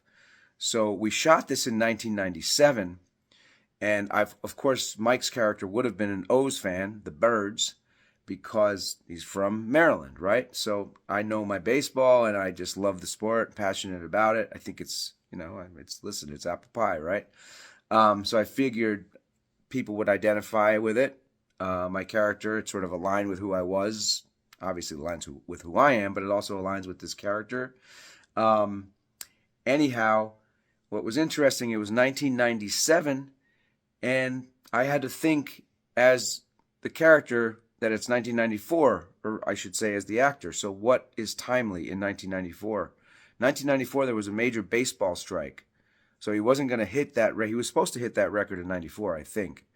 And he wasn't going to hit that record until 95, which tells the audience it's 1994. I'm not going to see it because I'll be in the woods. It's maybe the last tiniest touch of humor after a manic sort of breakdown earlier in the morning when you see me rocking. And we talked yesterday how you don't see the whole scene, but just sort of that last touch of, I won't be able to see it because I'll be in the woods. I don't even think Heather laughs. Funny, when I watched it with audiences years ago, they did laugh at that, and I was really excited about that. And more exciting is, I think they asked Cal Ripken about it in Sports Illustrated that summer at some point, and he said, yeah, he had seen it, and he thought it was cool. Never got a chance to meet the man, but a legendary player. So there's the Cal Ripken piece. And then there's a shot of me eating a dry leaf, and the answer is yes, I did eat the dry leaf. At that point, I mean, who cares, right? You can see the exhaustion in our faces and the exhaustion in our emotion and the, I didn't think, oh, I'll eat this dry leaf and it'll be a thing. I just ate the dry leaf. That was just, everything felt really congruent with the story at this point as far as being an actor. It just felt like we were on autopilot in scenario, and we're just kind of moving along. And that's basically the whole day. That's day 7. We start with the bundle. We do a few quick cuts. I want to say the editing is a little longer than day 6. There's a few more things that actually happen, but there's a few quick cuts, and we get to the leaf eating, and there's some really beautiful shots of the 16 just with the sun kind of setting in the trees in the black and white. I've said harrowing before, and I think that's a pretty harrowing shot because it just feels like they aren't going to get out of these woods. And there's Heather's voice, like, are you really eating a dry leaf? And behind her voice are the shots of the woods in black and white with the sun setting. Just like, man, they did an incredible job editing this film. And then what happens is we get into a car. The actors get into a car. We are picked up by the filmmakers. We get into a car, and we travel that day, probably after the leaf thing, to Patapsco Creek Park. Patapsco State Park, not Creek. We go from Seneca Creek to Patapsco State Park. Why? I think you all know why. And we'll talk about the why tomorrow. And tomorrow is going to be it. I'm going to hit, the end of this film. I'm going to try and get us through when we get to Patapsco. There's a few stories behind tomorrow, but I think it makes sense to have a longer video tomorrow and kind of get through this film. By the time you're watching this, it's the weekend. I'd love for you guys to be able to have some time with it. And I'm just so appreciative that you've spent all of this time with me. And with that being said, I think we need to do another live on Sunday. So tomorrow, Sunday, I'll get the video out in the morning. Should be the last video. Now, I'm not going to promise everything, but it should be the last video as far as the making of the film. And then we'll go live Sunday night, and I think maybe that will just be me answering questions, since we will culminate this series. I may do some more. If you're looking for, aftermath and things like that, please leave a comment if you want to see that stuff. And also, I meant to open the video with this. I am so grateful for those of you who bought merch, those of you who encouraged me to make some merch. I kind of hemmed and hawed about it all month, and I was like, you know what? That's not this has been a special thing for me, hopefully for you. So, feel like marking it with a BW Crew shirt or sweatshirt. It's got a map on the back. It's got a map on the back which says it was useless, and on the front there's a tent, BW Crew, camping since 1994. I'll leave it to your imagination of why I need to call it BW. So I'm just really grateful that you guys, I opened it up yesterday morning, and holy cow. So thank you. Thank you. Okay, I really can't thank you enough. So if you like the shirts, whatever, buy them. That'd be awesome. If you don't, or you just want to share that, that's cool. I'm not great with the URL and all that stuff, so maybe I'll post the letters as I'm talking. It'll be under here. You can go to that link. You can't copy and paste off of this. But anyway, I'm talking too much. It is just about time to talk about what happens in Patapsco State Park. You guys are the best. I'll see you tomorrow, and then I'll see you again tomorrow live. We'll do 8:30 on Sunday evening, East Coast, as you know. And thank you so much. MCW out. See you all tomorrow. Peace.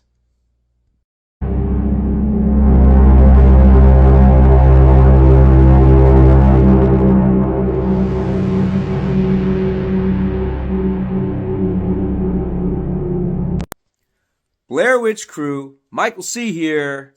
Welcome back. I needed a day off.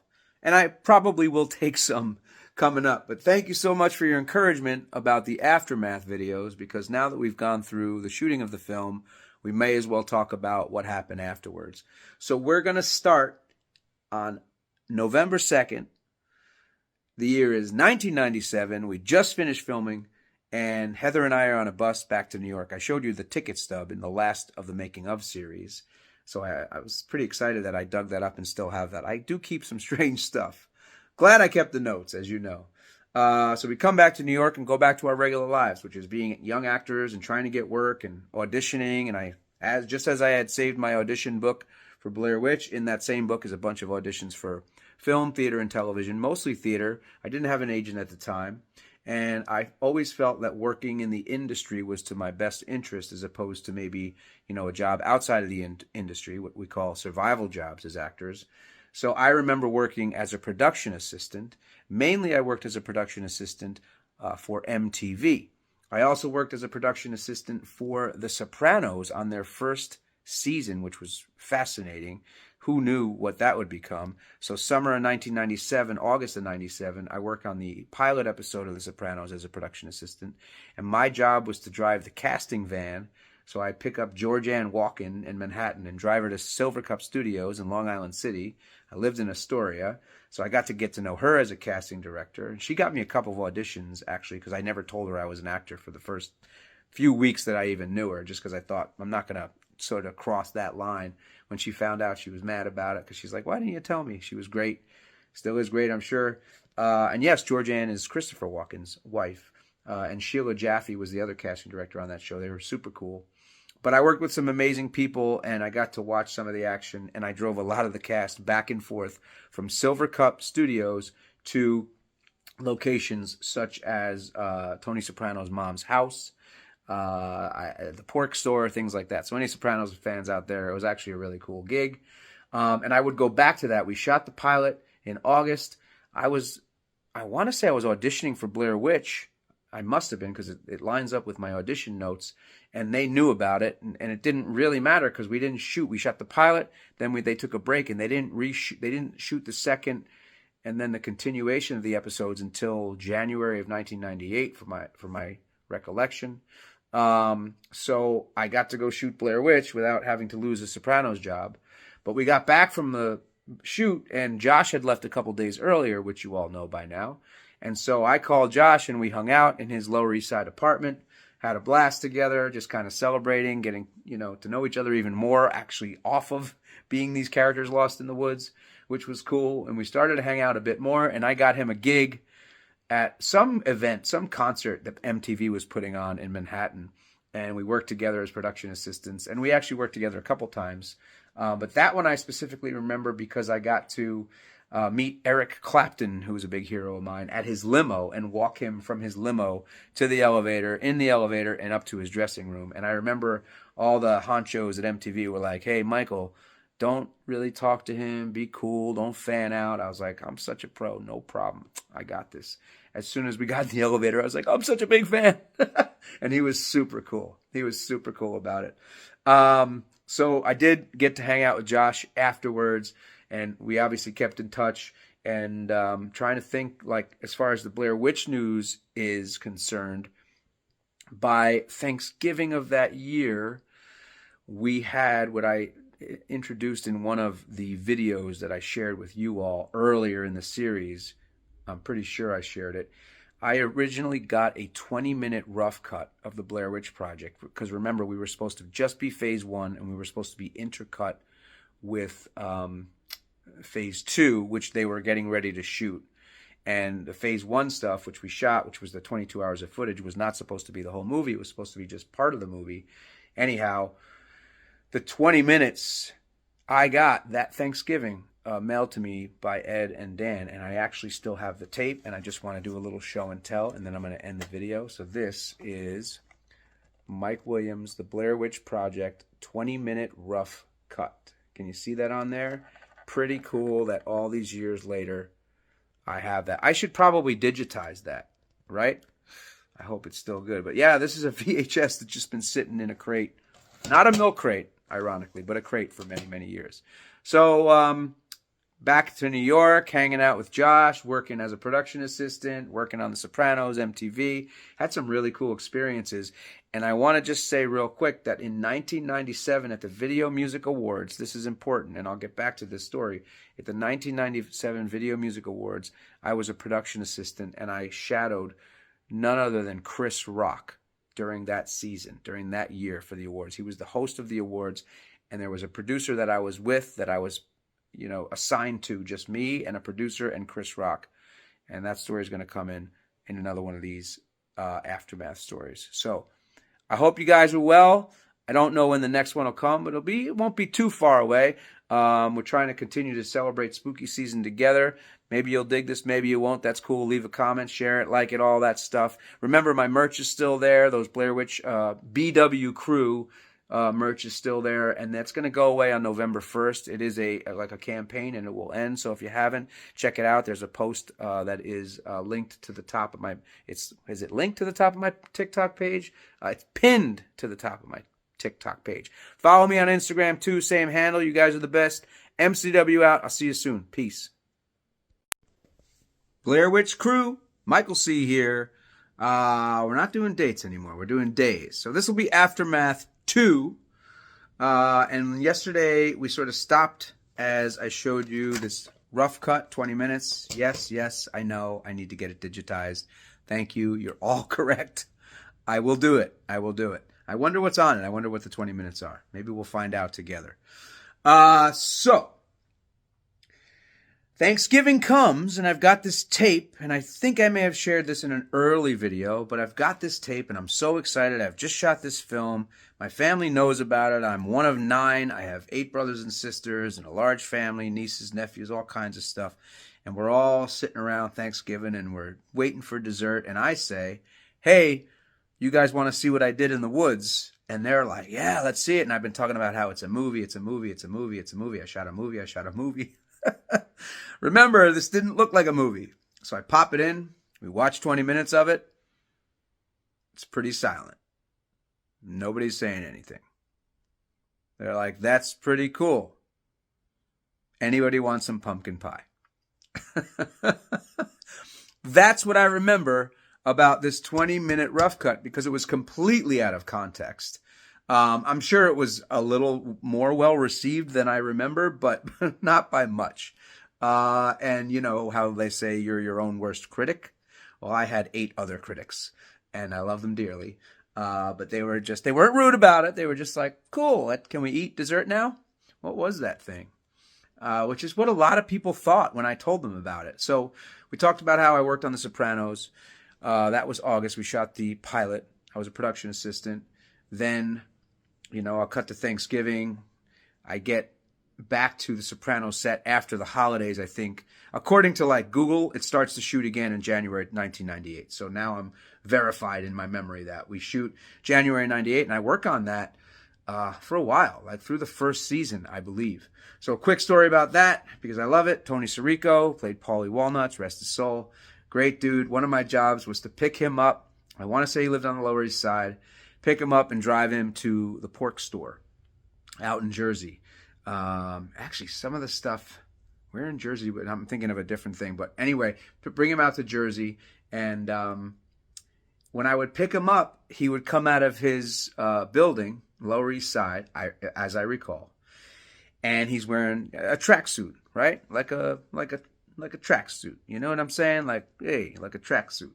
And he was cool as you know what, as a cucumber in the van. He would tell me stories about how he got into acting and that he did some crime as a young man in New York and came out, did some time. And he just had some amazing stories, but he was super genuinely nice. But my memory would be that I'd bring him to like what they call like the honey wagon or wardrobe. And that was a trailer in Jersey. And he'd go into the trailer and he'd come out in a completely different outfit, which was also a tracksuit. So he'd come out as Tony Sirico in a tracksuit. I'd go, he'd get changed, and he'd come out and get in the van in a tracksuit that was Paulie Walnut. So talk about typecasting, but talk about a brilliant actor. And listen, I didn't know James Gandolfini well.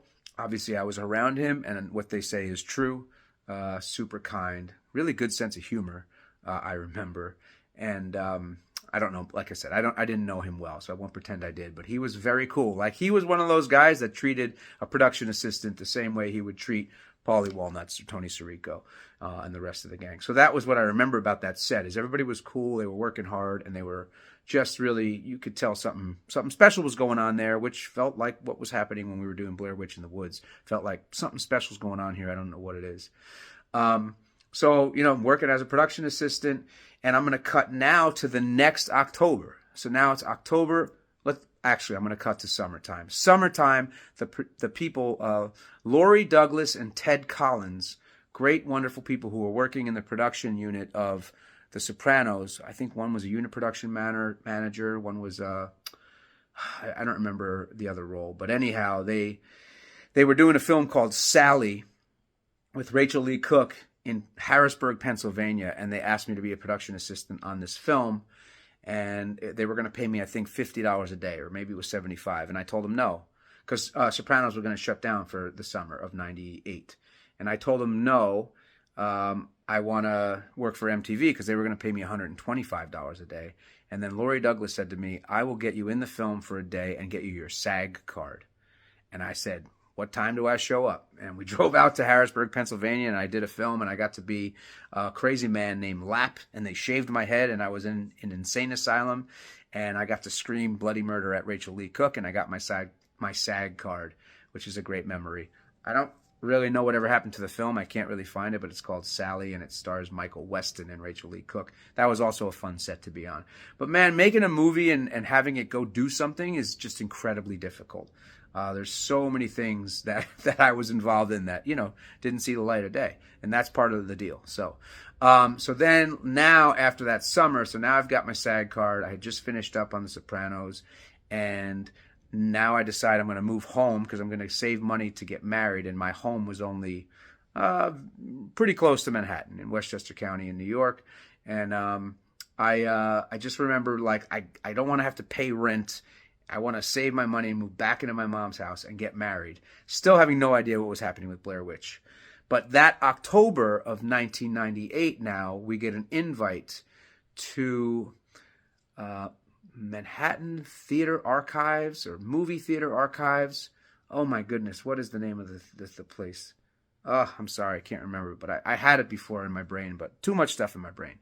And this would be a night where we would go to Manhattan, and we would, New York Film Archives, maybe. We would go there, and we would all watch the film, and there would be press there, and they would hand out little stick men. And I remember they handed out little coffins, and it was around Halloween. And we had a rough cut of the film. And it was probably around the same time they were doing a cut of the film in Orlando, in Florida. So they were starting to move the film around to see if they could garner any interest. And that was October of 1998 from my recollection. And it was really, really exciting.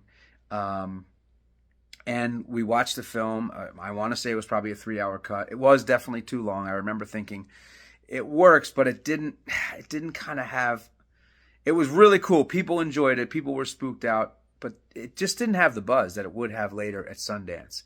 And again, back to going to the filmmakers, crediting them with,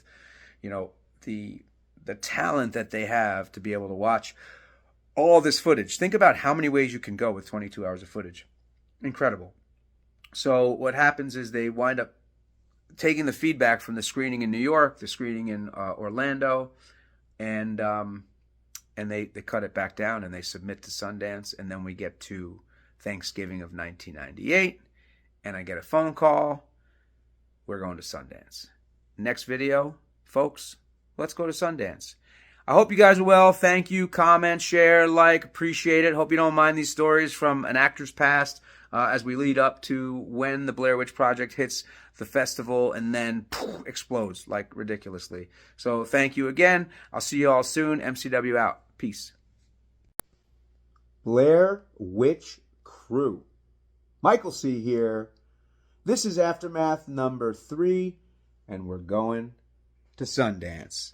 So, we talked yesterday about some of the stuff that I was doing as we kind of wondered what was going on with the film, where I was in life, and leading up to this would have been the fall of 1998, after a pretty awesome summer of working on a film called Sally.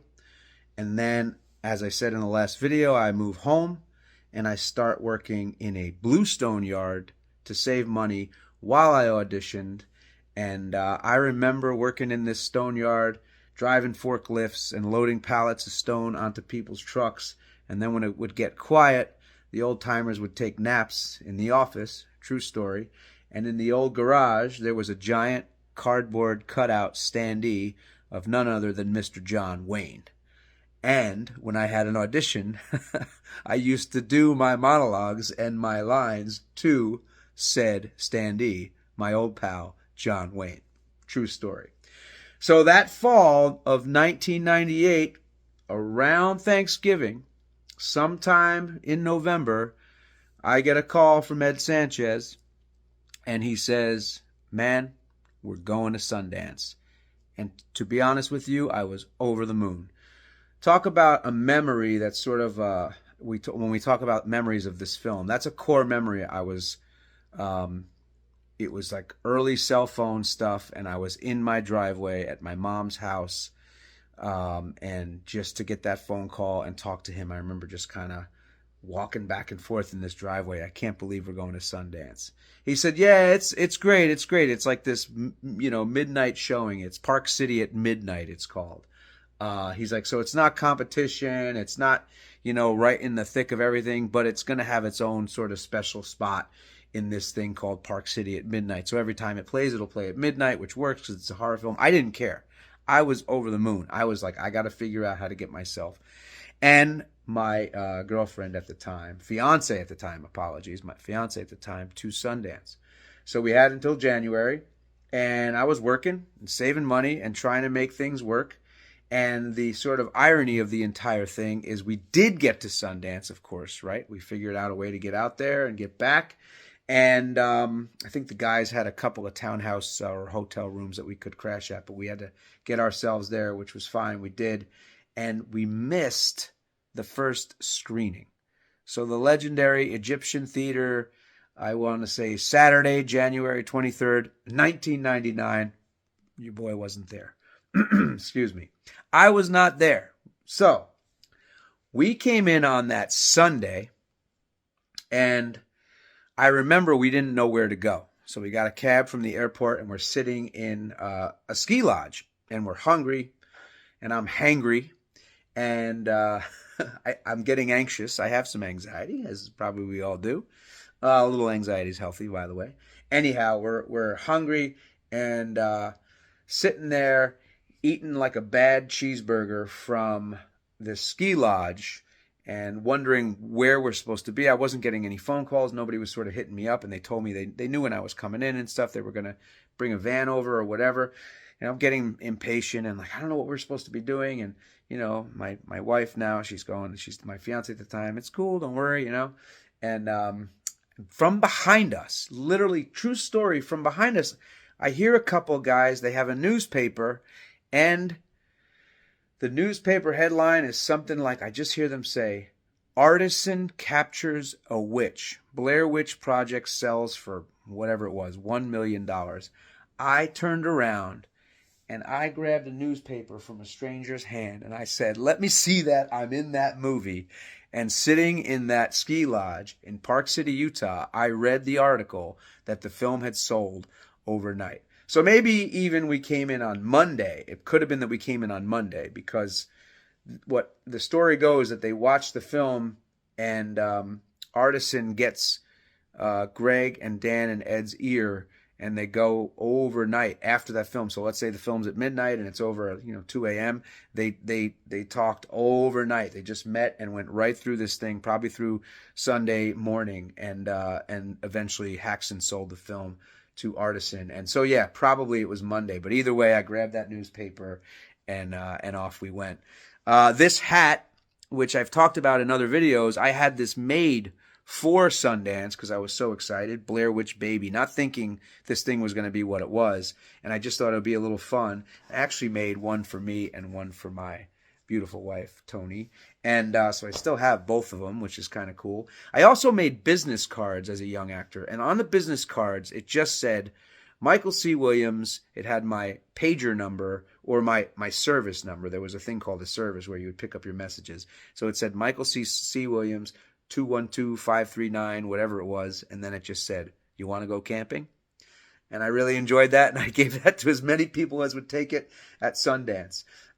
So what I'd like to do is I'd like to read to you from the program. We didn't have digital programs back then. I'd like to just read to you what the program says and sort of show you that this is the midnight screening, okay? And this is the page that the Blair Witch Project appears on. So I'll read you that, and then we'll talk more about Sundance in tomorrow's video.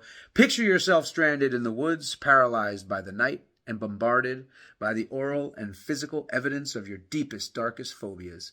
If you've ever faced the demons of the night, you'll understand the rich psychology of fear that permeates the Blair Witch Project, a film which catapults us into the seat of pure, unadulterated, primordial horror. Friday the 13th, eat your heart out.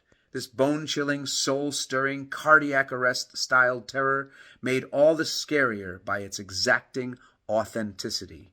Shot in real time on video and 16mm film, The Blair Witch Project is the first-hand account of 3 student documentary filmmakers who venture into Maryland's remote Black Hills to discover the truth about the local scaremonger, the mythic Blair Witch.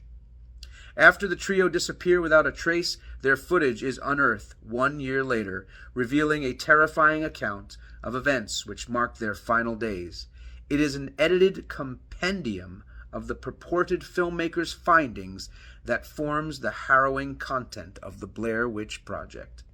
Brilliantly blurring the lines between fact and fiction, the Blair Witch Project redefines the horror genre with sheer cinematic ingenuity, urgency, and invention, deftly building suspense through sounds, visuals, and performances of unparalleled realism. The Blair Witch Project's violence is psychological, not physical.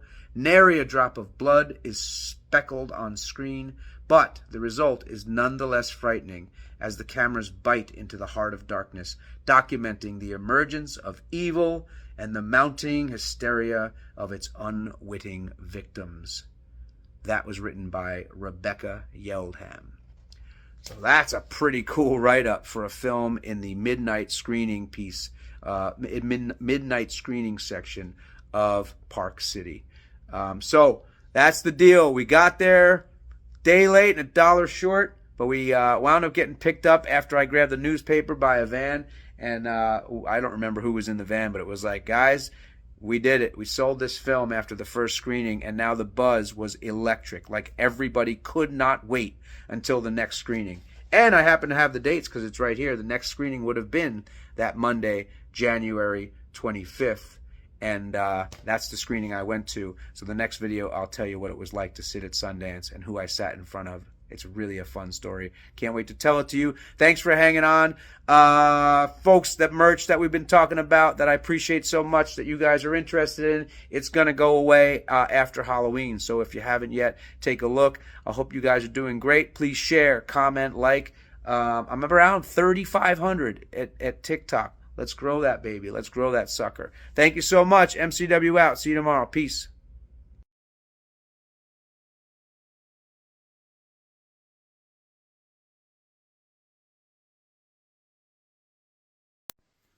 Blair Witch Crew, Michael C. here. This is Aftermath number 4. We're at Sundance. We arrived at Sundance in yesterday's video, so now we're here. Grab the paper out of the dude's hand, realize Blair Witch has been sold, missed the first screening, but we're going to get ready for the second screening, which is going to be that Monday night, January 25th, and it's going to be the first time that I ever see the Blair Witch Project on the big screen. Now, I had seen it at Anthology Archives in New York months and months earlier, which I told you about, which was a longer version, wasn't as strong, wasn't as good, but now I'm going to see it at Sundance. I'm super excited to be there. I can't believe the film has been sold. Nobody at Sundance is talking about really anything but the Blair Witch Project, at least from our perspective. It was incredible, the buzz. So much so that, if my memory serves, the Monday night screening was supposed to take place at a smaller venue, and they realized that people just couldn't wait to see this film. They were overselling tickets. There was a waiting, line a mile long, and they wound up moving it back to the Egyptian. Because I have pictures of the Egyptian theater being filled to the brim with people. This place was a huge venue. And so I show up for the screening on that Monday night, and I'll never forget the experience of seeing it for the first time. Not necessarily because I'm watching it for the first time with a big audience, but I'm watching it with, to my left is my fiance at the time, and behind me is sort of one of my favorite, well, maybe one of my favorite people in horror ever. And when I was in my, early 20s, the film Scream came out. And to me, Scream really turned horror on its head, right? Because we went through like big horror films like really big, like scary horror films in the 70s, 80s. Then 90s, it becomes more about production and not really necessarily scary.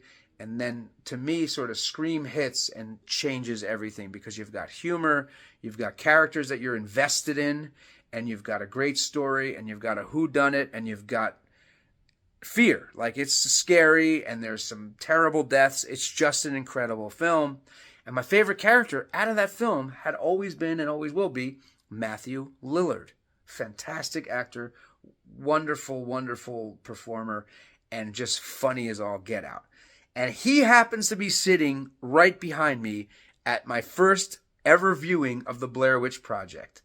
And so that's when I realized, like, wow, there's movie stars in this joint. I had never been on a plane before I flew to Sundance. I was 26 years old. It was the first time I had ever flown. So go figure, right? I didn't come from the smallest town, but we didn't do that kind of stuff growing up. So the fact that I'm in Utah about to watch myself on the big screen and I got a movie star behind me that I admire was just incredible. I didn't say anything. I didn't turn to him like, hey, I'm in this movie. But let's see what this thing does here. So we watched the whole film. Heather comes down the basement screaming my name, Mike, Mike, Mike. Camera falls. Everything goes black. Credits roll up. Tony Cora's music comes on. You could hear a pin drop. I don't know how many people were in this theater, but you could hear a pin drop. And I'm like, wow. This is pretty cool. The house lights start to come up after the credits roll, and I just hear from behind me, like, holy cow, man, this is crazy. This movie's sick. And I'm like, that's him. That's the unmistakable voice, of which I'm doing a bad job replicating here, of Matthew Lillard. I turn around, I stand up, and I'm like, hey, dude. And he looks at me, and it takes him a second, and he's like, dude, with the big eyes. Dude, he grabs my shoulder. This was sick, bro. I can't believe it. I'm so happy for you. He was genuinely happy for us. And he's like, you guys got something here. This is unbelievable. I'll never forget it. It was so cool to have that dude behind me, like a horror legend, especially at that time, 1999. Scream, what did it come out? 96, 97. Unbelievable. So we actually did a Q&A after. We definitely got on stage and did a Q&A for a little while. I had a buddy from college happened to be out at Sundance. He was sitting in the front row. Shout out to Joey. It was just incredible. It was just an incredible experience to have my fiance there. And then the rest of Sundance, like we get out of that screening and it's like, wow, there's something going on here. There's something really cool.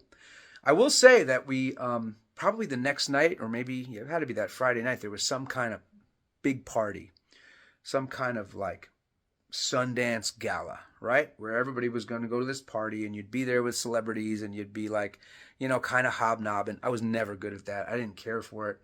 One of the reasons I probably, maybe one of the reasons I didn't do as well as maybe I could have in that industry at that time. It just wasn't my thing. I wasn't good at it. I just felt like it was phony. And one of the signs that really kind of killed me that it was phony was there was a producer working with us, good dude, well-intentioned, but I think he was hearing maybe even from the company that bought the film, maybe from some publicists that were working with us already, that, hey, Mike, Joshua, and Heather should go to this party single, because they knew that my fiance was there, Heather's boyfriend was there, her boyfriend at the time. And it was the first kind of like, no, I want her to come. I don't know what you're, no, trust us. It's good for, the look to have you guys be single and young and all this stuff. And I remember kind of putting up a little bit of a fight, but certainly not as much of a fight as I would have put up now or really any other time in my life. And we talk about regret with this film. There's not a lot. That's definitely one of them. I wish I said, you know what, guys, I don't really care about any of that. She's coming with me or I'm not going. Would I do that now? 100%. Did I do that then? Nope. 26 years old. This movie's just blowing up for the first 2 days. It's at such the beginning of this hype. And to me, they're telling me it's basically critical. Like, it didn't make much sense to me, and it still doesn't. But that's the way that town rolls. And I don't mean Sundance. I mean Hollywood. And not that Hollywood was there, but we were starting to infiltrate just a little bit. And that was when I started to be like, ooh, this is kind of weird. Because I don't have like this choice. Very strange. So I don't want to bring anybody down. I don't want to be, down about it, because Sundance was incredible. But I do feel like, man, I wish I had that opportunity back to be like, dude, she's coming with me. That's my girl, who still is my girl. Sorry, baby. We've had a lot of parties since, that's for sure. So what we do now is we're going to go on a little press tour. By that Thursday, we worked with Klein and Walker. And Jeremy Walker is like still a friend of mine. I don't know him super well, but through social media, we still keep in touch. Very talented guy. And they set us up on this press junket on that Thursday, and it's just loaded from 9:30 a.m. to 3:30 p.m. And it's like Vanity Fair, and it's IFC, and it's Showtime, and it's HBO, and the Sundance Channel. It's Entertainment Weekly. So it's like, wow, we were doing some press, which was great, right? We were young actors doing some press within 3 days of this film hitting. And then I remember it was like, wait a minute, hold on. Within a couple of months, as they get ready for the summer release after Sundance, like, let's not have these actors do any more press. And we don't really know that, because they're not really necessarily telling us that. They're telling Haxon that. And Haxon's getting, I don't really know how it works, but the publicists get involved, and we're just sort of left in the lark, like, to be honest, was it ever asked of us to be dead in that regard? Maybe not. But the fact that we did this press at Sundance and then basically don't do anything until well after the film releases is pretty curious.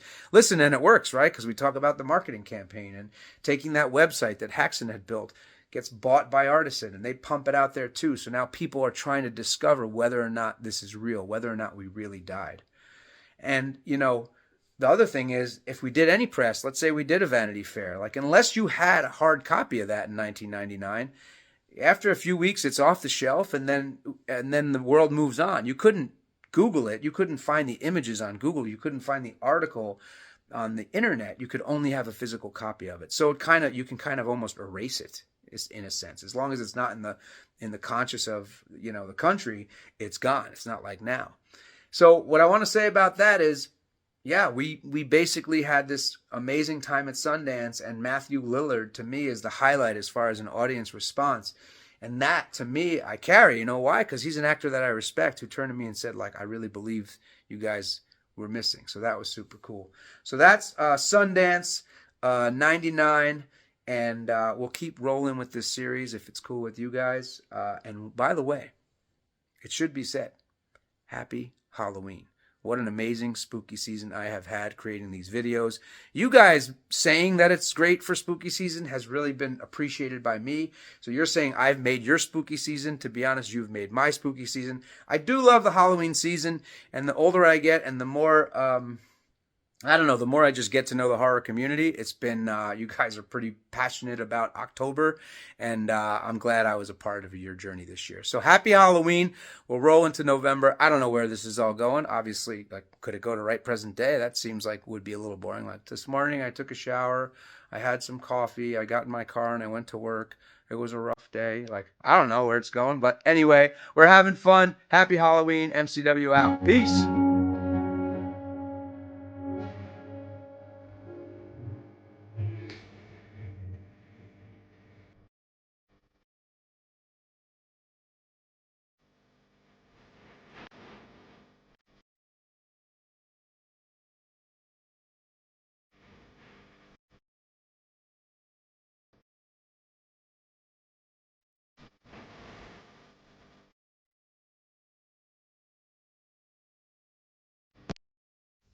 Blair Witch Crew. Michael C. here. Been a little bit. Hope everybody's doing well. I'm back for today. Hope you enjoy this video. So we leave Sundance in 1999. I told my Matthew Lillard story in the last video, which was super fun, and I'll never forget it. And the film had gotten sold. That was the big news, right? Artisan captures a witch after dark, and off we go. Now it's about what is going to happen with this film.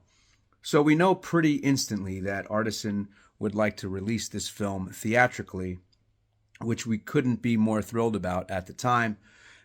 We had just thought maybe we would have a film that would kind of circulate on a VHS and be sort of a cult classic horror that people would distribute amongst themselves. So the fact that we got distribution and that we were going theatrical was insane. However, Artisan was not crazy about the ending of the film. They felt that it was too confusing. Why was I standing in the corner? Was it scary enough that I was standing in the corner? And the like, those kinds of questions. So what Artisan decides to do is to say to Haxon, hey, we want alternate endings. You are all diehard Blair Witch fans. You probably know that we went and shot alternate endings.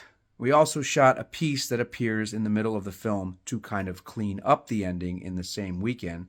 So sometime in spring of 1999, we went back to Maryland. At least I went back to Maryland and met up with Ed and Dan and Greg and Ben and the crew. And we reshot alternate endings of the Blair Witch Project. We also shot an interview that was placed into the middle of the film, which is the interview with the man in the yellow hat. So the man in the yellow hat, if you recall, states, oh, I know all about the Blair Witch. Rustin Parr used to take the kids down to the basement in pairs, in twos, and stand one in the corner while he killed the other one because he couldn't take the eyes on him. That one line or two sentences of dialogue will forever change perceptions of what happens in the end. And to be quite honest with you, I think to me, without that, the film obviously went very, very well at Sundance. And the film, 26 years later, still has some question marks as to what really happened and why am I standing there at the end and what happened to the three filmmakers. But the questions were much bigger. They loomed larger after the Sundance cut, as you would say. So the fact that they put this interview in there was the brainchild of Ed and Dan, and it was extremely smart of them to put that in there in well after post-production, well after it had been screened, well after it had been sold, to put that in there to have that ending payoff. So that, as you know, stuck in the final cut, in the theatrical cut that eventually went out to the masses. What didn't stay were Artisan's alternate endings. I had a blast being back with the OG Blair Witch crew and shooting these alternate endings and talking about Sundance and how exciting it was that we had a film going theatrical and what was going to happen and how excited we were, and to be, just thinking we're on the precipice of something pretty big, of which we had no idea how big it was going to be. I will never forget that weekend. So we had such a good time. This is a silly little fact, but you know how you remember odd things? It was the very first time I ever had a Starbucks.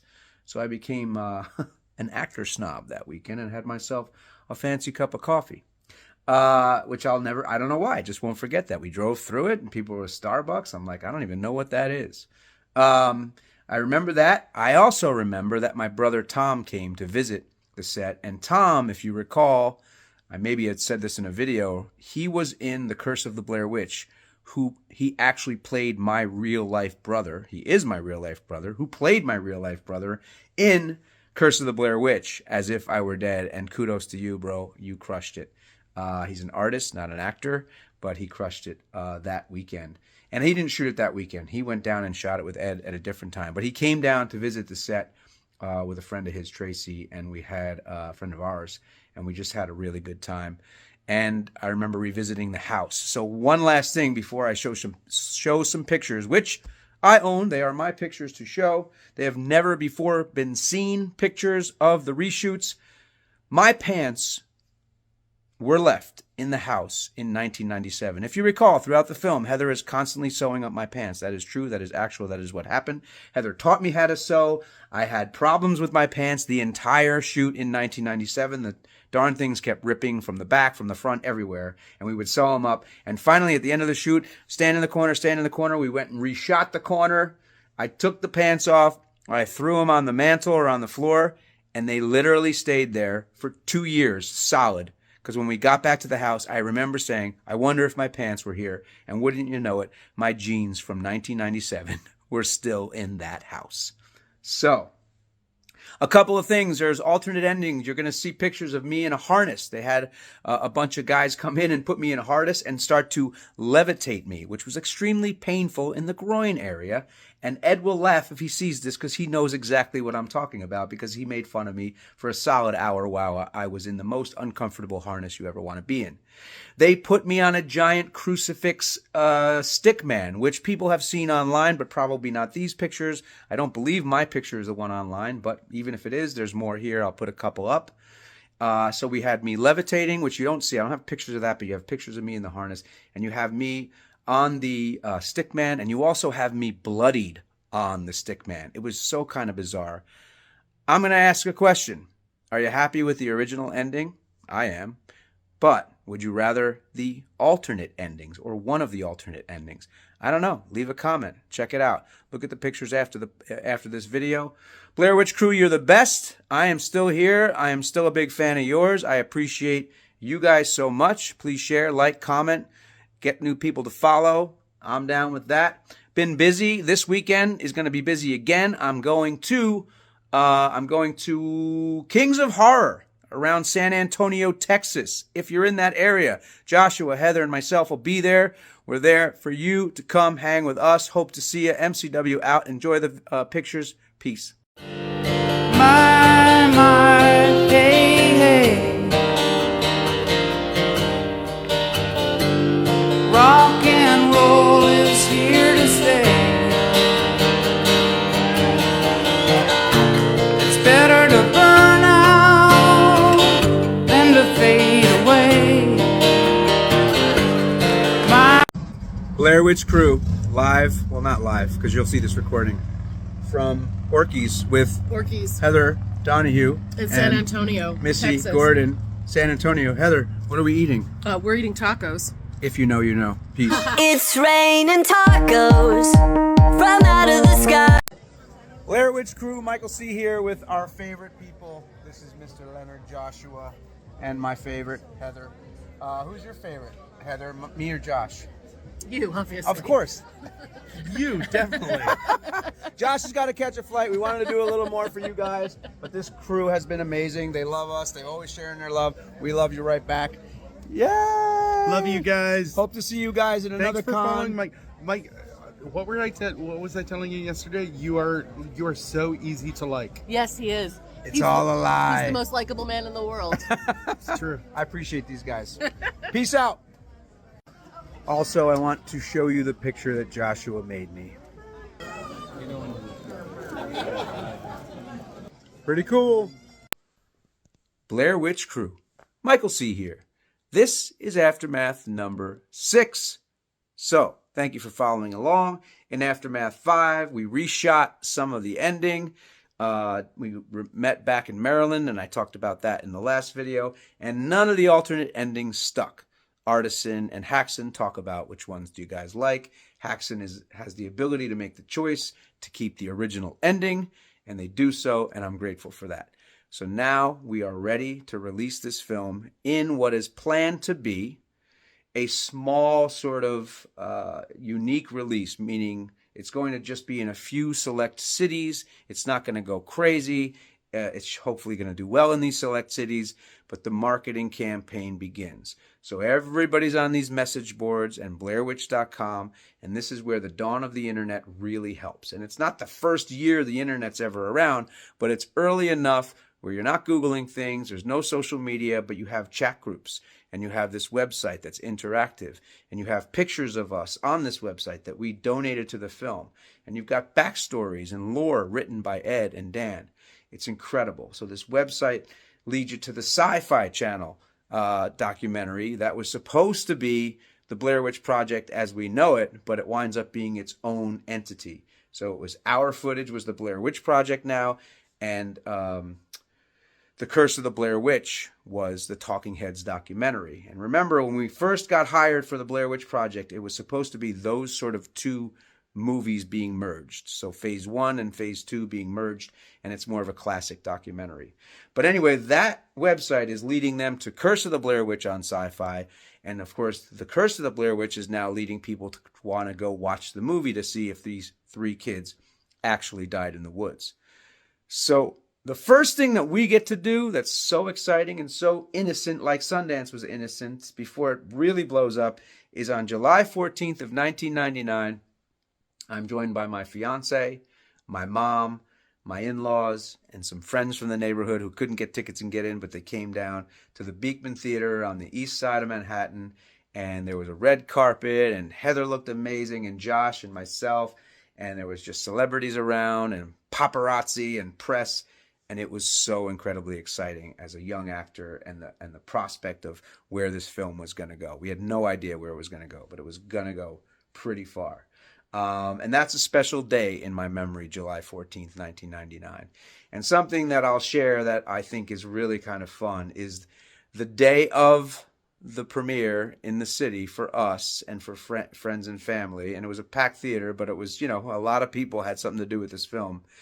In my neighborhood, in the suburbs of Manhattan, my mother-in-law and father-in-law, they said, hey, everybody could come here.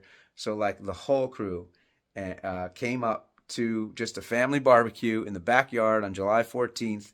Earlier in the day, we played a dodgeball game in the backyard, and we just had a really, really good time. And it may have been the day before. I don't really recall, but it was just a beautiful summer day. A bunch of kids who had just made a movie that was about to go crazy, who had no idea, just playing dodgeball and eating hamburgers and hot dogs and being together in my in-laws' backyard. That was just an incredible memory. And then to go to this premiere with all my family and friends, something I'll never forget.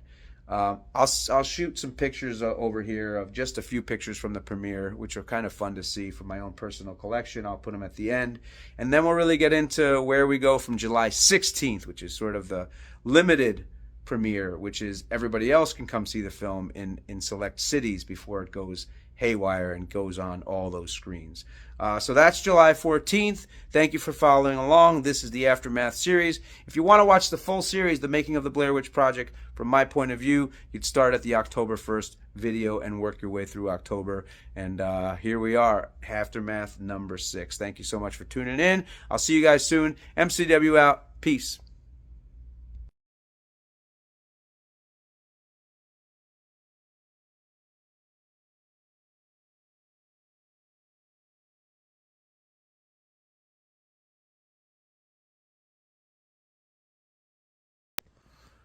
Blair Witch Crew. Michael C. here. This is Aftermath number 7, and I'm shooting this on November 11th. You'll see it on November 12th. That's my secret. Usually do the videos the day before so I can post them for 6 a.m. so you can sip your coffee and hang out. And today is 11/11, so it's Make-A-Wish Day, and I'm making a witch day, a Blair Witch. Yes, I'm a professional dad with bad dad jokes. But yesterday, I did forget to tell you something. We had the premiere, our premiere, at the Beekman Theater on July 14th. I talked about that yesterday. Really special, magical time. After which, we went to a party in Central Park, and it was outdoor party. It was really fun, and I just remember that Spike Lee was there, and Spike Lee was cool. Hi, Spike. Hope things are well. They seem to be. Big dream of mine to work with him. If you're watching this, I'm around, dude. So now it's July 16th, and the Blair Witch Project in 1999 is opening in select cities.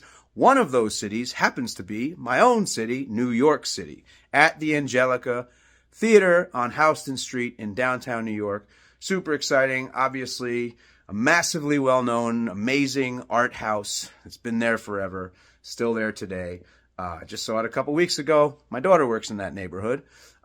So it's at the Angelica, and we can't go because remember, we're listed as presumed dead on IMDb. And even though we had done a little bit of press at the onset, we're now told, dial it back.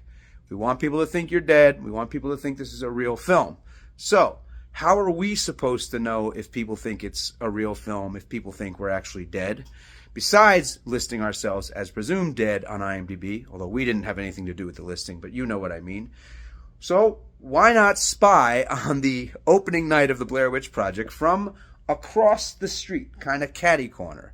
So one thing I will never forget is I believe on the 15th into the 16th, this is a true story, and I hope somebody out there has pictures of this. There were literally people camping with tents on the sidewalk to get tickets to this film because now the website has gone viral. The Curse of the Blair Witch on Sci-Fi is totally consumed by America, and people are just flocking to cities to see this film. They cannot wait to decide for themselves whether or not Joshua, Heather, and Michael are gone. So, unbelievable seeing tents on sidewalks in Manhattan. True story. So we're across the street, and I remember I was with Ed and Dan, I think Josh and Heather, a bunch of folks. My now wife is there with me, and we're eating dinner, and we're watching the lines. We're watching the mob scene at the Angelica Theater. We're presumed dead. And somebody had a question today. Great question. Were people actually sending sympathy cards to us and asking us if we were dead or sending condolences to our families because you couldn't look it up on the internet? You couldn't look on social media? The answer is yes, 100%. Heather got a bunch of sympathy cards to her parents in Philadelphia. My mom in the suburbs of Manhattan. We had an answering machine. We were getting phone calls from, I have 8 siblings, which I've shared, and I'm number 8 of 9. And my brother, who's just 2 years older than me, had gone to a school in Boston, Emerson. And so I knew his friends, but like after college, they didn't see each other. And the only way they kept in touch was to call each other once in a while, right? There was, again, no social media, no Google. So we would get these messages on my machine, which would say, hey, Tom, which is my brother's name, who was in Curse of the Blair Witch. Hey, Tom, this is so-and-so, I hope everything's okay. I keep seeing these ads about this movie, and I just hope your brother's okay. And others that just say, hey, man, I haven't seen you in a while. I heard about your brother. I'm so sorry. Man, I wish I'd saved those messages. How crazy would that be to play for you all right now? But, alas, I did not. So we sort of hide out and stalk the Angelica Theater from across the street, catty corner, ate some Mexican, I think, yum yum. And then at the end, we couldn't go over there. So I sent my fiance at the time to spy, or it was her idea. It was a great idea. And she went over across the street, and so did Ed. In fairness, Ed and Dan, nobody knew what they looked like at the time.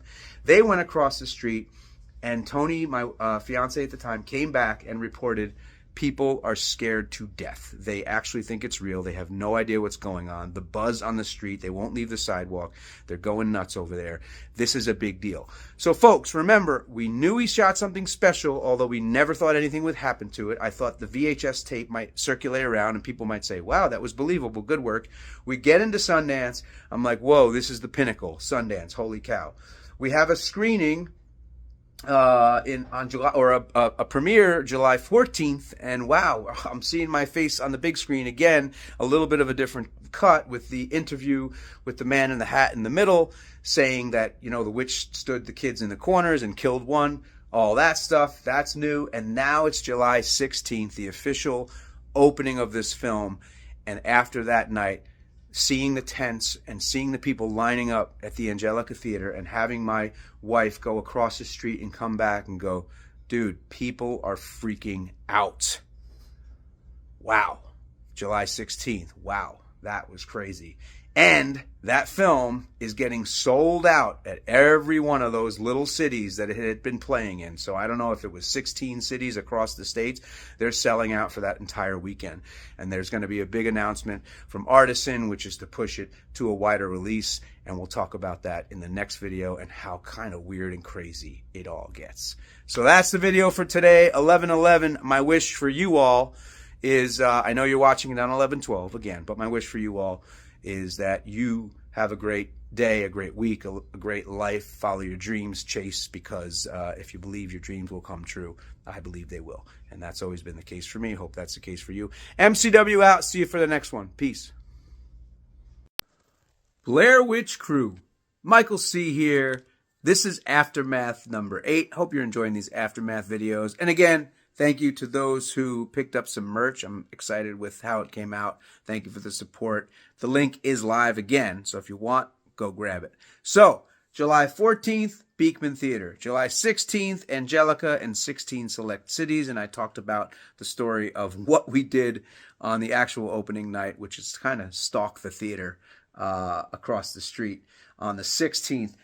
We also got these cool doodads from Haxon Films, just a little show and tell. This is something that used to have a back and a stand, which at some point I dropped, but this still is here, and I'm very grateful for it. It's a good memento.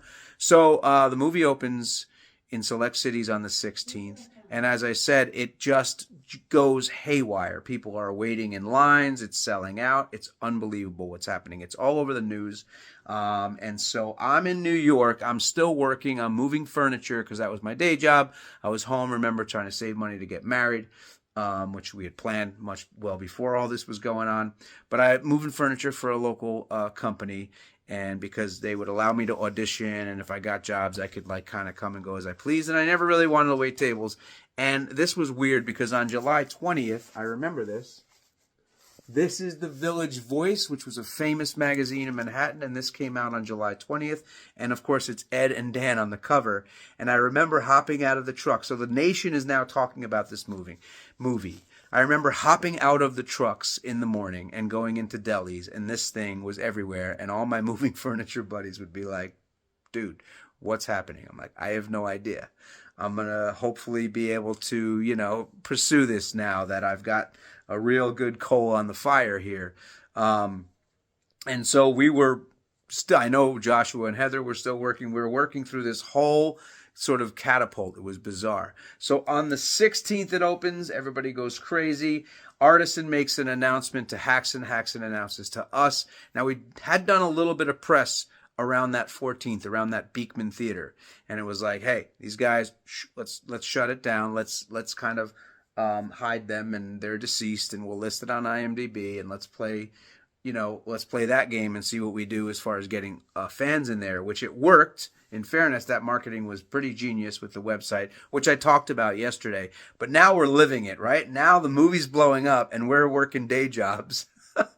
And people just continue to ask us questions. And like literally going into customers' houses. And of course, some schmo would be like, hey, you know who this guy is? Hey, ma'am, you know who this guy is?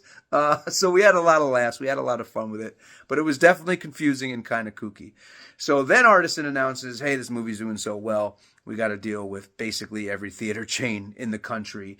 And I want to say it's either the weekend after the 16th or the following week. But it's pretty soon after. It just, boom, it just goes into a wide release and goes literally stir crazy. And all the time now we're hiding behind the scenes, right? This movie is literally skyrocketing through box office and everywhere. And we're just sort of hiding behind the scenes. And we're watching a lot of press happen, and a lot of the press becomes about the marketing. A lot of the press becomes about the directors, and the directors become the face of the film for the first few weeks, which is kind of different, right? It's something different. But remember, we're presumed dead. So that's what the marketing does, is it presumes that we are dead. And so much so that, this being dead thing, depending on who you were, for us lasted a very long time. I mean, within a few years, there were people who just didn't really know that we were alive and that we were acting. pretty crazy, actually, pretty crazy. And I do like that there's some jokes and comments even now when I post stuff like, hey, that dude's still alive. Glad you were found. I'll never tire of that. That's fun. So I did want to share a couple things with you. So finally, after a few weeks, so the thing opens on July 16th, and finally around the middle of August, so August 11th, 12th, we start to be sort of released to do press. Now, as an actor, many of you may know that when your movie comes out, that's when you really want to hit it hard. Because that's when the spotlight is on the film. By August 11th, it's still big, right? But it's already been in the theaters for a few weeks. So now it's sort of coming down the mountain, and we're starting to get onto the talk show circuit, which was super exciting, albeit a touch late. Listen, I'm not going to say we weren't still in the sort of throes of all of the marketing and the throes of all the success of the film, because within that first week, August 11th, I have this here, and I don't have the copy of ours, and I'll put a picture of a copy of ours up, but I've got the lads here. August 16th, I've got Ed and Dan on the cover of Time, and on the same day, I believe, or the same week, Joshua, Heather, and I wind up on the cover of Newsweek. So the Blair Witch Project is a month old, and we're on the cover of Time and Newsweek. Talk about mind-blowing. I don't even know how that happens. I remember they flew us to San Francisco, and I remember being in this hotel room, and I remember it was just such a fast whirlwind thing, and I was still working. I was still moving furniture. Or maybe I had just left, and the way in which I left, maybe it was August 11th or 12th, I was on the Conan O'Brien show. And I'll put the clip. I actually found the clip on YouTube, and it's a little grainy, a little weird, and it's a phone recording, so bear with me. But that was super exciting. We did, in August, we did The Tonight Show, and we did it individually. I did Regis and Kathy Lee at the time in New York, which was incredible because I got to bring my wife and my mom and my mother-in-law, my sisters. I don't remember who went, but a bunch of people went. A bunch of the ladies in my life went to Regis and Kathy Lee. It was just incredible to be on the what they call the circuit. I remember that Jay Leno show, they had to put 2 different cars, like, because of the paparazzi, believe it or not. It's crazy to think about. Like, I have such a different life now. It's crazy to think about and fun to think about and tell these stories. But at that time was sort of the peak of everything. And they would send one car one way and our car another way. And ultimately we would get chased down and people would want to take pictures of us. And it was bizarre because, remember, I'm working on a furniture truck. But in fairness, on the one of my favorite memories, and honestly the best talk show host as far as his kindness, his genuine interest in me and my story, came to the dressing room. We chit-chatted a little bit, and he's kind of a hero of mine, so shout out to Conan O'Brien. But Conan O'Brien's show that night, Andy Richter actually announces, on the night that I'm going to be on the show, he announces that he's leaving the show. So that's like the first thing that happens in the show. And I had sort of set up this gag with Conan, like, hey, do you mind if I quit my job moving furniture on your show? Not knowing that Andy Richter was going to also quit his job. So by the time I came around, and it's fine, I obviously don't care, but it was just sort of funny that there's this huge news that he's leaving the show, which is a big deal. And I'm now going to say the news that I'm leaving a furniture company for which I moved furniture for a number of years. It was pretty cool. So I'll play that clip. It was a fond memory of being on Conan O'Brien's show and how cool that dude was. And again, man, that guy wrote for Saturday Night Live and just has had, years and years. And still, I listen to him. He's got a podcast. He's just talk about smart and funny and kind and cool. Just an awesome dude. And I have an Andy Richter story. So remember now, Andy Richter leaves the show. I'm on the show with Andy Richter. Then I have another Andy Richter Aftermath story. And yes, I know I also have a Chris Rock story about Aftermath, about MTV. And I'm going to talk about that probably in the next video. So we'll get to those. But that's where we are on July 16th through about August, middle of August. We finally sort of get our due as far as press and things, and we're having a good time with it. And we finally are able to leave our day jobs to pursue this kind of kooky career called acting. So, folks, hope you're enjoying this. Appreciate you tuning in. I appreciate the comments, the shares, the likes. I realized something this weekend when I was at the HorrorCon. And then last weekend I was at a big horror film festival. Like, not a lot of people know that I'm out here as far as this whole series, as far as the October series where I did the making of. We got 3,700 here, maybe close to 4,000 on Instagram, which I had started a couple years before the TikTok. But long story short, all of these people that came up to me, the percentage of people that knew I was actually doing this was very, very small. So please continue to spread the word. I really appreciate your support. MCW out. I'll see you all tomorrow. Have yourself a great day. Peace.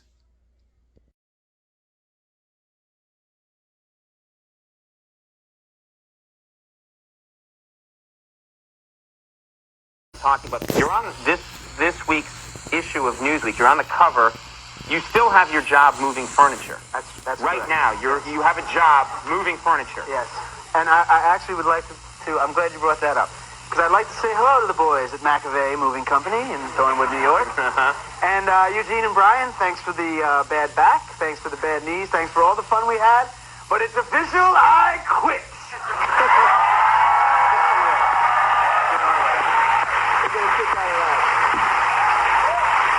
You haven't told them yet? That's it.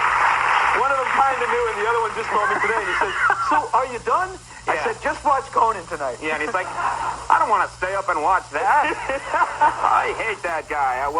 Like I have to tell anybody, the Blair Witch Project, which is a phenomenon, is in theaters now. And Michael, you seem like a really nice guy. We're just happy for you. This is very cool. Couldn't have a nicer guy. Michael C. Williams, everybody. I'll be right back. Gene Pompa coming up. We'll see you in a minute. Blair Witch Crew, Michael C. here. This is Aftermath number 9. Actually, it's Aftermath 9999. September 9th, 1999, after the wild summer that I started talking about on the last 2 Aftermath, which is the July 14th sort of small premiere for us, then July 16th, select cities, between the 16th and July 30th. Thank you, JL Stu 9 on TikTok for finding that. That's right. July 30th, it opens wide all over the country, and people are going bonkers for this film. And Are We Alive? And the internet chat groups, and Curse of the Blair Witch, and going to see it more than once to figure out whether or not we're alive. People throwing up in theaters because the camera's moving too much. People getting angry at us for being alive once they figure out that we're alive. I mean, really, one time I had a guy walk up to me on the street in LA. He's like, "Hey man, are you in that movie?" I'm like, "Yeah." He's like, "That movie sucked." This is a true story. People were just, they just took offense to the fact that we were actually not dead. Not all people, but some people.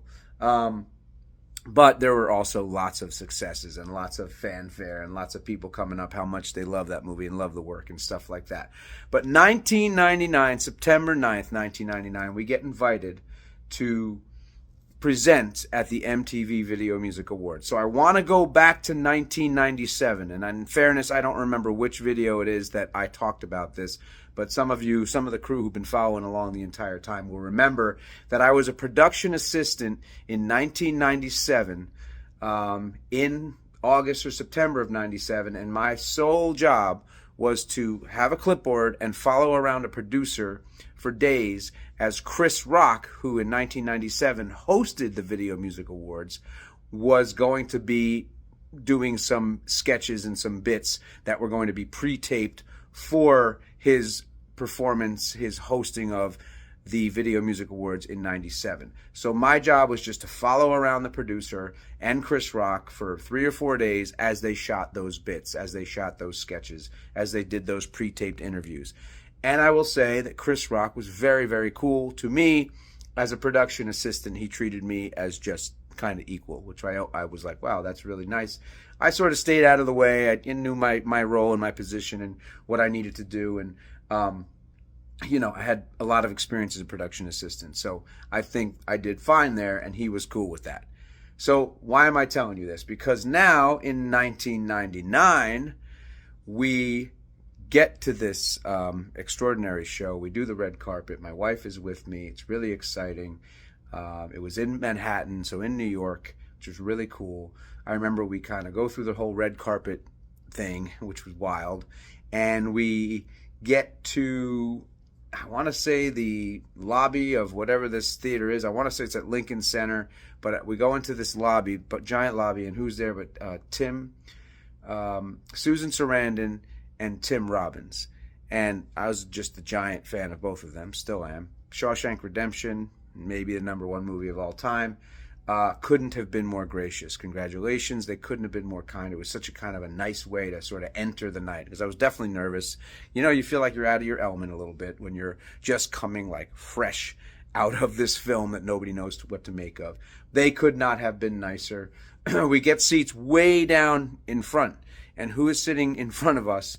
To my wife's chagrin, and we weren't married yet. We were getting married on the 17th. So this is like a week before our wedding, which, by the way, now the New York Times wants to come to our wedding, and we're like, nope, that's going to be a private event. And remember, we had been planning to get married for years, and we picked that date. So the fact that all this chaos was going on, and I was flying back and forth in the country and go to these music awards, was pretty crazy. But anyway, we get to the front, and who are we sitting behind but NSYNC? So that was pretty neat. And NSYNC, my wife remembers this, they had all brought their moms as their guests. How cool is that? So that's about as close to Justin Timberlake as I'll probably likely get. And that's okay. But I do think he's one heck of an entertainer. And also really funny. If you've seen his Saturday Night Live stuff, it's incredible. So we sit behind NSYNC, and sitting to my right is the one and only legendary Buddy Hackett. And Buddy Hackett and the Blair Witch crew were teamed up together to go present this award, which is sort of a bizarre teaming, but true. And all I remember is everything that was happening on stage, Buddy Hackett was in my ear whispering jokes, literally the entire night. Were they funny jokes? Of course they were funny jokes. They were Buddy Hackett jokes. Buddy Hackett couldn't have been kinder. Buddy Hackett couldn't have been funnier. Buddy Hackett was unbelievable. And basically by the end of the night, he was telling me what comedy was and why everything works. You see, that bit worked because this is what happened, and it's relative to all of us. It was like a lesson in comedy for the 2-hour show. He also gave me his number and address and said, if you ever move out to LA, hit me up. And I thought that was really kind and cool. I never did. I wish I had. But that's Buddy Hackett's story. So we are in the audience, and as Buddy Hackett and the Blair Witch crew are going up on house right into the stage left wing, there's Chris Rock. And Chris Rock is looking dapper, and he's doing some business over there. I don't know if he was presenting or he was doing, he had a part in the show. And I walk up, and I'm not going to say anything like, hey, you remember me? And this is why it's so incredible, because he sees me, and he looks at me, and he goes, Mike. And I was like, yep. Man, I'm so happy for you, in that amazing Chris Rock voice that I will not attempt to imitate. I'm so happy for you. Oh my gosh, unbelievable. Congratulations. What a great success. What an awesome thing for you to happen to you.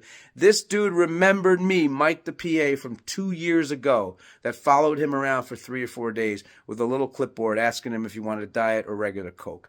I mean, that's incredible. So Chris Rock, shout out to you. Shout out to you all, the Blair Witch crew. I'll put a couple pictures up from the night. There's not that many. I kind of dug them up online, to be honest with you. But yeah, that's the ticket to 1999. And I do want to make sure I'm correct in my memory, because I didn't even look at this beforehand.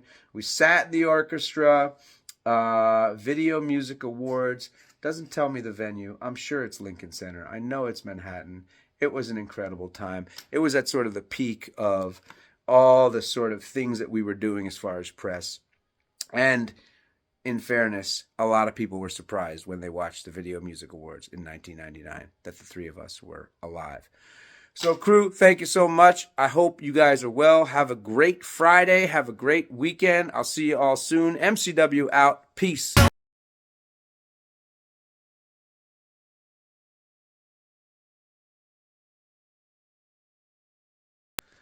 Blair Witch crew. Michael C. here. Happy Sunday. I'm going to hold the aftermath video, probably the last one, I think, for tomorrow. But for today, I wanted to share something that's pretty near and dear to me, and that is something called BW3, Four Corners of Fear. Has anybody ever heard of this? It hasn't come up. Several years ago, probably about 2007 or 8, I was working on a small theater project, and I met a guy named Evan Ferrante. And Evan is an actor and just an awesome dude, and he comes from the area that I come from. We kind of met doing this theater piece, And I was telling him, because he was asking me, hey, whatever happened with your career, you know? And I'll get into that in my last Aftermath video. I got that question a lot. Hey, what happened? And I said, it is what it is. This is what I'm doing right now. I'm raising kids, and, you know, we'll talk about this tomorrow. But I told him my story, and I said, but the one thing I always wanted to do is I always wanted to kind of poke fun at ourselves. I always wanted to make a spoof about the Blair Witch Project, because it'd probably be pretty easy to do. And I know Ed has a great sense of humor, and Josh has a great sense of humor. And so Evan was kind of encouraging me, like, let's maybe, you know, work something out. And Evan does an impersonation of a famous actor that if you go watch the series, you'll know who it is after a couple episodes. And I thought, ooh, this is a good idea. What if we have a sequel of the Blair Witch Project with this famous actor that Evan impersonates, that I won't spoil, because I think he does such a tremendous job with it. So, long story short, I call Ed. I'm like, hey, I met this dude. He's a great guy. We want to do this thing. What do you think? Ed was like 100% on board. This dude, Dan Karcher, who worked on some of the website, got involved. Great guy, lifelong friend. Josh was 100% on board. So, over the course of a weekend, we went down to Maryland to Ed's house, and we shot something called Four Corners of Fear. So, it wound up, after a couple years of editing and things like that, we wound up putting it out on YouTube in probably 2013 under the title of Corners Movie. So the page is Corners Movie, and the series is called Four Corners of Fear. It is a spoof on the Blair Witch Project. There are 14 episodes. They're about 4 or 5 minutes long, and they're super, super fun. So I would love for the Blair Witch crew, if you've never heard of it, to go check it out. And if you have heard of it and you've seen it, drop a comment. Or after you watch it, come back here and drop a comment. Watch one video today, 2, 3, I don't care, whatever you want to do. But hopefully you make it through the series. If you remember, at some point I put in one of these videos Eduardo dressed in an alien suit. And everybody thought that was from an alternate ending that we shot for Artisan. It is not. It is from our spoof called Blair Witch Project, or BW3, Four Corners of Fear. So go over to YouTube, Corners Movie. I'm going to leave a couple of videos, a little teaser on the end of this video. Hopefully you'll watch it. Hopefully you dig it, and let me know. I'll see you all tonight, live, 8 p.m. Eastern. Let's talk. Let's hang out. Let's answer questions. And then there'll be an Aftermath video tomorrow. Hope you guys are doing well. MCW out. Appreciate you guys following along. Peace. Well, I was in the first one, and then I wasn't in the second one, and now I'm in the third one.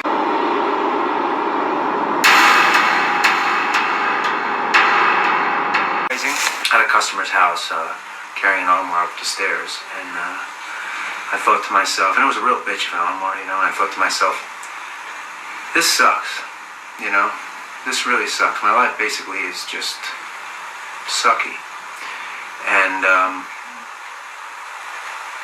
I was okay with that, you know.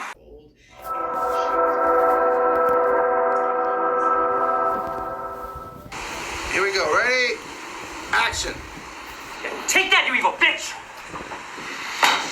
Mike, get the fuck out of the corner. You're in a fucking trance. You're in a trance. Me, I'm okay, I'm alive. Josh is alive. I'm alive. Josh is alive. We're together again. Come on. Dr. Swarovski, give it, come on. Josh. Why does he have that accent? Josh, come here. His teeth are, his teeth are missing. Do you remember his teeth? Come on. You fucked it up. You don't remember. You're kidding me. Blair Witch Crew, Michael C. here. This is Aftermath number 10. And what I want to do is I want to go back a couple episodes and talk about the night that I was on the late night show with Conan O'Brien, and the night that Andy Richter announced that he was leaving the show, and I announced that I was quitting my moving furniture job, finally, once and for all, a month into the film's theatrical run to box office and critical success. So finally he decided, okay, this is the time where I'm going to start going to audition. I don't have to be presumed dead anymore. I can do press, albeit a little bit later. We did eventually get the chance to do that. So we did. Eventually I went out to Los Angeles to try my luck out there somewhere in 2000, somewhere in late 2000. I was doing some television. I was getting a little bit of success, a little flirting with success, I should say, more like it.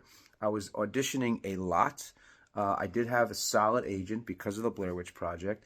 One thing that I found, though, that was very, very difficult and very kind of confusing for a young actor was people in these offices asking me straight up, were you acting?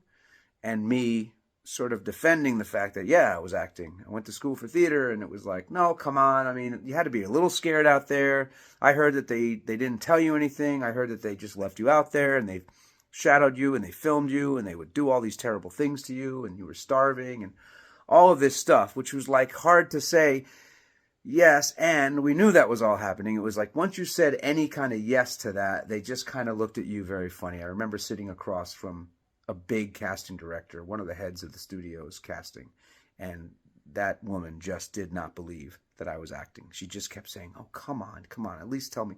There's no, because also you have to remember that this was the dawn of reality TV. So the Real World and things like that were on TV, and it was sort of the beginning of the precipice of the Amazing Race, I think it's called, and just producers getting people to get where they wanted them to get to for entertainment. And that's kind of what we were looked at as, I think, anyway. At least it felt that way.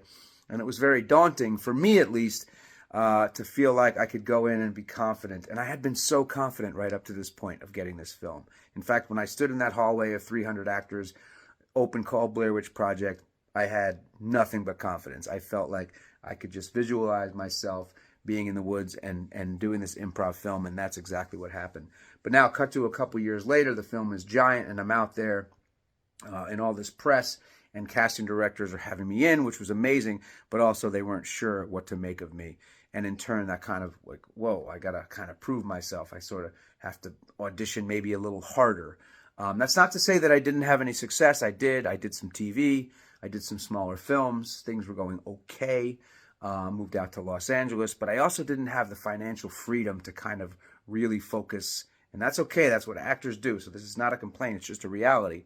I did not have, even after Blair Witch, the financial freedom after 1 year to sort of do what I needed to do. So I got a couple of jobs. And I got a job in an equestrian center when we were in LA. And I also worked at a hot dog stand. So I'd work at this Los Angeles Equestrian Center during the day.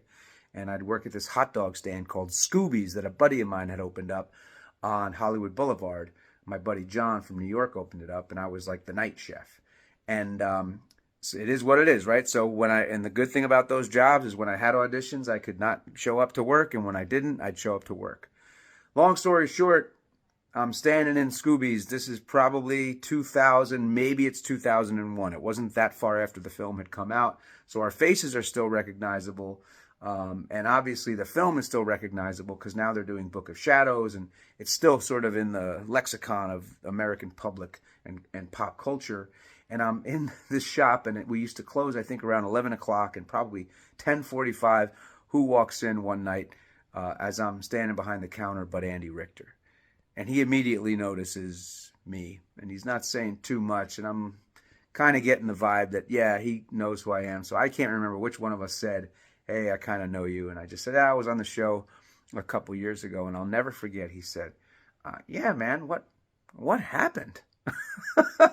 And I referenced it in yesterday's video, the what happened question. What happened with your career was sort of thing that was chasing me even a year or two after this film blew up and catapulted to the top of the box office and was all over every newspaper and every late night show.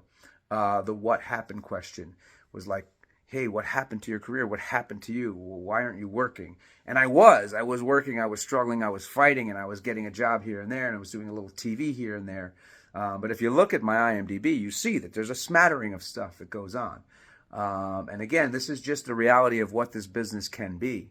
And for me, it was difficult at best, and there was definitely some great successes, two of which were I got to do Ed sophomore and Dan sophomore films. Ed's film was Altered, and I played a part called Otis, and that was just an incredible experience for me. We shot on a studio, Universal City, Florida, Universal Studios in Florida, in Orlando, and then I did a role for Dan in something called The Objective that we shot way out in Morocco, and just met some incredible people, actors and actresses, and just worked with some of the best, some of the most down-to-earth, cool people on both of those projects, some of whom I'm still in touch with. But so those films came to me from Ed and Dan, two of the directors who I had already worked with, who kind of knew my work ethic and my talent. So I'm still grateful for those guys for having put me in those films.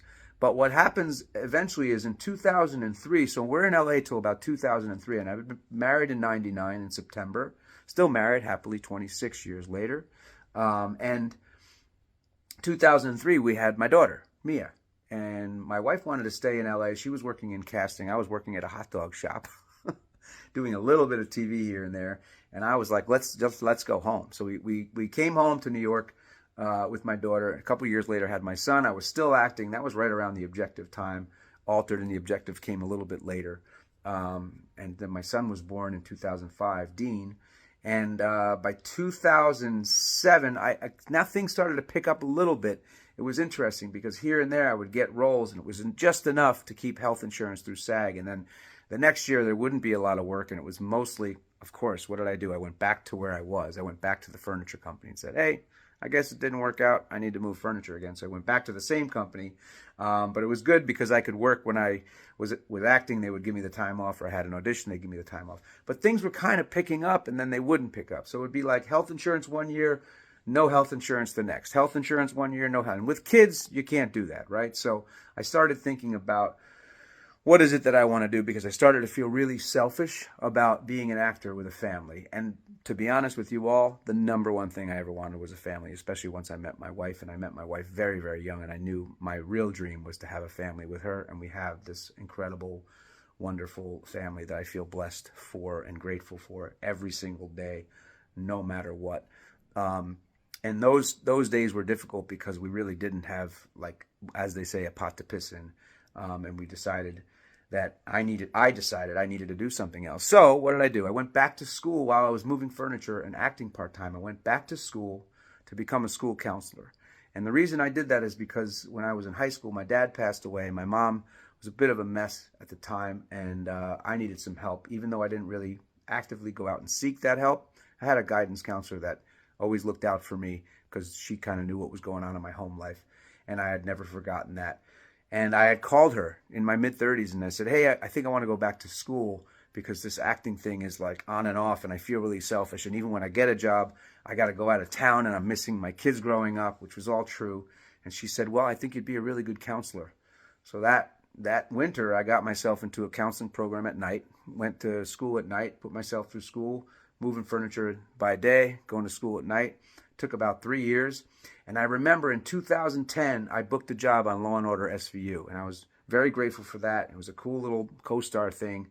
But I had already had a couple of absences in my master's class. And for some reason, I don't remember why I had the absences, but I told the professor, hey, I'm shooting in New Jersey. I might be late to the class, or I might have to miss it. And he said, if you miss it, you're going to fail.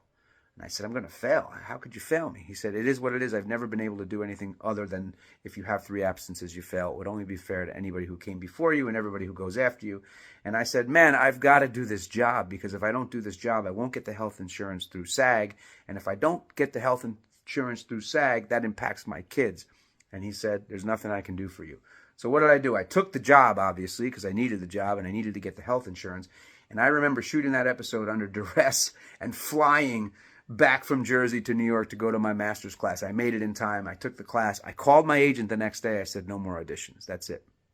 And I decided right then and there, I will not act right now. I will figure out how to become a school counselor. I will get myself a job. Again, visualization. I visualize I'm definitely getting a job. I have no doubt about it that I'm going to work. I got a job before I even had my master's degree in my hand. And I'm very happy in what I do, helping kids and families. And I've been doing that since 2010. But 2010 to 2018, I didn't act at all. I did open up a studio, MCW Acting Studio, and I teach acting to kids, adults, do scene study classes, do a bunch of comedy improv, because I grew up on that stuff and I love it. And it's fun bringing joy to people and kids.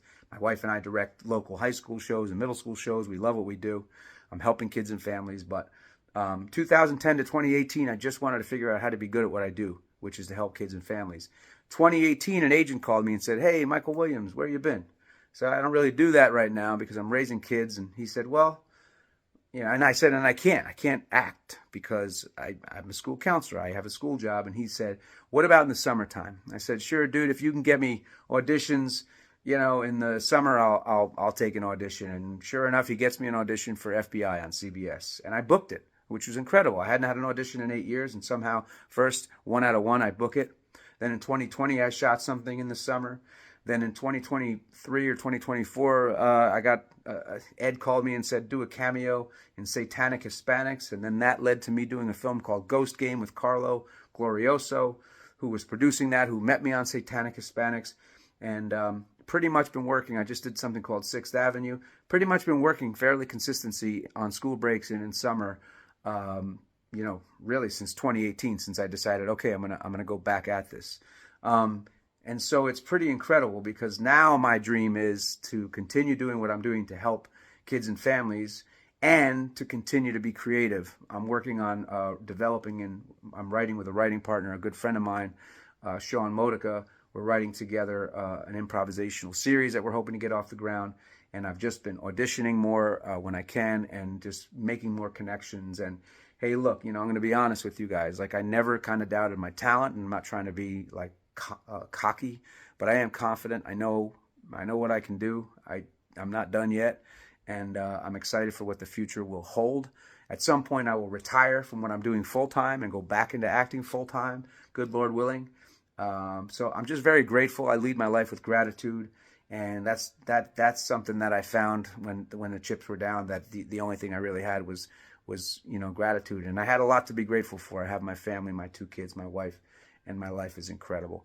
And to open up this series and to do this thing after, you know, meeting with Lionsgate and Blumhouse after they announced this new film last year, was somewhat of a manifestation of, I know something good's going to come out of this franchise, because it kind of was tough to navigate the financial stuff for many years. And not even the financial stuff, but the what happened, man, what happened to your career? That kind of was like, you know, difficult in my late 20s and 30s. But starts with gratitude and feeling like, you know, things will work out. So I'm grateful for those 2 big companies, Lionsgate and Blumhouse, for coming to the table. And more about that at some point in the next year or 2. But when I can share more, I will. But, you know, I'm grateful for that partnership. And, you know, mostly just grateful for the fact, I've always been grateful for being a part of this film. It's brought me a lot of knowledge of what life really is. It sounds crazy and sounds really deep, but that's just what it is. So that is basically, and there's tons of more stories, but that's what I'm going to do for the Aftermath series, because that's where I'm at in my life right now. I hope you guys see me on some screens. And if you're out there and you're seeing this and you're like, hey, man, I think that guy, I think we could use him. You could use me. I got this, man. I'm telling you, I can do this. And I look forward to the challenges ahead, and I look forward to the work and the partnerships that I have yet to even discover. And so, Blair Witch Crew, there'll be more on this channel for sure. I'm not exactly sure what. Maybe you'll help me with that, because I want to keep hanging. Thank you again for supporting me through this. That means a lot, and supporting me through these channels. MCW out. I'll see you all soon. You guys are the best. Blair Witch Crew rocks. BWC, peace. MCW, peace. Blair Witch Crew. Michael C. here. Just wanted to express my gratitude to you all for your extraordinary support over the last Aftermath post, the Aftermath number 10, which just got a lot of love and a lot of extremely kind words, not just kindness, but just thoughtfulness, and I so appreciate that. It was fun to tell all those stories, and they're much more nuanced than I'm telling them in, and that was a 14-minute video, as you know, if you watched it. But the fact that you took the time to watch it and just listen to me ramble on about this stuff, and I am trying to consolidate some of it. And somebody mentioned a book, and yeah, I've been working on a book, although in fairness, I haven't worked on it in many years, but I have about 60 pages. So someday we'll get back to that. But this is about you guys. And at the end of that video, I did talk a lot about gratitude, and I'm grateful for where I am in my life. And as far as the Blair Witch Project goes, I'm most grateful for you guys. I'm grateful for the relationships I created while making the film. And really and truly, 26 years later, extremely grateful for you. So thank you for your kind words, your thoughtfulness. I bestow all of that kindness and thoughtfulness on you and your loved ones and your friends and your families and everybody, because that's what we need right now. So we always need that, let's be honest. MCW out. I'll see you soon. soon. Let's see. I don't know. Anyway, MCW out. Peace. Thank you.